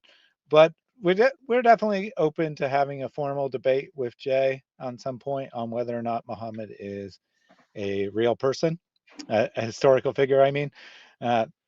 We'll see, right? I don't know how that'll go down. Jay said he was interested. Mary's interested. Good chance it'll happen, but Jay's a very busy guy. When I've tried to I did schedule one thing with Jay. I did have a talk with him some time ago. It was like 4 months in advance that I had to schedule because he's very, very busy. So don't look for anything anytime soon, but I definitely do want to do that at some point. All right, so that's all for today. As I previewed earlier, my wife will be on tomorrow. We'll just have a Q&A session. People can come celebrate my wife's birthday. They can ask whatever questions they want. My wife suffers from chronic pain. She has a debilitating illness. So good time to ask your questions about suffering, evil, and what it means for Christianity. But any questions are fine. We probably won't go that long. She's not a streamer, right? She won't want to do 5 hours. We'll probably just do an hour or two. Tomorrow, we'll probably start somewhere around like 8, 9 o'clock Eastern time and just do an hour or two. Friday, I'll have my Bible study, and hopefully I'll get some stuff scheduled for this weekend, but I don't have precise details yet. Be back next Tuesday to continue our riveting look at the life of Muhammad, separating fiction from fact and getting a college level degree for free from Mary. Until we meet again, God bless all the people of the chat. Go and serve the Lord.